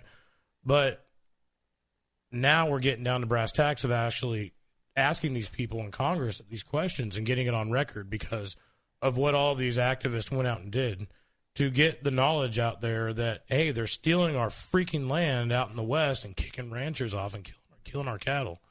Yeah, already they own 28% of America, the federal government. In West America, the west side of our states, they own, I think, 47% of all of the west continent of our country of the is available owned land by our federal government that we're not allowed to live on. We're not allowed to touch. We're not allowed to use. Well, that's Agenda 21. and They it want to is. use that for their resources for humanity. It's like a communistic idea of, well, we're smart enough to control this land and get those resources out there for our things, but you shouldn't be. So you need to live in the city centers where all the biometric cameras are, and we can watch you go to work every day and not enjoy the earth the way that we are, stealing your resources. Yeah, and it's very plain and clear in the original documents that the federal government is not allowed to own any land outside of D.C., unless it is for direct reasons like interstate, a post office, or those type of situations. Which the state gives them permission in which their the states state for. has to give them permission Right. for, not just thousands of unused acres for them to manage. And so this is a really big issue. I'm glad that the sheriffs are really getting down to brass tacks on this isn't right and we need to take it back. Before we hit break, there was one more story off D.C. I wanted to bring up about Robert De Niro in the recent Tribeca Film Festival that's coming up. Robert De Niro is the co-founder of that film festival, and he has a child that has autism. And there was a movie that's coming out, Vaxxed, from cover up to catastrophe, and they were receiving a lot of heat about whether or not they were going to screen it at this film festival. And De Niro stood up and said that he's going to let this thing play. Well, that was his original stance. Originally, right. I just got done reading a few minutes ago before the show started. And then he took the heat got to him. Yeah, I think he is bowing out to the heat. Right. And not showing the film. Or at least they've taken it off their website. Yes. No. Yeah, and that was the final call on it. And, originally he made a stand and he made a very good point that he's not one way or the other. He's just trying to show all of the information and give all the options to people out there. A lot of these, crazy people that tend to think that all vaccines are necessary and all of the thimerosal and all the mercury involved in all You're of not it allowed to tell the truth. is wonderful. Don't put And- information out. Wait, I need to stop you here from putting any more information out. Sure. Well, I got paid by some drug companies this week to disrupt your show. The jacked up thing is they admit that they don't know, but they definitely know it's not vaccines. But we don't know what it is. Yeah. Oh, but we know for sure it's not that. Yeah, we know for sure it's not the heavy metals and the crazy stuff in the vaccine. Well, in a But- quote from De Niro, he said, "I have a child with autism and believe it's critical that all the issues surrounding the causes of autism be openly discussed and examined." He said, "This is very personal to me and my family, and I want there to be a discussion, which is why we will be screening Vaxxed." Right. Come on, why guys. is it not okay to just watch the damn movies? If you disagree with it, say I disagree with it. I have to sit through every damn propaganda film that global warming's coming to destroy the earth every time I go to a movie. Yeah, even in your Pixar movies nowadays, they're doing that. Well, and the cry of that they've used on this one is that you are endangering people by trying to lead them away from taking all these vaccines. So they can go and spout all day long that you need all these vaccines, that you can come get all your free vaccines, at your CVS pharmacy. But the second someone says, well, let's discuss whether or not they could be good or bad, or just the options all that good you have. drugs come from needles, okay? That's all you need to know. Really? Because I had this guy in the alley that was trying to all shoot good me drugs up come from needles. Okay, Yeah. all right, yeah. Take some of that. The first time I became public about being an activist was during... I thought you were about to say being an addict. Yeah. Needles are good. Being an activist was when the H1N1 scare was happening. Yes. And I decided to go down through Waco, Texas, and into the doctor neighborhoods and paint giant anti-vaccine needles on the side of the highway. You're anti-vaccine? I am. Is that when you were wearing the big anti-vaccine. bio suit? No, that was during Ebola. That was okay. That was yeah. the I went Ebola outbreak. I went to the I state remember fair with the with the full suit on. The biological containment gear.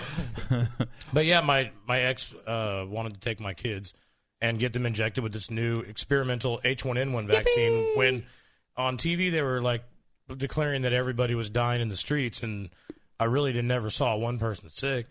And they wanted everyone to get this new, like the Ebola thing happened.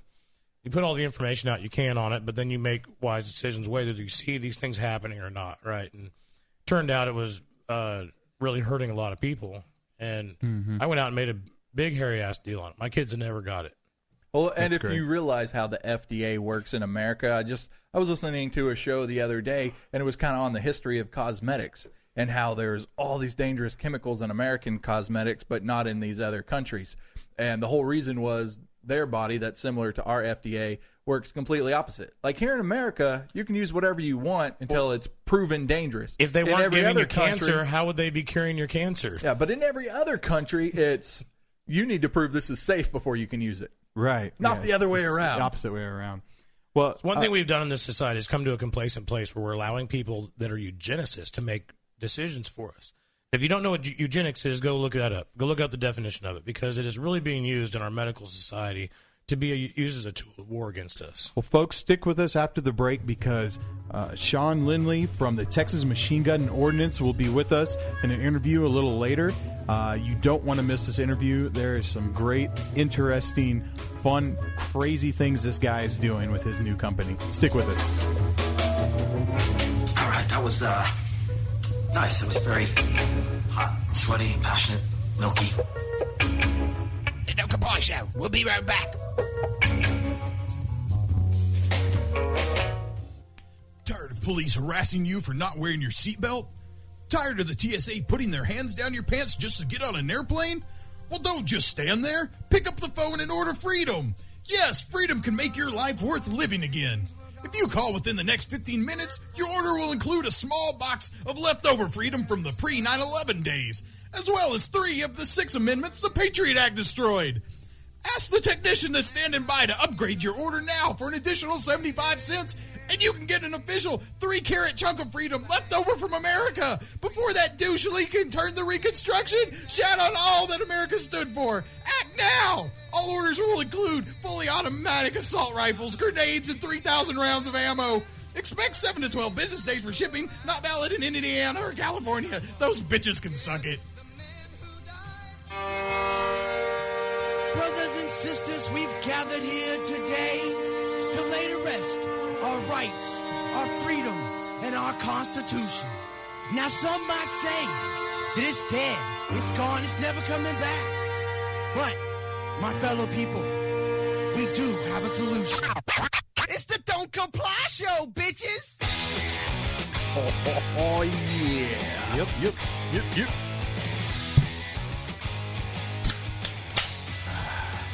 That's the sound I like to hear. All right, well, we are We never ankle even faked deep. that one. We just opened beers.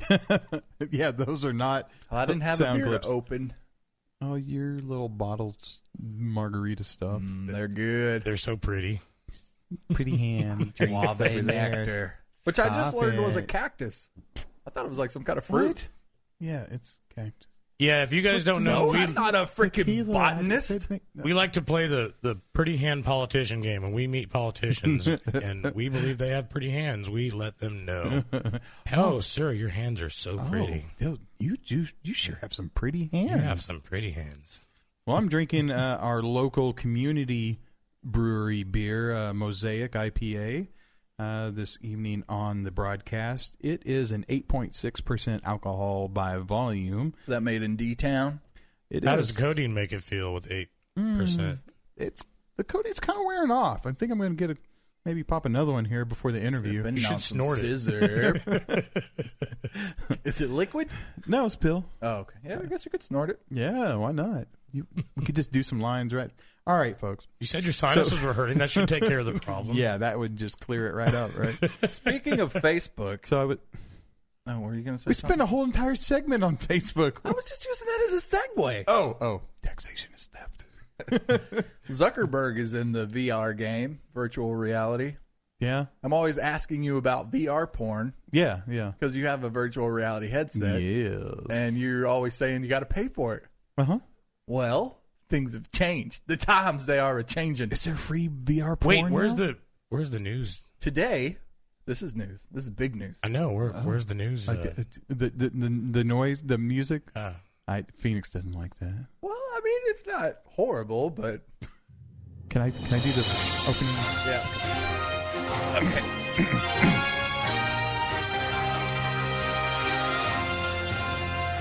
And now, with your DC News, Phoenix Horton.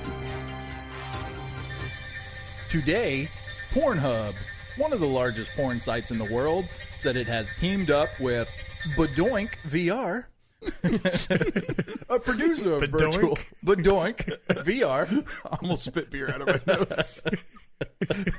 They are a producer of virtual reality porn, and they are now going to offer it no cost. Or they're going to offer no-cost adult VR. Starting immediately, Pornhub will feature a new VR category where users can pursue a range of free Badoink-produced 360-degree porn. How do they even have serious business meetings? And all right, Badoink's quarterly so much more money than us. Yeah, and they're called Badoink. The videos will be optimized for Android and iOS devices and will be playable on most VR headsets, including the Oculus Rift, Samsung Gear VR, and Google Cardboard. We were just talking about that like a month ago when you got that thing. Yeah, it doesn't take long. I wonder if porn there is always the first. Well, it's one of the first. Yeah. Well, I tell you what, everybody's like, we could do sex that way. Well, I tell you what, all these formats that come out, their life is dependent on whether or not porn adopts it. It was the same with Beta and VHS, the battle between Beta VHS. Porn said, we're going to do VHS, and Beta went away. And and it's always been like that throughout history, that they are such a big market share that whatever format they adopt, it works. So I'm happy. I kind of like VR, so I'm happy that porn's getting on board, because it means that the world will adopt that format, and there'll be more of not more porn, but just more of VR out there. Because so what do you think? When people get tired of looking at the porn, they then want to go just look at other regular shit. Like, I was watching 3D on porn. I guess I'll go try and watch this. Go look at the elephants in the Sahara, drinking. Yeah.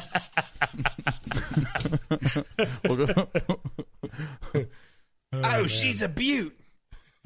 But even as soon as, or even as early as January, an executive, Ian Paul, said that they probably wouldn't be able to offer VR porn for free, and it would probably be a monthly subscription of $24.95. That's what it said whenever I first got my VR. When you were going to research for the show. Research for the show. I bet more people were doing research for their shows also. and I saw the big $24.95, and I went next and turned it off. There you go. So now Pornhub. Pornhub is where you need to be. Okay, because I have yet to see any of that nature of video. Doing research for the show. This started on the 23rd. Okay, all right. Well, we'll have to do. I'll have to do some research for the next show. Indeed. Well, so make sure we're not here when you're doing that. I need research, to borrow please. your headset later to check something out. Okay. And while you're going to the bathroom, is that creepy to share headsets? It's going to be. Yeah. It's going to start to be. I would say so. I don't know. It's hands-free. It's not like you're touching it while you're touching it. I'm using your laptop right now. God That's knows true. that's about as scary. Yeah, I but won't tell a story about that one time. But I do use all sorts of like Clorox bleach towelettes. Thank you. To sanitize. I have my own mouse at least. Thank you very much. Thank you. Very nice. We were talking about this recently with an event we were planning on doing. And since we'd had some people attack us with rubber dongs and fart machines. Oh, I was about to wonder how he was tying in our event to we were porn. going to have somebody come in with a rubber dong, but the thing is none of us own one.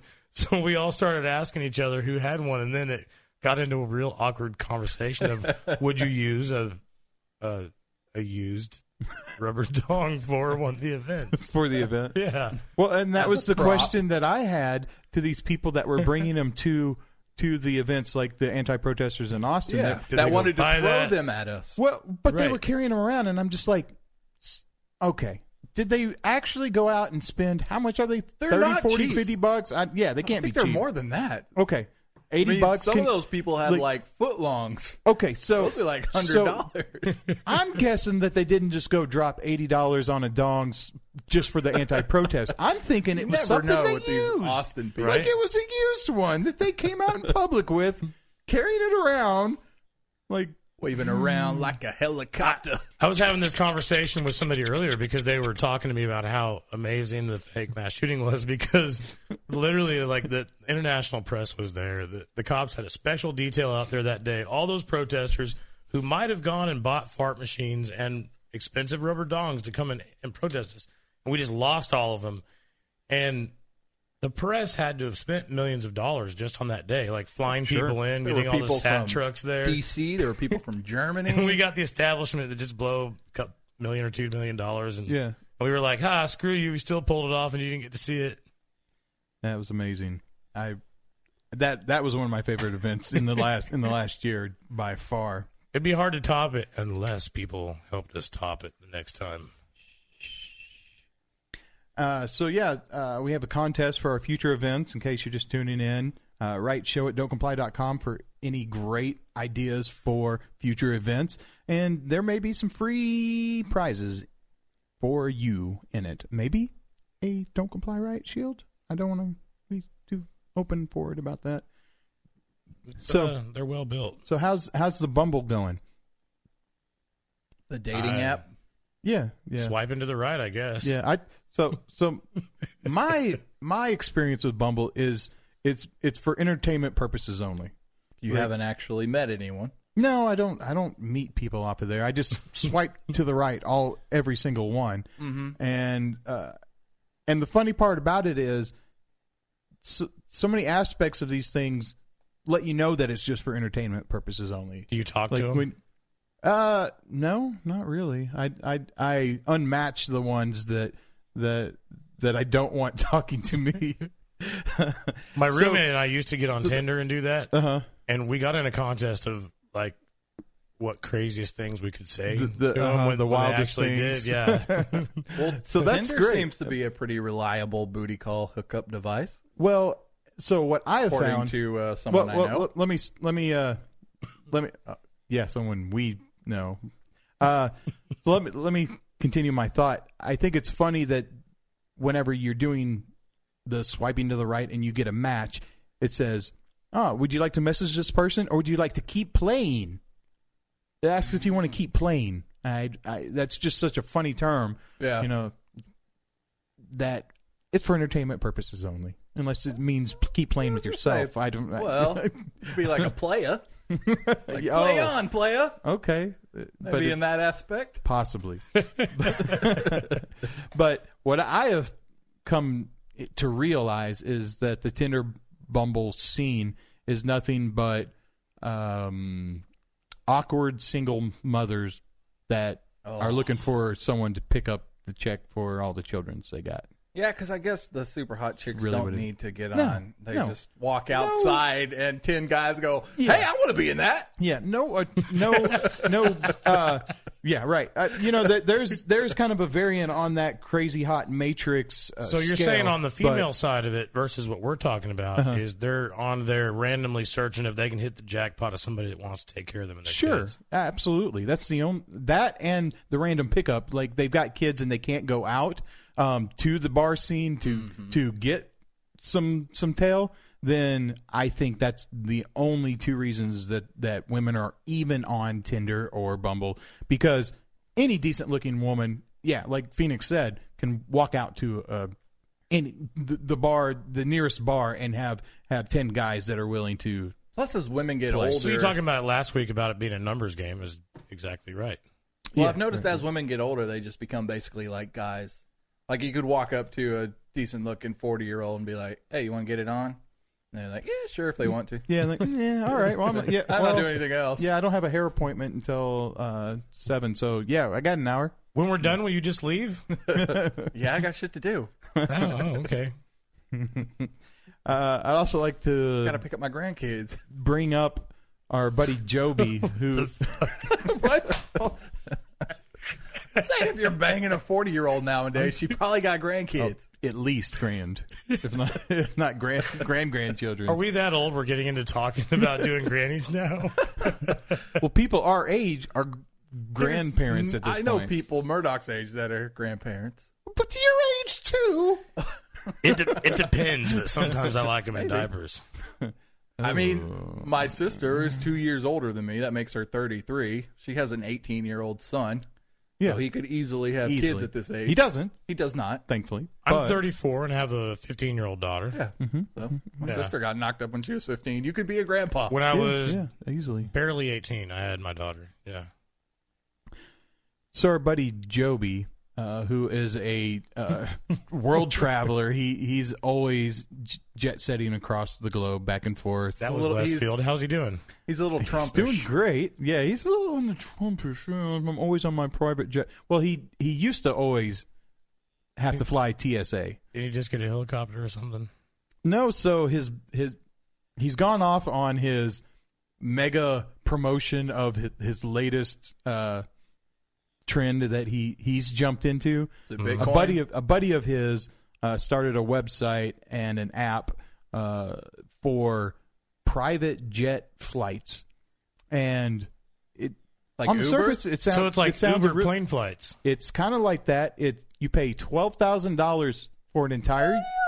If you're rich, you Okay. pay $12,000, and you Well, have to let's get say you around. fly Hold everywhere on. like he does. You fly everywhere. $12,000 for an entire year. You get unlimited private jets anywhere, USA or Europe. No. Yes. I'm about to find $12,000. Yes. So if you had No to, kidding. if you're a businessman and you have to rent a car and drive back and forth between a That couple can't be distances. financially feasible for a business. It probably can when you look. I did an inspection on a place in town, Millionaire business that does that. They found a good concept to where they're a storage facility for millionaires' planes, right? So all their private jets, they're a storage facility. Mhm. Well, when the millionaire isn't using his plane, they rent it out. The company that stores it rents them out and charters them for people. And when you pay to store it there, they take care of all your maintenance, every bit of maintenance on the plane, and all of the costs of storing it and all of that. And I'm sure the owner gets a percentage also. But that other time that it's just sitting there, they've got it chartered out and making tons of money on it. Yeah, because planes, And that they was a great put concept, too. lots and lots of air miles on them. Yeah. And they get refixed and refixed and refixed and refixed all the time. And these millionaires only need them just once in a blue moon. Yeah. And so they've got this big cost of all the maintenance, all the storage, all of this. And so this company takes all that away and then pays them because they're using it.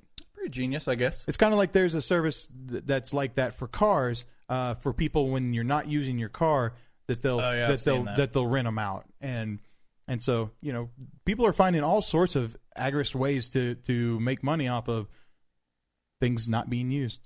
That's great, and not even being forced by the state to be all commie about it or anything. They're choosing to plus with share this, and make money off of it, and that's free capitalism. Since you don't have to go through TSA to get on a private jet, right? Do they ID you? Could we all throw in for $12,000 and all pretend to be the same person? No, they do ID you on these, and do check if you're on the list because you're just a paid passenger on it. Yeah. When I was with our cousin who's got a pilot's license, he just rents a plane, and we just walk out to the tarmac and hop on. They don't ID any of the passengers, so I didn't. Yeah, if you're just flying privately, there's no reason for them to, unless they think you're stealing the plane or something. Yeah, like I had my loaded gun strapped on me and walked right out and hopped on the plane. The couple times that I was, the thing is, commercially flying is so much more affordable because when you're flying just a regular plane, you're going to go across country, you got to stop a few times and get fuel on your aircraft and whatnot, and it costs a lot of money. It's like going to the boat dock on the lake. You're going to pay $2 or $3 more extra dollars instead of what you would at the regular gas station because you're stopping at a place that you can only stop at that place to get fuel. Yeah, that's kind of how they get you. Right. Did you want to cover that story before we jump to our guest? Yeah, we'll cover one more story real quick. It's very interesting. Hit the story, and then we'll do a quick commercial break, and we'll come back from the break with Sean Lindley of Texas Machine Gun and Ordnance. I pay attention a lot to what's going on in the Middle East, the wars, the way our tax dollars are spent. We're all people that keep an eye as watchmen on the wall for freedom and for things that are happening in our country. I've been a large critic of the Arab Spring and how the war started in Libya and Syria and a few other places. Chicago Tribune this week puts out a story titled, CIA armed militants are shooting at Pentagon armed ones in Syria. It goes on to say here that basically the White House has now gone back to start funding part of the rebels again now that Russia's been pulling back out, and they had quit spending money by giving armaments to the rebels who also were in ties with the ISIS crew. We covered on a few shows back about how Luke Rudkowski had talked to a sitting U.S. senator that was backing Hillary Clinton and admitted to him on camera that, yeah, they hadn't made the wise decisions on funding these people, but they did it. Now they're realizing what they're doing. Well, the Pentagon now is also fighting the CIA-backed militants there because the Pentagon is fighting ISIS and the ones who are committing genocide, chopping people's heads off, crucifying people, burning down towns, destroying ancient artifacts, and that sort of deal. And an Obama administration, in the midst of a presidential candidate race where Hillary Clinton has all this attention pointed at her for what they've been doing and funding these wars over there, are going back to funding them again. Like, how retarded is this? We saw the rise of ISIS because of the Arab Spring and our tax dollars being used through the CIA and the Obama White House. And yes, they're just puppets, but those people are pulling the puppets on the string. What's funny is it's talking about in this story, and if you guys go look this up, Chicago Tribune, again, the title was CIA armed militants are shooting at Pentagon armed ones in Syria. We literally are getting to a point now, like you were discussing earlier about the sheriffs who are standing up to the BLM and other places. We are reaching a point now that several of us have been warning about for a while about civil war in America. This is a direct story right now where we are in conflict of civil war with our tax dollars. The money because taxation is theft. They're thieving this money from us. They're using it to arm these crazy people over there. They want to take down a country that's not a Rothschild banking state like Syria or like Libya was. They are now. And now the military is going in because ISIS is such a problem. We don't want to have World War III with Russia. And you have parts of our government, those who wish to control, who are fighting each other on both sides of the aisle. It's happening with our BLM and our sheriffs. It's happening now in Syria with our CIA and our Pentagon. But this is an ongoing. This is history. Over and over again repeating. I mean, this has happened with dozens of countries. We have funded both sides of the revolutionaries and the guerrilla warfare and all of the these people time and time again in any country that we want to overtake. We destabilize it, we take it down, and then we install puppet dictators and the people that are for the central banking systems. Yes, and the reason why that is a continuing problem and why it's an even bigger problem now is because of the march into Europe through the Middle East, perpetuating more of World War III and bringing in this. It's becoming such a bad deal now that it legitimately is pulling in the biggest world powers, which is starting to affect our lives, and we could be seeing World War III from it. Excellent. We'll stick with us after the break. Sean Lindley with Texas Machine Gun Ordnance will be joining us. The Don't Comply Show.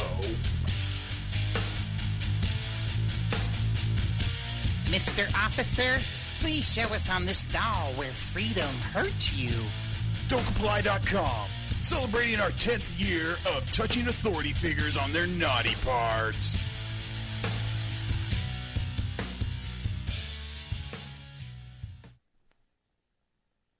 Psst, hey. What's up, man? Hey. Can you get me some? Right now, man, we're working. Yeah, I'm really feeling. How much you looking for? Well, I'm just, a little bit. Just a little bit more than I've been getting. What are you looking for? A little bit of that. A little bit of freedom? A little bit of that red, a little bit of white, maybe a little blue. Man, you might have to. I might have to talk to you later. Don't text me. Don't call me. Like I'm gonna be with some people later. Yeah, but we could really. I could really use a little, right? Right here, because dude, freedom's been kind of dry lately.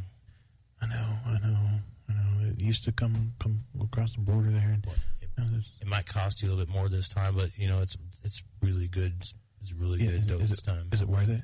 Yeah, it's good freedom. What am I supposed to be? Using code words, I guess, when we're texting? No, don't text me. They're paying attention to that. But I'll use a code word like. Dude, don't trip me out. Like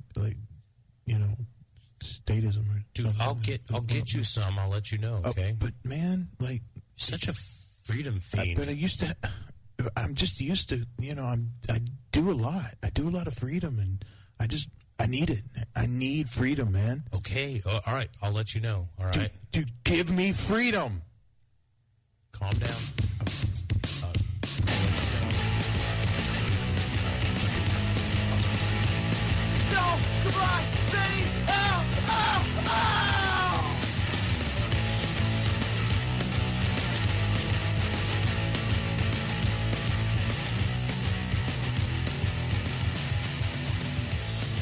Welcome back to the Don't Comply Show, and joining us on the phone is Sean Lindley, who runs Texas Machine Gun and Ordnance, which is a veteran-owned and operated business, Type 10 manufacturer of destructive devices, FFL dealer, Type 20 manufacturer of high explosives, federal explosives license, and all that along with a selection of fine cigars.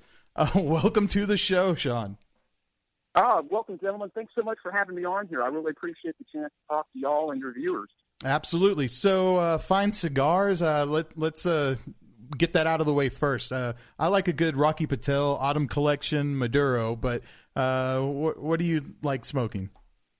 I'll take an Oliva V as my favorite, but for some reason their manufacturing or their delivery, something's messed up on that. So I've got a La Gloria Cubana right now, the Series R, one of my favorites. And if I don't have that, I'll go with the Rocky Patel The Edge. Great $5, $6, $7 smoke there. And fantastic. Not bad. I met Rocky a couple years ago. He seems like a really great guy, and talked about their plant, and I really thought it was a great deal. Great smokes. Yeah. Well, now that we've hit the 7-year limitation, I'll confess to sneaking into Cuba when I was a younger, older man, and went there to the factory. And it was really neat to sit there and see how they made all that stuff. Right. But at the end of the day, I love a good Siglo 6, a real legitimate Cohiba. But at the price of that, I just can't see ever paying that again. It was nice to go and be able to smoke those, but I'll take one of these Oliva Vs any day of the week. Awesome. So tell me about Texas Machine Gun and Ordnance. Now, there's been a lot of rumors that have been running around on Facebook about some of this wild stuff that you guys are doing over there. And it sounds like when we first started hearing the rumors, it sounds like some stuff that, well, would find you black bagged and put in Guantanamo. It sounded like things that someone probably shouldn't be trying to do at home. Yet here you are. Yeah, definitely what we're doing is something to not do at home, kids. Your mom wouldn't like it, and the ATF also wouldn't like it. What we're doing basically is, like you said, there's a lot of rumors and stuff I hear on Facebook, second and third hand. So, of course, folks that are complaining about what we do, they can't be gentlemen and actually address it with us face to face. Basically, what our goal is here overall, and we're going to rock the boat, but we're not doing stuff just to rock the boat. Really, what's kind of come down to it, if you sit there at the 30,000-foot level and looking down on what we're trying to do, is that we're just really kind of bored with the whole gun game, and specifically the NFA, the National Firearms Act game, which is suppressors, short-barrel shotguns, machine guns, and all that. And what we'd like to do is just honestly do something different, to bring some innovative stuff to market, have a lot of fun, and just really kind of shake up the game. And the thing we're kind of specializing in right now is what is called destructive devices. And that's things that are everything from literally a poison bomb is explicitly listed in the law.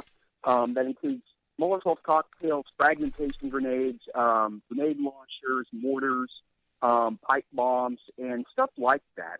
And so what we're looking to do is just to have, firstly, a lot of fun at this. We're basically, like I like to say, living my childhood dream. As basically what I wanted to do when I was 15, but my mom and the law wouldn't let me. And so what we're doing is we're doing a lot of neat stuff. And, of course, I want to emphasize that we're doing this very legally. I spent a lot of time talking with the ATF about how to stay legal on it.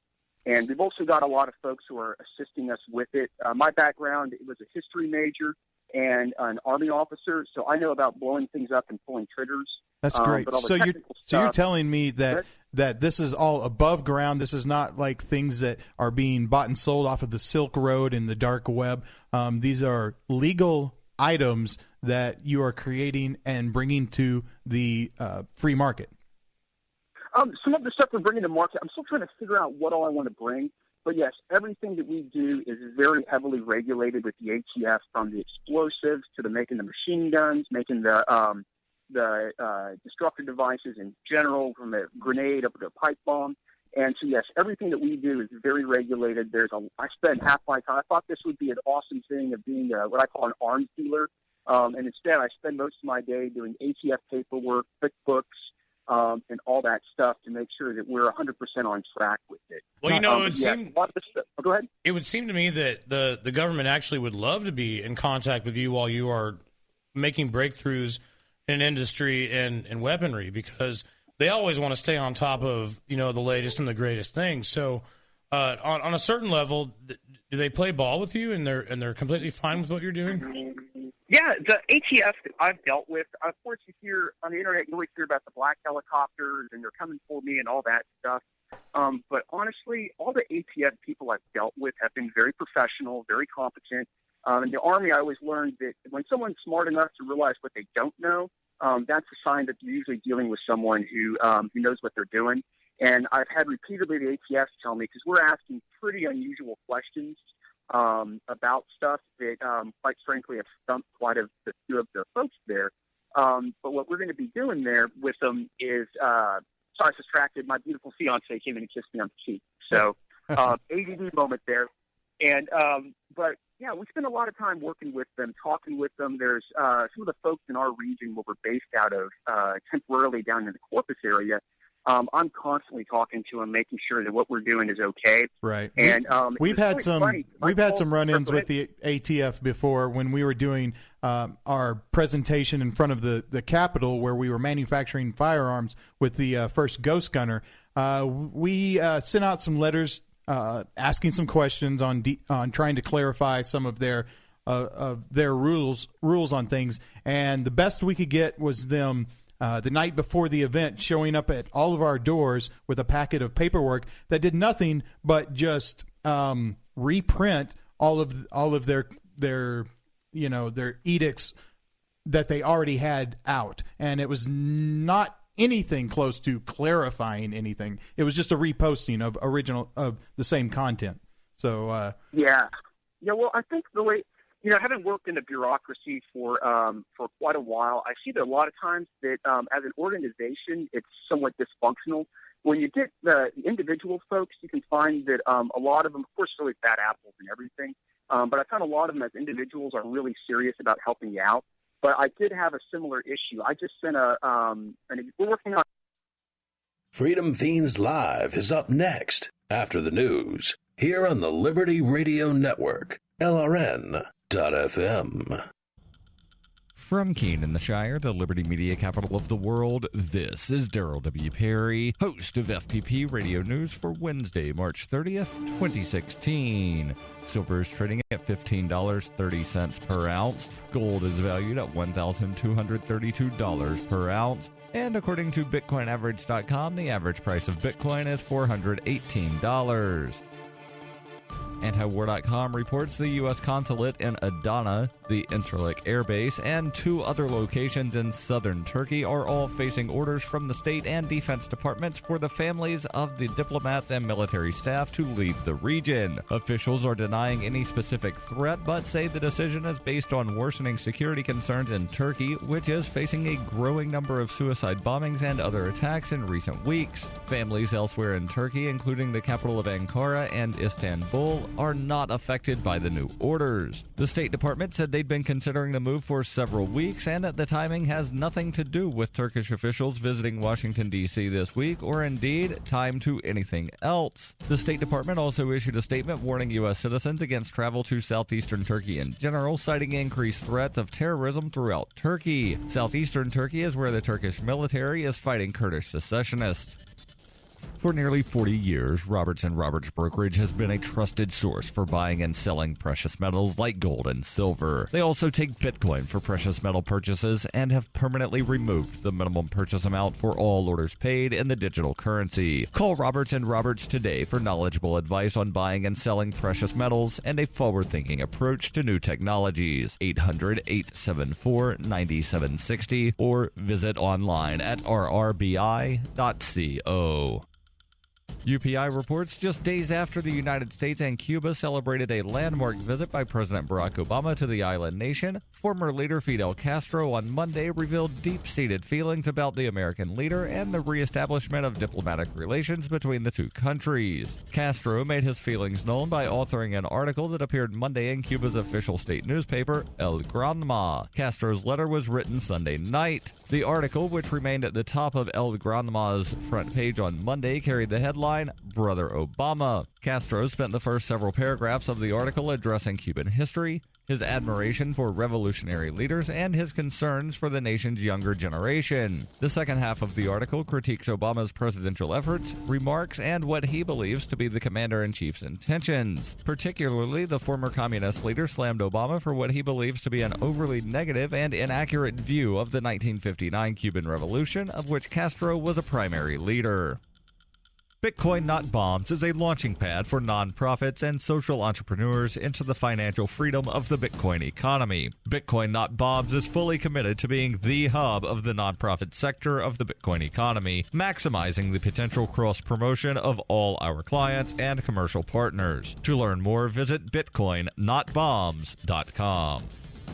Reuters reports public sector unions triumphed before the United States Supreme Court on Tuesday when the justices preserved a vital source of cash for organized labor, splitting 4-4 on a conservative challenge that had seemed destined for success until Judge Antonin Scalia's death last month. The case, brought by non-union public school teachers in California, had targeted fees that many states force such workers to pay unions in lieu of dues that fund collective bargaining and other activities. A loss in this case would have deprived unions representing teachers, police, transit workers, firefighters, and other government employees of millions of dollars annually and diminished their political clout. The outcome illustrated the impact on the court of the February 13th death of Scalia, the long-serving conservative justice who almost certainly would have cast a decisive vote against the unions. But by virtue of splitting 4-4, the justices affirmed a 2014 lower court ruling that allowed California to compel non-union workers to pay the fees. Ian Murray, vice president for strategy Secretary at the Competitive Enterprise Institute said the death of Justice Scalia has proved a disaster for public sector workers who have their paychecks raided by unions. The court, evenly divided with 4 liberals and 4 conservatives, left intact a 1977 legal precedent that allowed such fees, which conservatives have long abhorred. The case reached the High Court after a Washington-based conservative group, the Center for Individual Rights, sued on behalf of lead plaintiff Rebecca Frederick, an elementary school teacher in Anaheim, California, and 9 other teachers. They argued the fees infringed upon the free speech rights of non-union workers under the U.S. Constitution. This has been FPP Radio News. Online at fppradio.com. You can connect with the Liberty Radio Network via our Facebook page at facebook.lrn.fm. That's facebook.lrn.fm. This is the Liberty Radio Network at lrn.fm. On June 4th, 1919, a group of bold, passionate men took it upon themselves to pass the Women's Suffrage Act, finally granting women the right to vote that they were too frail and helpless to achieve on their own. Having long watched women struggle to stand up for their right to choose elected officials, the strong and capable men decided to intercede and aid their weak female counterparts. And on June 6, 1972, David Bowie's release of his concept album, The Rise and Fall of Ziggy Stardust, kick-started the glam rock genre and led to such spin-off trends as glam medicine, glam sports, and glamcatecture, all culminating in the 1976 presidential glam election. And that was what happened this week in history. In the words of French King John II, history will forever remember the great names of Alexander and Napoleon and Washington. But what about me, John II of France? I did stuff too. This is the Onion News Network. While our satellite channel is free to listen to, it's not free for us. You can help us cover our satellite costs with the chip-in on the right side of the page at lrn.fm. lrn.fm.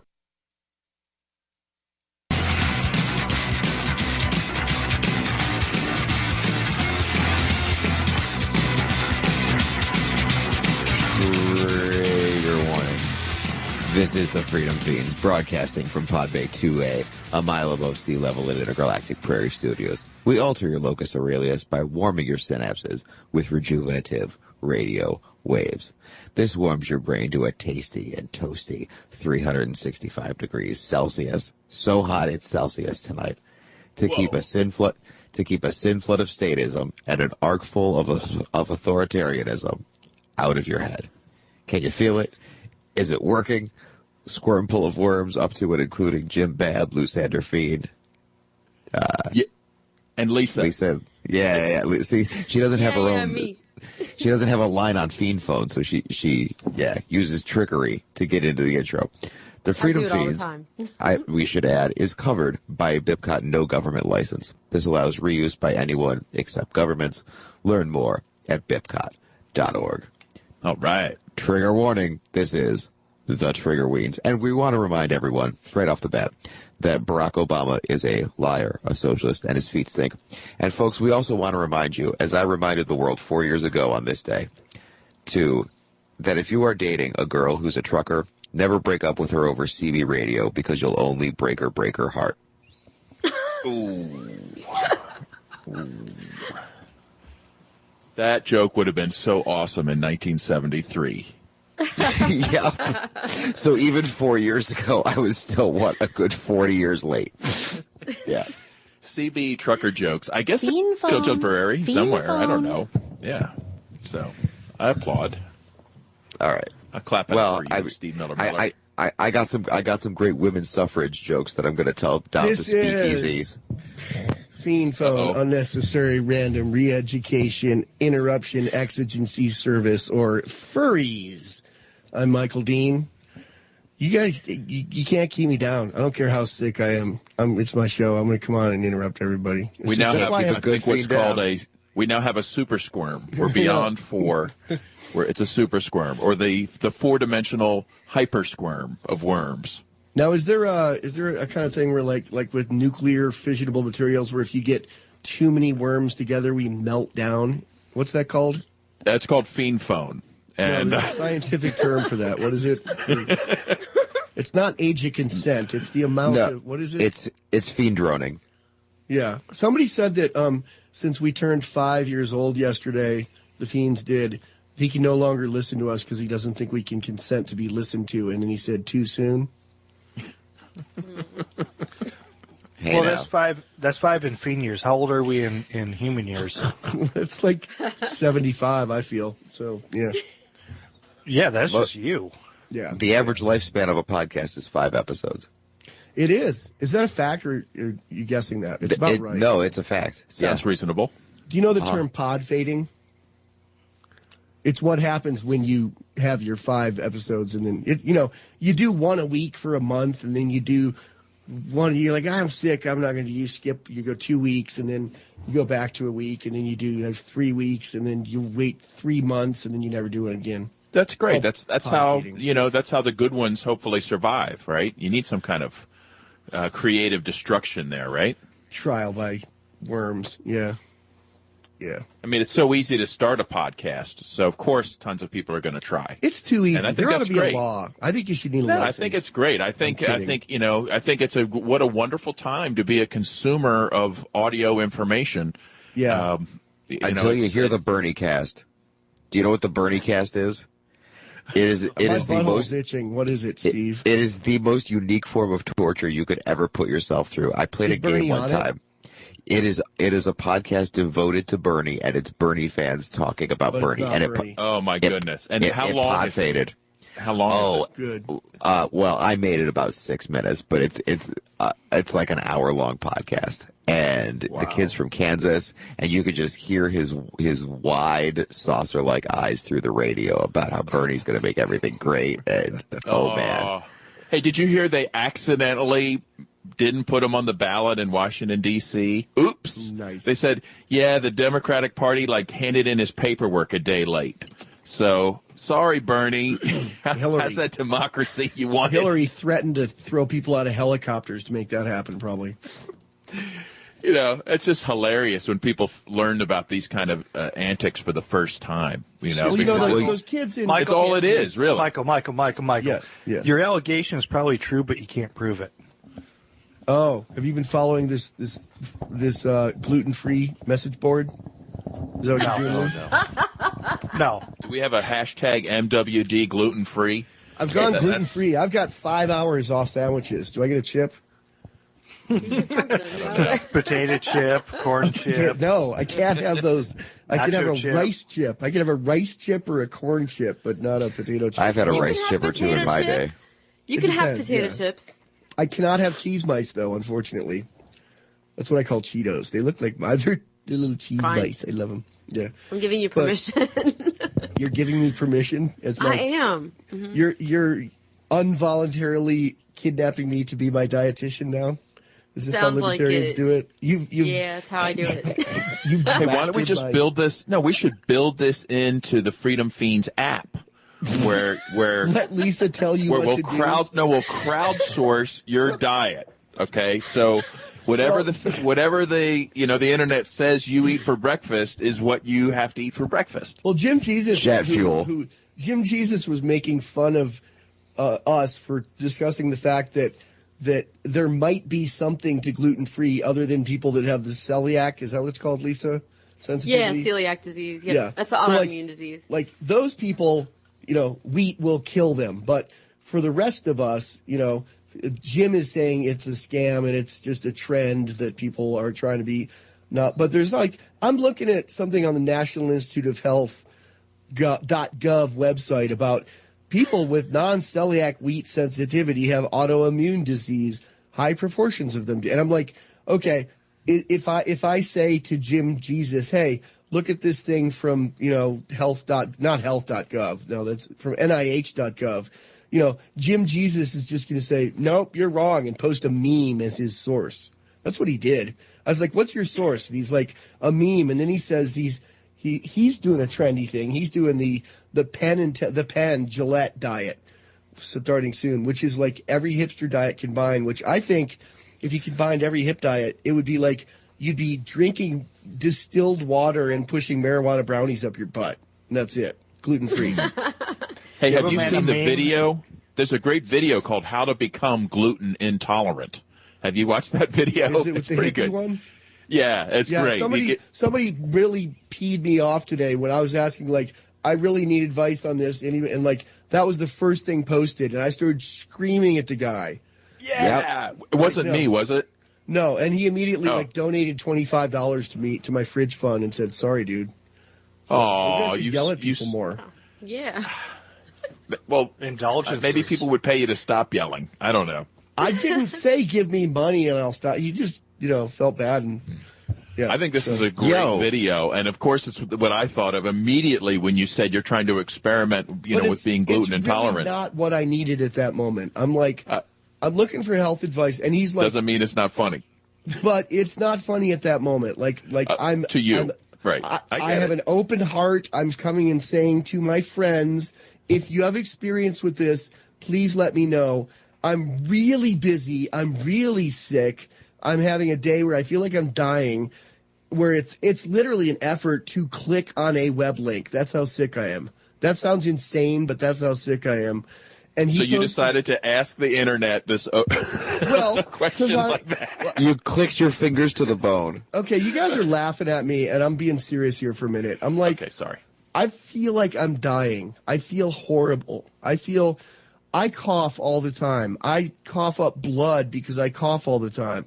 I have broken ribs coughing.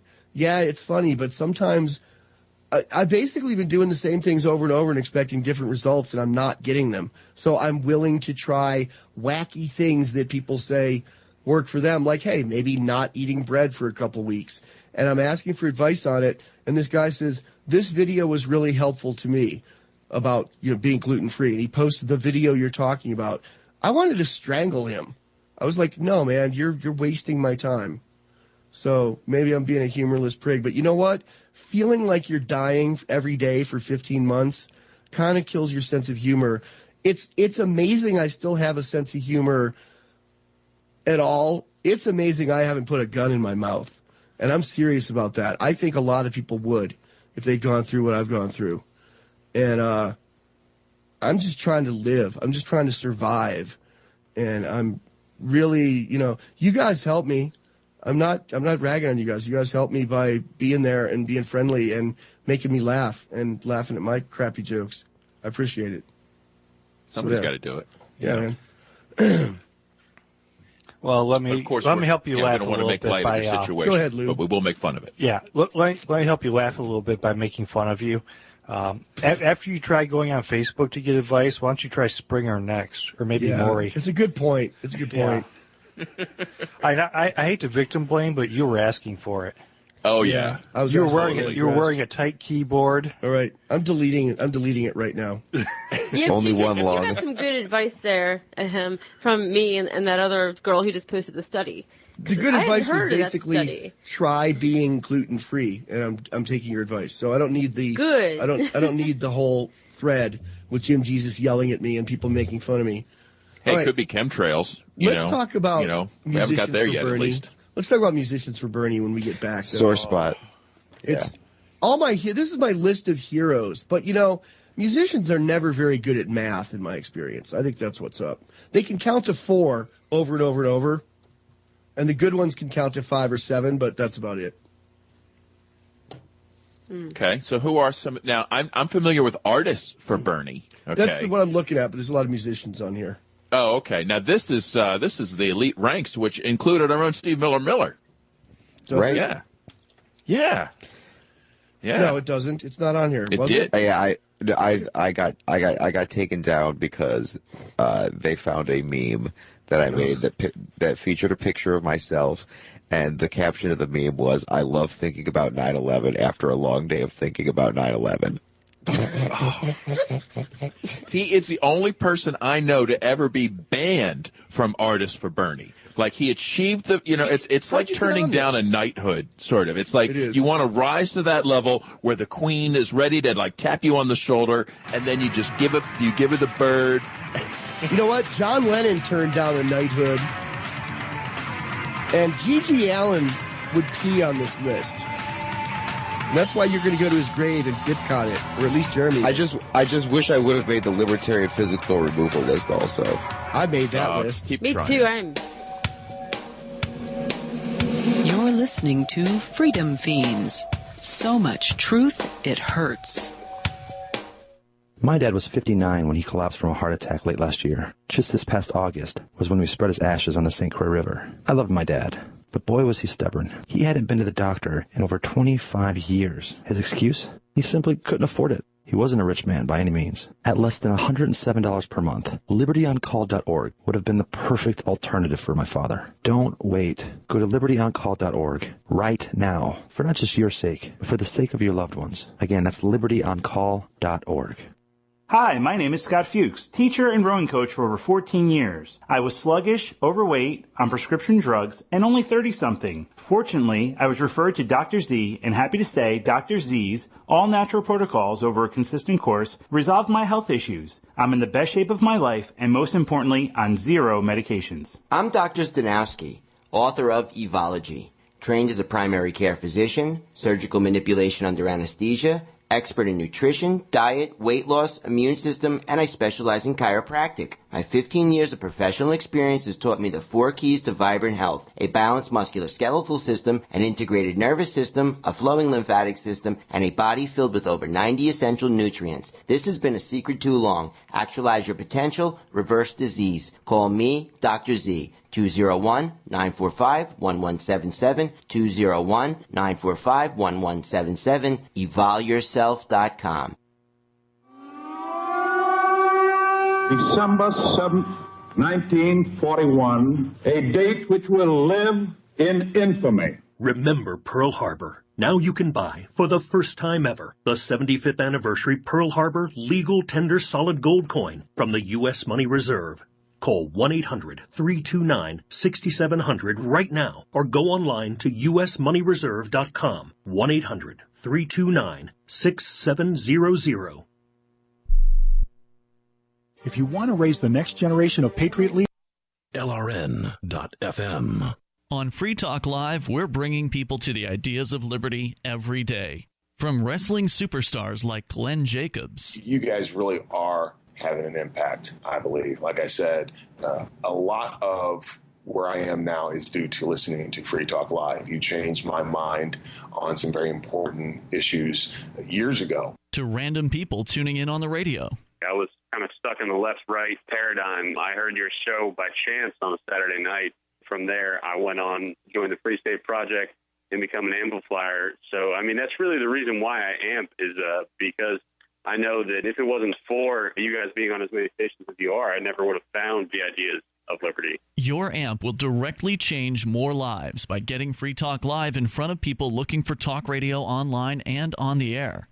When you amp Free Talk Live, you get perks like access to the AMP-only Facebook group and AMP podcast. Visit amp.freetalklive.com.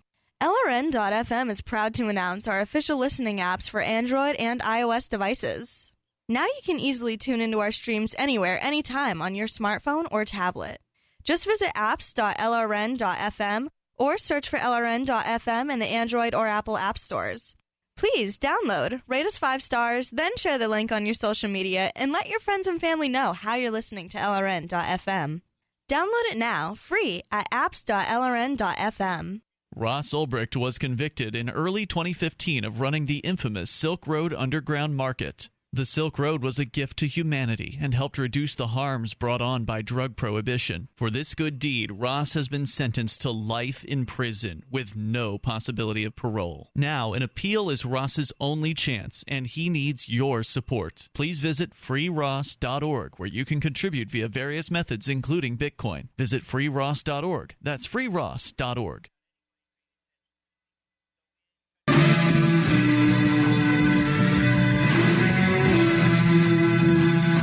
This is the Trigger Warnings, Freedom Fiends, and we are a audio teaching hospital, and I will tell the audience what I just told Steve Miller. I noticed a hum in the background. Wasn't terribly loud, but I noticed it, and which means other people might notice it, people with good ears. And so what I did was I turned up and I turned down one by one each of the host sliders on Fiend Phone till it went away, and then I knew who it was, and it was Steve Miller. And I said, my first question was, do you have your microphone on a stand on the floor or on the desk where your computer is? And he's like, the desk where my computer is. And I said, fold a T-shirt twice over and stick it under it, and it will stop. And he did, and it did. So there's your audio tip for the day. What T-shirt did you use, Steve? Was it Bipcot? It's from a band that did a show where I work, and they left a box of shirts there because every single member of the band was on shrooms. And nice. The promoter that was taking care of the finances paid them for the show, and then they left, and he made them get like some sort of driver or whatever, and then they called a week later and were like, hey man, you never paid us. And he's like, actually I did, and actually you were all on shrooms the entire time. And we gave all your shirts to the homeless people of Philly, and that's what is now trending. So now congratulations. I've told that story, right, about how when in my band Bomb, we weren't on shrooms, we were just drunk, and I wanted to leave and go do heroin with 2 chicks and have sex with them all night, which is what happened. So I was in a hurry, and I paid the roadie like $25 more of my money to do my share of the lifting, and I split. And because of this, because I wasn't there to be the control freak, a bag of unworn, brand new merch Bomb T-shirts that hadn't sold. We'd sold like 3 grocery bags full of them, and we had 1 grocery bag left over, with like 20 shirts in it or something to sell. And that got left on the sidewalk on Haight Street in front of the I-Beam I-Beam Club. And a couple days later, I was riding my bike onto Visadero Street, where I lived, by the John Coltrane Church, which was a thing. Google it. It still is, I think.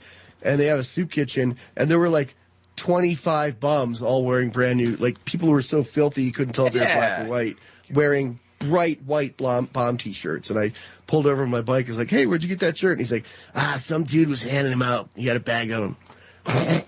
Nice. That is so awesome. You can buy that kind of advertising. I bombed the homeless. Well, yeah, and Davi fiend the homeless. No, what did he do? He Bitcoined the homeless. He Bitcoined the homeless. Yeah, which kind of helped inspire my fiasco with the T-shirts back in the day, and Davi's work with Bitcoining the homeless sort of helped inspire Fiend the Homeless. When is that happening? Is it warm enough there yet? We just got a snowstorm. I think we need to do that soon. Yes, where the current plan is to combine it with the PA March for Bernie on the 23rd. Really? We're going to spend the morning. We're going to spend the morning feeding the homeless, and then Chris Monco, friend of mine, has some pretty inventive ways to troll the Bernie March that are going to be pretty funny. And we're going to do that in the afternoon. If you want to come to Philadelphia for the day, you're within driving distance, what have you. How can people find you? Is there a website? You can hit me up at Miller Twice on Twitter. You could hit me up at King of Bolo Ties on Instagram for you younger kids. Wow. Bolo Ties for younger kids. You really are a comedian. What's your Bolo Grinder account? It's location based. You have to be within a mile of you. The WHIV listening area. Can they find you on Tumblr? No. I don't get. How about Rumbler? You got kicked off. Rumbler. How about What's your Rumbler user ID? I will strangle you with my bolo tie, using my bolo tie as a garrote. Is that it? How Miller could offer like a Rumbler gives you. Well, I was saying you could use do a celebrity Rumbler thing, where you could be like, hey, wanted to punch Ed Snowden? Like, how bad do you want it? And it could be popular. Ted Cruz shows up to try to punch me in the face. I like the way that pictures of Ed Snowden Facebook ask me if I want to tag Steve Miller. I don't know. That happens all the time. This could be fatal for you if wrong. Think about it. The whole world is full of cameras and facial recognition software, and it's throwing up the Ed Snowden alarm when it sees your face. I have glasses and I look like a young Bernie Sanders now. You have new glasses in that picture you took today with the Lincoln bill. Wear the eye patch. That throws off the biometric scanners.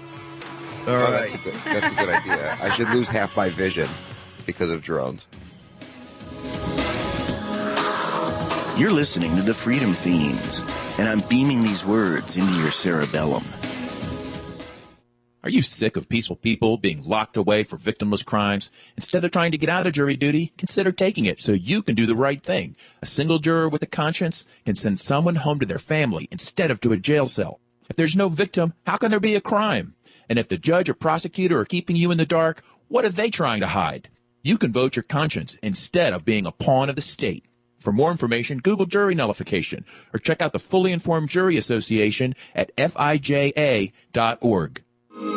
Wake up and smell the freedom. One of the easiest things you can do to help liberty is to torrent Freedom Fiends episodes to help keep them drone-proof. You can set up your home computer to download and share Freedom Fiends archives over BitTorrent. You can even set up scheduling so it only shares while you're asleep or at work. Put your unused computing power to work and help keep the Freedom Fiends around well into the future.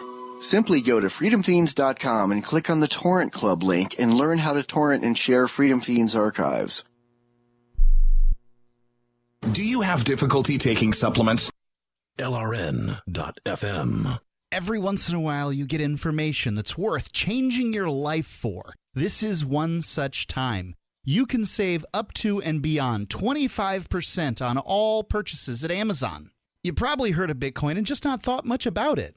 You certainly know that you can get competitive pricing at Amazon, but now you can get a 25% discount on nearly everything you need to live. I've just given you a huge raise, and all you have to do is claim it. You go to saveitpurse.com and open an account. Do this right now. Don't wait. Then you fund the account with Bitcoin. I know this sounds unbelievable, but at my house, we saved as much as 45% off of a new item on Amazon. This information is worth you changing the way you do things. Go to saveitpurse.com right now, get signed up, and cash in on the huge raise I'm offering you. 15 to 25% off of everything at Amazon through saveitpurse.com. It's saveatpurse.com. So you've signed the Shire Society Declaration and are planning your move to New Hampshire to be around more liberty-oriented people. Next, sign up for the Shire Society Forum at forum.shiresociety.com. There are a bunch of people there who are already in the Shire, and they want to meet you. If you're already in the Shire physically, you should also come by the forums. Remember, not everyone uses Facebook. New people are signing up for the Shire Society Forum every month, so drop in and say hello at forum.shiresociety.com. The three most important things you can do for LRN.FM are: 1. Let your friends know you're listening to LRN.FM on your social networking profile. 2. Buy the things you buy online through shop.LRN.FM. 3. Give $5 a month to the AMP program at amp.lrn.fm. You likely buy all kinds of things online. Amazon is the largest online retailer. You can get what you need at the same great prices, and LRN gets a cut. Please do your online shopping at shop.lrn.fm. Money, power, and respect are all yours at CreditSuccessSecretsRevealed.com. Be seen as an industry leader. You can do it. The last application you filled out when it was time to hit submit did your nerves spike. You didn't get the approval you seek, but there's a better way. We teach you exactly what to place into the right systems the right way the first time so you get approved. Get up to $100,000 in instant business credit. Many people will get cash on the spot. Use those two tools in your new corporate credit engine so you can walk into the bank and get your project funded today. It's all about today at CreditSuccessSecretsRevealed.com. Credit Success Secrets Revealed is explosive and ignites instant results. Dial 1-800-707-8719. That's 1-800-707-8719. 1-800-707-8719. Or just go to CreditSuccessSecretsRevealed.com. SWCPoker.eu is Bitcoin Poker 2.0, where players can buy chips, play, and cash out anonymously with Bitcoin. No banking, just Bitcoin. Texas Hold'em, Omaha Hold'em, Draw, and many new games, including Chinese poker. SWC Poker gladly accepts players worldwide, and over 2 million hands of Bitcoin Poker have been dealt at SWCPoker.eu. Bitcoin Poker from the brand you trust. SWCPoker.eu.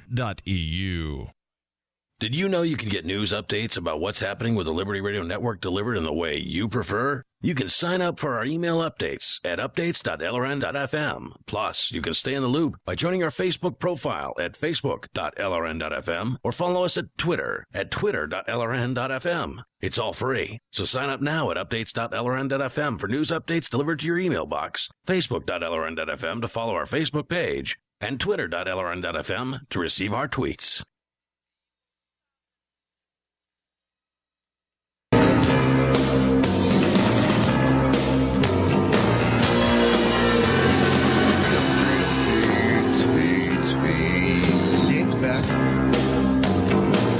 He's not back. Not we're in the air. I think we are halfway back. Oh, we're in the air. Oh, hi, I didn't see you there. Hey, this is Michael Dean. You may remember me from such radio shows as The Freedom Fiends, Clone the Homeless, and Submission in Coffee with Dalai Lama. So, and that's DOLLIELLAMA, the show where I used to, audio-only show where I used to tie my wife up and spank her and have hot-spirited sex with her, and then for about 8 minutes, and she would go to the peak of enjoyment about 25 times in 8 minutes, and then because I'm like a cat like that, and so then we would thank God, talk about shoes and politics. It's kind of like somehow it turned into the Freedom Fiends without you guys ever having heard it, but. So, Steve, you got your Freedom Fiends, your BIPCOT flag in the mail from me today. I can't believe that wasn't the first thing out of your mouth. Tell me what the experience was like.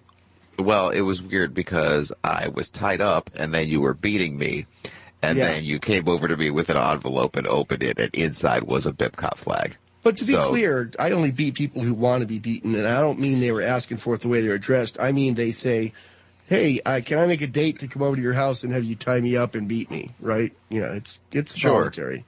Yeah. Yeah. Yeah. It's like you're tagging. There's an app for that. Yeah. Well, there's more than an app. There's a supercomputer you use for all your Facebook tags. It's called Feener. Oh, you said that the other day, and you're right. I mean, I have about 5 or 6 computers in my home, and I have 2 or 3 running at any given time, and I have one. Right. That all it does, and it has a dedicated DSL line, because it doesn't need a lot of throughput, but it needs to, never go down, and DSL never goes down, like cable does go down sometimes. So I have this dedicated DSL line. All it does is tags people on Facebook. It's me. But it's not really a bot, because it does what I would do if I were awake, or home. It's become self-aware on your behalf. Hey, Steve. Hey, Babby. So, Steve, tell me about this flag you got. Anyone else get one today? Lou? It's a BIPCOT. I did not. I already have one. Did I get a flag? Not that I know of. James lost his. He left it in the car. No, I have a mini one. Yeah. Do you have doubles as a loincloth for Steve? Yeah. Steve should wear nothing but that at PorcFest, I think. Listen, I'm not Derek J. Freeman, all right? I'm not going to go meet the love of my life at PorcFest. I'm not going to see some handsome white homosexual fellow walk up to him, whisper taxation is theft into his ear, and then go arm in arm skipping gaily into the San Francisco. It is like a fairy sunset. tale, isn't it? Yes. And funny. You sound really homophobic right now, but you are actually a sodomite like Derek J, which is what we called him on talk radio. Didn't you know that? I'm trying to keep our radio affiliates is what I'm doing.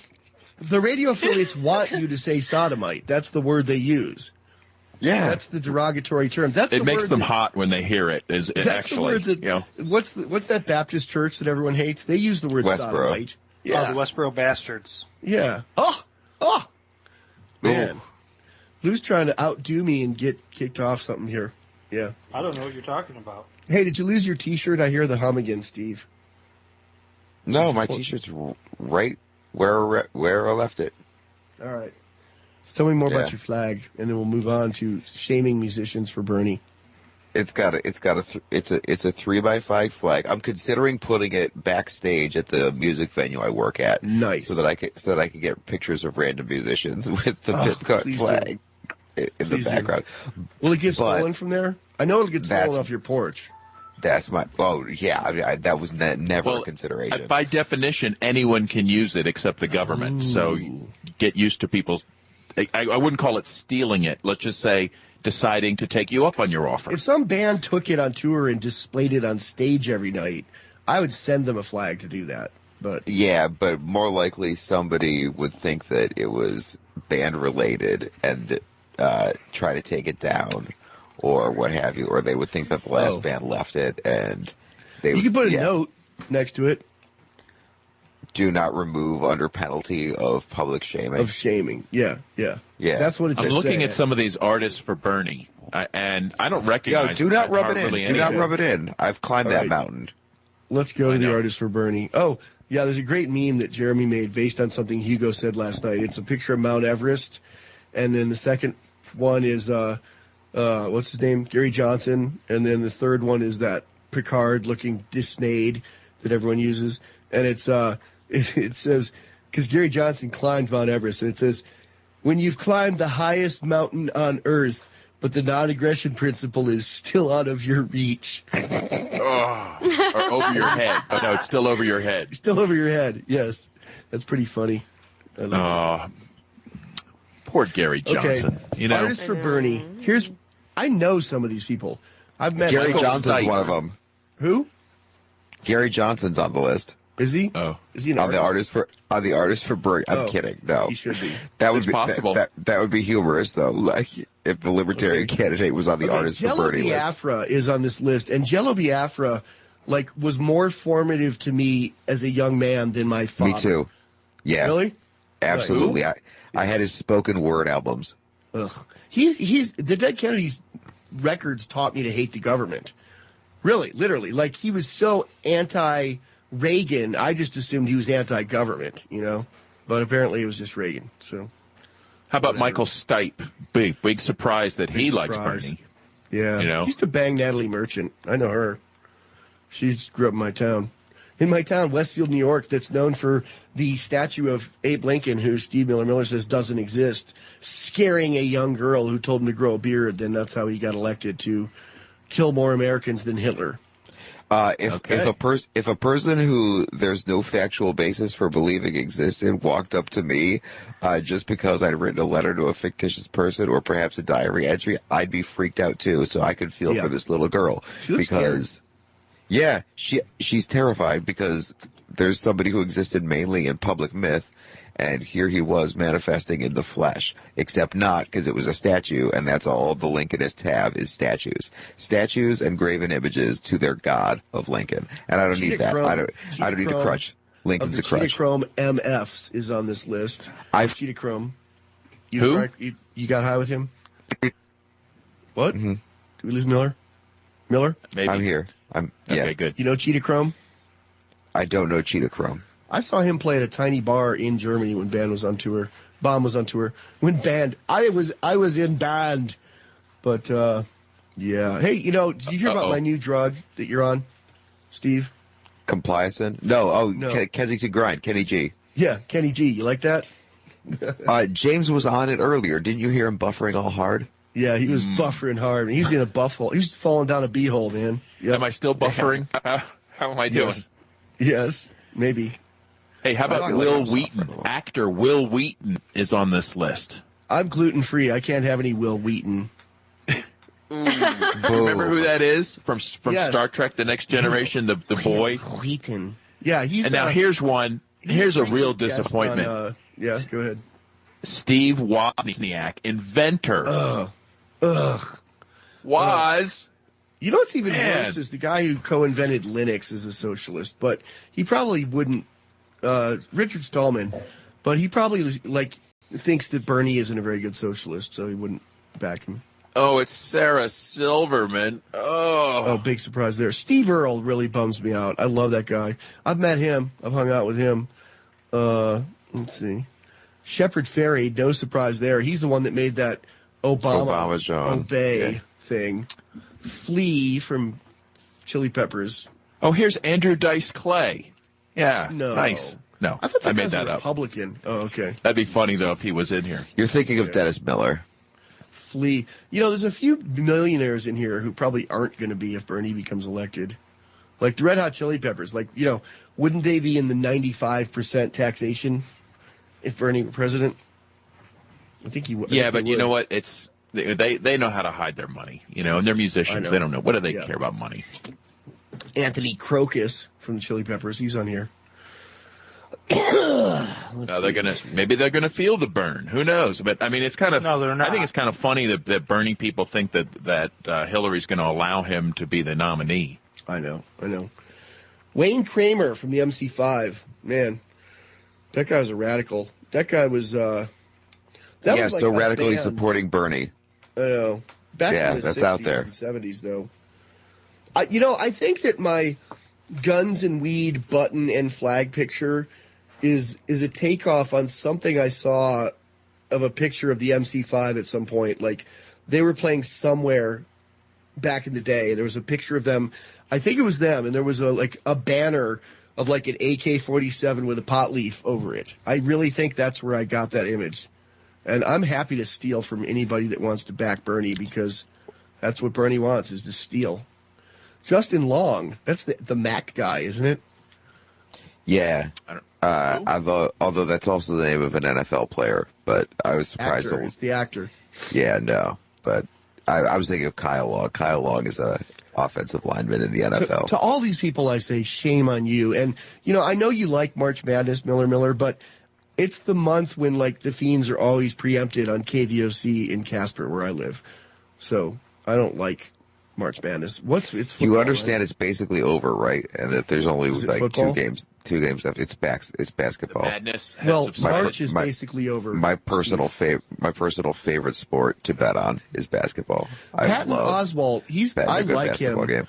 I loved him as a comedian, and I can't listen to him now because he did a thing where he said that people who own guns or NRA members should be lined up and shot. And I'm not a fan of the NRA. I don't think it's radical enough, honestly. But he thinks, yeah. Ugh. Well, Bonnie Raitt. John C. Reilly. Come on, man. Come on. No, he was. You know what? I see very few pantomime artists on this list, and I was surprised by that. I thought there would be more mimes. Yeah, who's big vaudeville backing this election?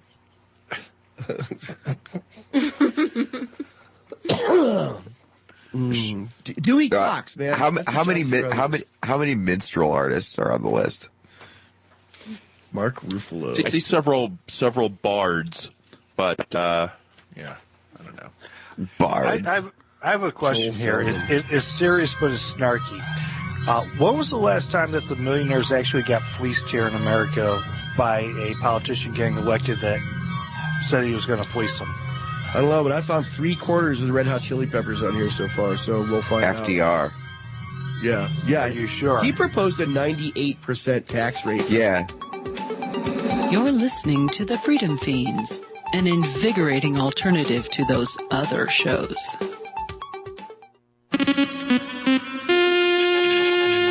Tired of those old Freedom Fiends buttons? Well, the Freedom Fiends have new button designs. As always, it's only $10 for 10 buttons, and you'll get these nifty designs. Buy sheep, for sheep, on sheep. State speech is hate speech. 2 designs for Guns and Weed, the road to freedom. 3 designs for Fiend Phone. Bipcot no gov. A Freedom Fiends Worms button. And ask me about my worms. Go to freedomfiends.com and click on the link at the top that says Buttons. Are you tired of your taxes funding endless occupations around the world? Antiwar.com is run by people who understand that wars abroad become wars at home, wars on our freedoms. Antiwar.com is dedicated to bringing you the latest in news, views, interviews, and reviews from the top movers and shakers in the anti-occupation movement. Antiwar.com has it all, from thorough foreign policy analysis to interviews with whistleblowers who used to run the military-industrial complex. Anti-war, pro-free market. That's antiwar.com. Serious investors and traders want to make 81% return in 60 seconds? Use the same secret algorithm professional hedge fund managers use to make billions of dollars of profits. Turn $250 into $4,903 in just 7 clicks of a mouse. Our tool is so simple that my 82-year-old grandmother can use it to make insane stock market profits. Go to BigBuckRiches.com. Watch the free video before the hedge funds make us take it down. Go to BigBuckRiches.com. from the Robert Allen System. Current returns not indicative of future results. December 7th, 1941, a date which will live in infamy. Remember Pearl Harbor. Now you can buy, for the first time ever, the 75th anniversary Pearl Harbor legal tender solid gold coin from the U.S. Money Reserve. Call 1-800-329-6700 right now or go online to usmoneyreserve.com. 1-800-329-6700. Hi, this is Dr. Joel Wallach. LRN.FM. Understanding your credit score is the first step towards managing and improving it. This is Charlie Sundstrom with your Van Dyke Mortgage Minute. The most influential component of your credit score is your payment history. Almost equally as important is the amount you owe on credit accounts. Also impacting your score, but to a lesser degree, are the length of time you've utilized your credit, the number of new accounts, credit inquiries, and your various types of credit accounts. To help achieve or maintain a healthy credit score, have a system set up to assure your bills are always paid on time. Don't max out your cards. It's better to have a high credit limit with a low balance. Never close old accounts. The age of these can actually help your credit score. But don't be afraid to use your credit. You need several accounts in order to have a credit score. Just keep the corresponding payments within your means. For your mortgage pre-approval and refi needs, start by visiting VanDykeMortgage.com. Corporate NMLS 3035. Van Dyke Mortgage is an equal housing lender. Charlie Sundstrom, NMLS 134251. Cryptocurrency and peer-to-peer tech developments happen fast. Stay in the loop with the Daily Decrypt, a new video channel and podcast that will keep you on top of the latest innovations in crypto finance, security, networking, transportation, and gadgetry like drones and 3D printers. Subscribe to the Daily Decrypt on YouTube and SoundCloud and be an early adopter of the future. The Daily Decrypt. Imagine someone in your community getting in their car, turning on the radio, and hearing the Liberty Radio Network. Visit broadcast.lrn.fm to learn how you can put our programs on the air in your area. You can have LRN.FM running around the clock, and you can even add in your own local shows. Building a radio station is simple, but programming isn't. That's where LRN.FM comes in. Learn more at broadcast.lrn.fm. That's broadcast.lrn.fm. The Free State Project has reached its goal of 20,000 liberty lovers who've pledged to move to New Hampshire and get active to achieve liberty in our lifetime. Perhaps you're trying to figure out what part of New Hampshire should be your destination. If so, consider Keene. You'll find more than 150 reasons to move to Keene at move.freekeene.com. Keene is famous for its historic, publicity-generating activism, as well as being the liberty media capital of the world. It's home to freekeene.com, New Hampshire's destination for liberty activism, news, and opinion. For years, we've been compiling over 150 reasons to move to Keene at move.freekeene.com, where you'll learn about some of what's happening here and what makes Keene a great place to live. If you love liberty, you'll probably enjoy anywhere you end up in the Shire. But do your due diligence first. Please visit move.freekeene.com for the full list of over 150 reasons to move to Keene. That's move.freekeene.com.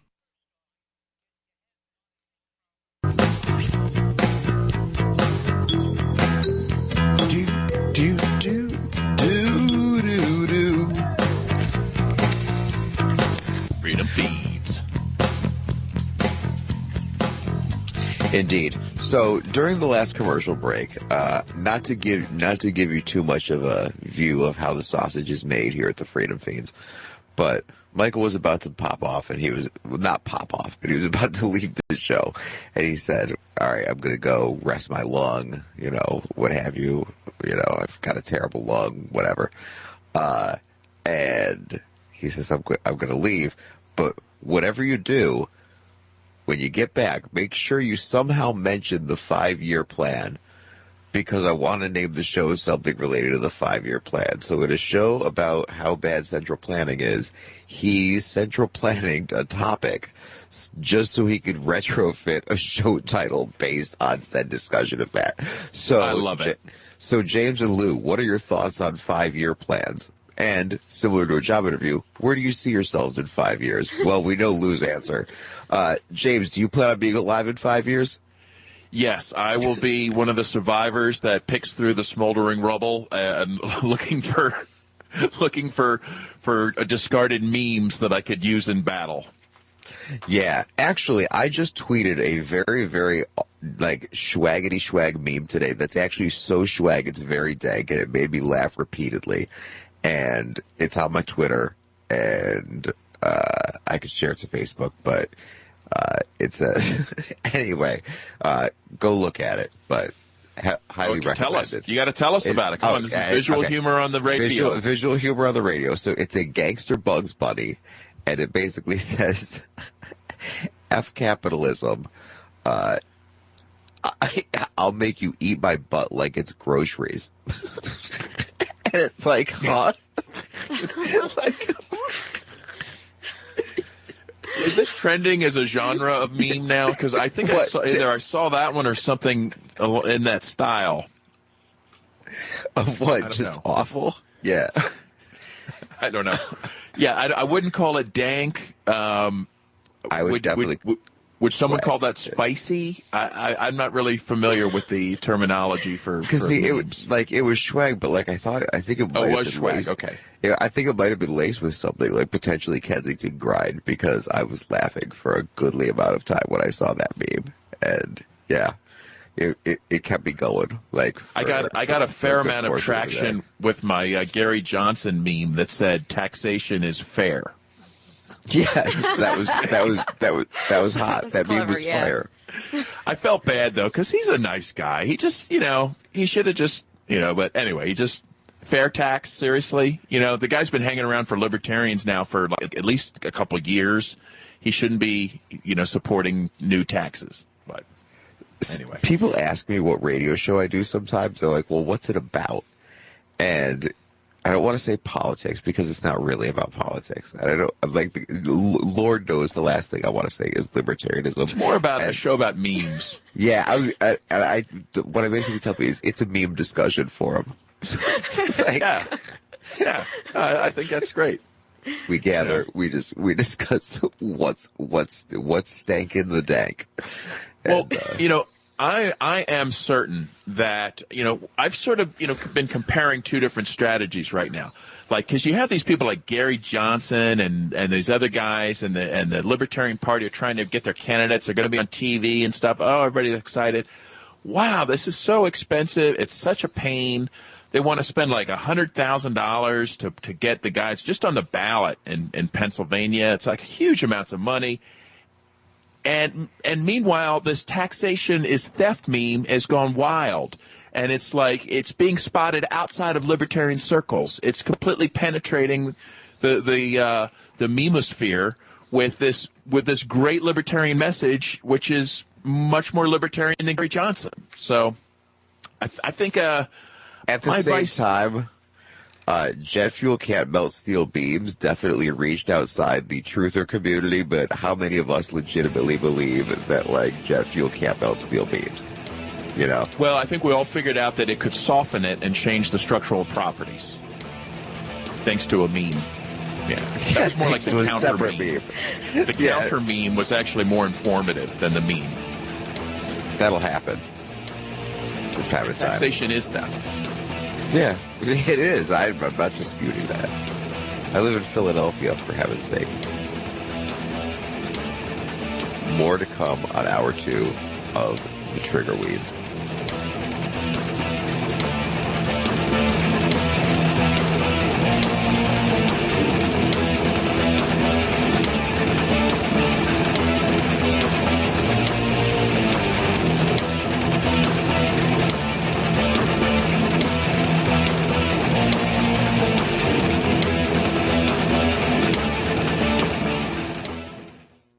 This show survives on donations from fiends like you. We put that money back into our show and Liberty outreach and donate most our ad space to Liberty organizations that make a difference.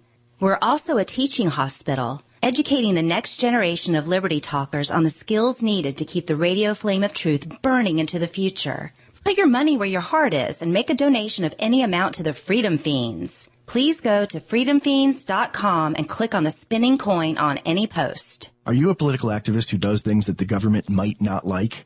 Then this free ebook may save your life. RATS is your guide to protecting yourself against snitches, informers, informants, agents provocateur, narcs, finks, and similar vermin. RATS was written by OG libertarian Claire Wolfe. RATS is a short book, easy to read, and available free in many formats. Download RATS free at rats-nosnitch.com. That's rats-nosnitch.com.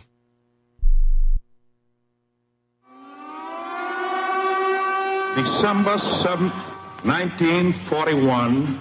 Help get LRN.FM into more ears. Visit promote.lrn.fm for a free bumper sticker, flyers, banners, graphics, and more. Promote.lrn.fm. LRN.FM.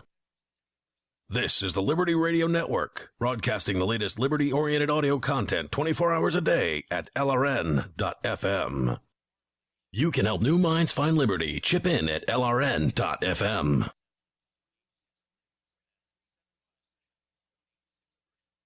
More Freedom Fiends Live is coming up next, after the news, here on the Liberty Radio Network, LRN.FM. From Keene in the Shire, the Liberty Media capital of the world, this is Daryl W. Perry, host of FPP Radio News for Wednesday, March 30th, 2016. Silver is trading at $15.30 per ounce. Gold is valued at $1,232 per ounce. And according to BitcoinAverage.com, the average price of Bitcoin is $418.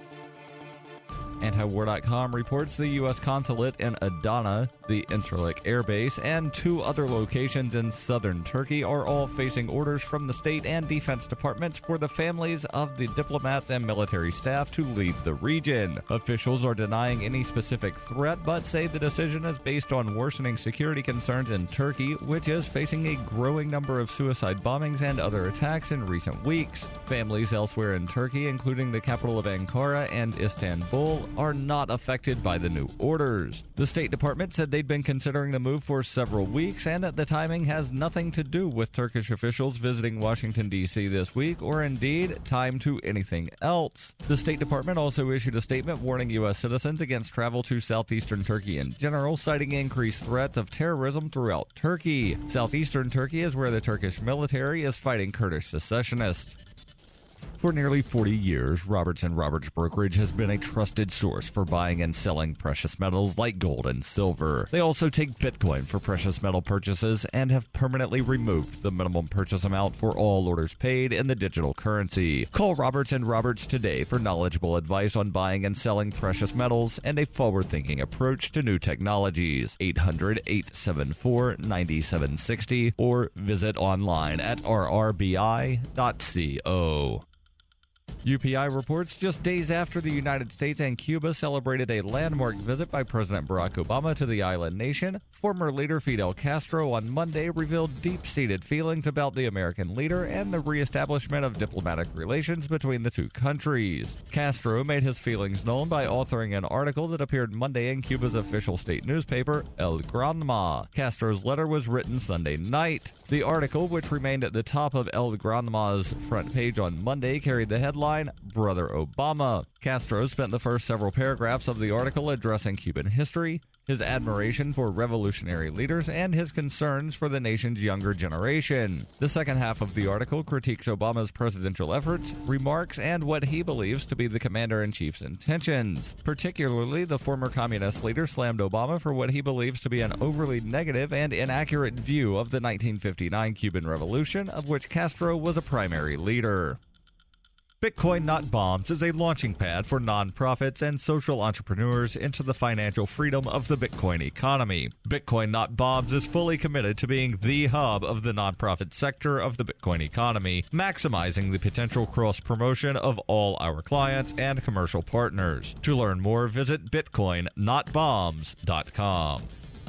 Reuters reports public sector unions triumphed before the United States Supreme Court on Tuesday when the justices preserved a vital source of cash for organized labor, splitting 4-4 on a conservative challenge that had seemed destined for success until Judge Antonin Scalia's death last month. The case, brought by non-union public school teachers in California, had targeted fees that many states force such workers to pay unions in lieu of dues that fund collective bargaining and other activities. A loss in this case would have deprived unions representing teachers, police, transit workers, firefighters, and other government employees of millions of dollars annually and diminish their political clout. The outcome illustrated the impact on the court of the February 13th death of Scalia, the long-serving conservative justice who almost certainly would have cast a decisive vote against the unions. But by virtue of splitting 4-4, the justices affirmed a 2014 lower court ruling that allowed California to compel non-union workers to pay the fees. Ian Murray, vice president for strategy at the Competitive Enterprise Institute, said the death of Justice Scalia has proved a disaster for public sector workers who have their paychecks raided by unions.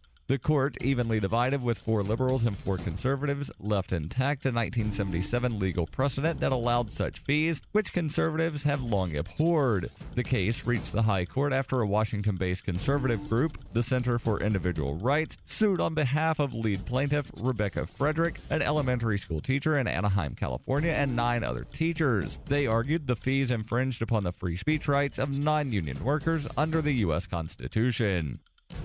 This has been FPP Radio News, online at fppradio.com. You can sign up to receive the latest about the Liberty Radio Network via our email updates at updates.lrn.fm. That's updates.lrn.fm. You're listening to the Liberty Radio Network at lrn.fm. Americans across the nation made their voices heard this week as they demanded more mind-blowing guitar solos. Calling for the solos to be, quote, face-meltingly cool and go on for well over 10 minutes, Americans stressed that all guitar solos from now on should be equally as kick-ass as those in Van Halen's Hot for Teacher and AC/DC's Thunderstruck, or even better. It should start out really slow, and then get faster and faster until they're all the way up at the top of the guitar neck and bending the notes like crazy. So it's like, and then there's all this awesome pyrotechnic stuff going off in the background. They should all be like that. And in this week's local news, a report noted that on its surface, Glenbrook, Ohio is a small town like any other, a peaceful, all-American town. And yet, the report's authors added, if you only look closer, what you find may surprise you. In other news, a man is just having one of those decades where he doesn't feel like doing anything. This is the Onion News Network. What's up next? Visit the Liberty Radio Network program guide to find out at shows.lrn.fm. That's shows.lrn.fm. LRN.fm.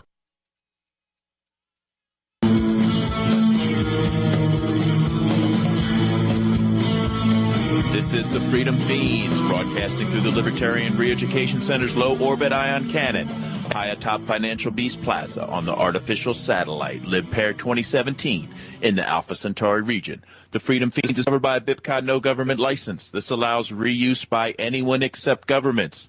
Learn more at bipcot.org. I'm Jim Babb. We got Steve Miller, Lisa DeLasho, Lou Sander Fiend. We still have a full squirm.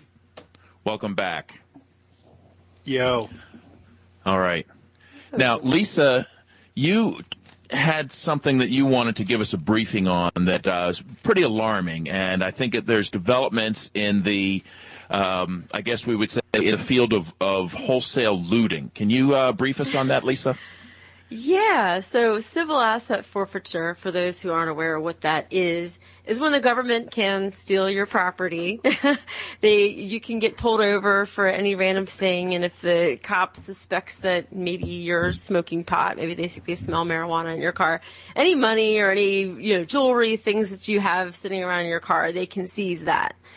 Without a warrant, without arresting you with anything, without any kind of cause. They can just say they suspected that the money or the jewelry or whatever you have, that you're not supposed to have it.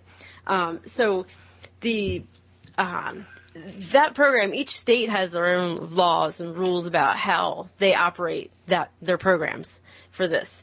So the federal government, of course, wants their hand in the pot too. So they have a program called equitable sharing, which means that equitable. They've decided it's equitable. Equitable sharing is so Orwellian, isn't it? It's sharing. You don't like equity? You don't like sharing? What's not to like in this program? It is quite similar to the profit-sharing programs that most corporations have with their employees. But anyway. Right. Right. So how this works is, let's say a state has kind of strict laws about civil asset forfeiture, or they don't allow it at all. Cops can go ahead and just seize your stuff and use the federal law, which is a lot more lenient. And then what happens is, they have to give part of the loot that they steal from you to the federal government. Is it a commission, or how does it work exactly? It's sort of like a commission. that, yeah. They get about 80% back. So local police departments will get about 80% back. So they buy all kinds of fun toys for the police departments. They've bought one department bought a Dodge Viper. Another one took all the cops on a trip to Hawaii. They use the money to do all kinds of outrageous stuff. Buy cocaine. Right. So yeah. Oh yeah. All kinds of things. So back before Eric Holder left office, but in January 2015, he announced that they were going to be stopping most of that program on the federal side. And I thought, wow, okay, Eric Holder's actually doing something good. And yeah, it turns out I was Really? naive. Really? How long did that thought exist in your brain before it was suddenly oh, of course not? Right. Yeah, here I was thinking, well, okay, that's good. He tried to do something good. Well, then Loretta Lynch came in, and was his predecessor, and I looked into her, and of course she's a big fan of civil asset forfeiture. Her office in Brooklyn took in $904 million in a couple of years under the program. So I thought, well, okay, we'll see where this goes, what happens, once she's, settled into her office, what's she going to end up doing? Sure enough, they have reversed that policy, and now it's back in full effect. So now the federal government gets a cut again of any money that or any loot that is pirated from us. So, well, let's see if I understand this, because I read this earlier. I glanced over it earlier. It sounds like the federal government stopped sharing with the state and local governments. That actually is what happened, yeah. Okay. Mm-hmm. And the reason for that wasn't because Eric Holder was concerned about civil liberties or realized that this is just plain old theft, illegal plunder, looting, pillaging, all that other stuff. He was holding out for a bigger cut? Well, no, not really that, but it had something to do with their accounts. What was the story on that? I can't find any details on that, but apparently it had more to do with money. Yeah, they had to make sure that they were well funded first. They were saying they didn't have the money to do the sharing anymore. But now, apparently law enforcement organizations were really upset about that, when he discontinued or limited the program. And they were like, well, hey, hold on a minute. We use that money to buy all kinds of stuff. We go on trips with that and buy drugs with it and have parties. So we need our cut. Yeah. So they all were complaining. And now, of course, it's back in full force. Well, and they actually have cash sniffing dogs for this job. It's not bombs. You think you see that dog, you're like, oh, it's a bomb sniffing dog. It's going to fight terrorism. Or no, it's going to find terrible drugs. No. It's going to find cash so they can steal it. And then, presumably, as Davi Barker found out, they also have Bitcoin sniffing dogs now too. So watch out for that. Oh, my gosh. Now, if I were going to be a dog, I would definitely want to be a drug or money sniffing dog, and definitely not real keen on the bomb sniffing. But that's just me. So, from what I gathered of this, the FedGoons, or the FLEAs, federal law enforcement agents, what they were doing is they were holding back on the cash so that they could build up the reserves in their accounts. So, in other words, rather than giving the kickback down to the soldiers who paid the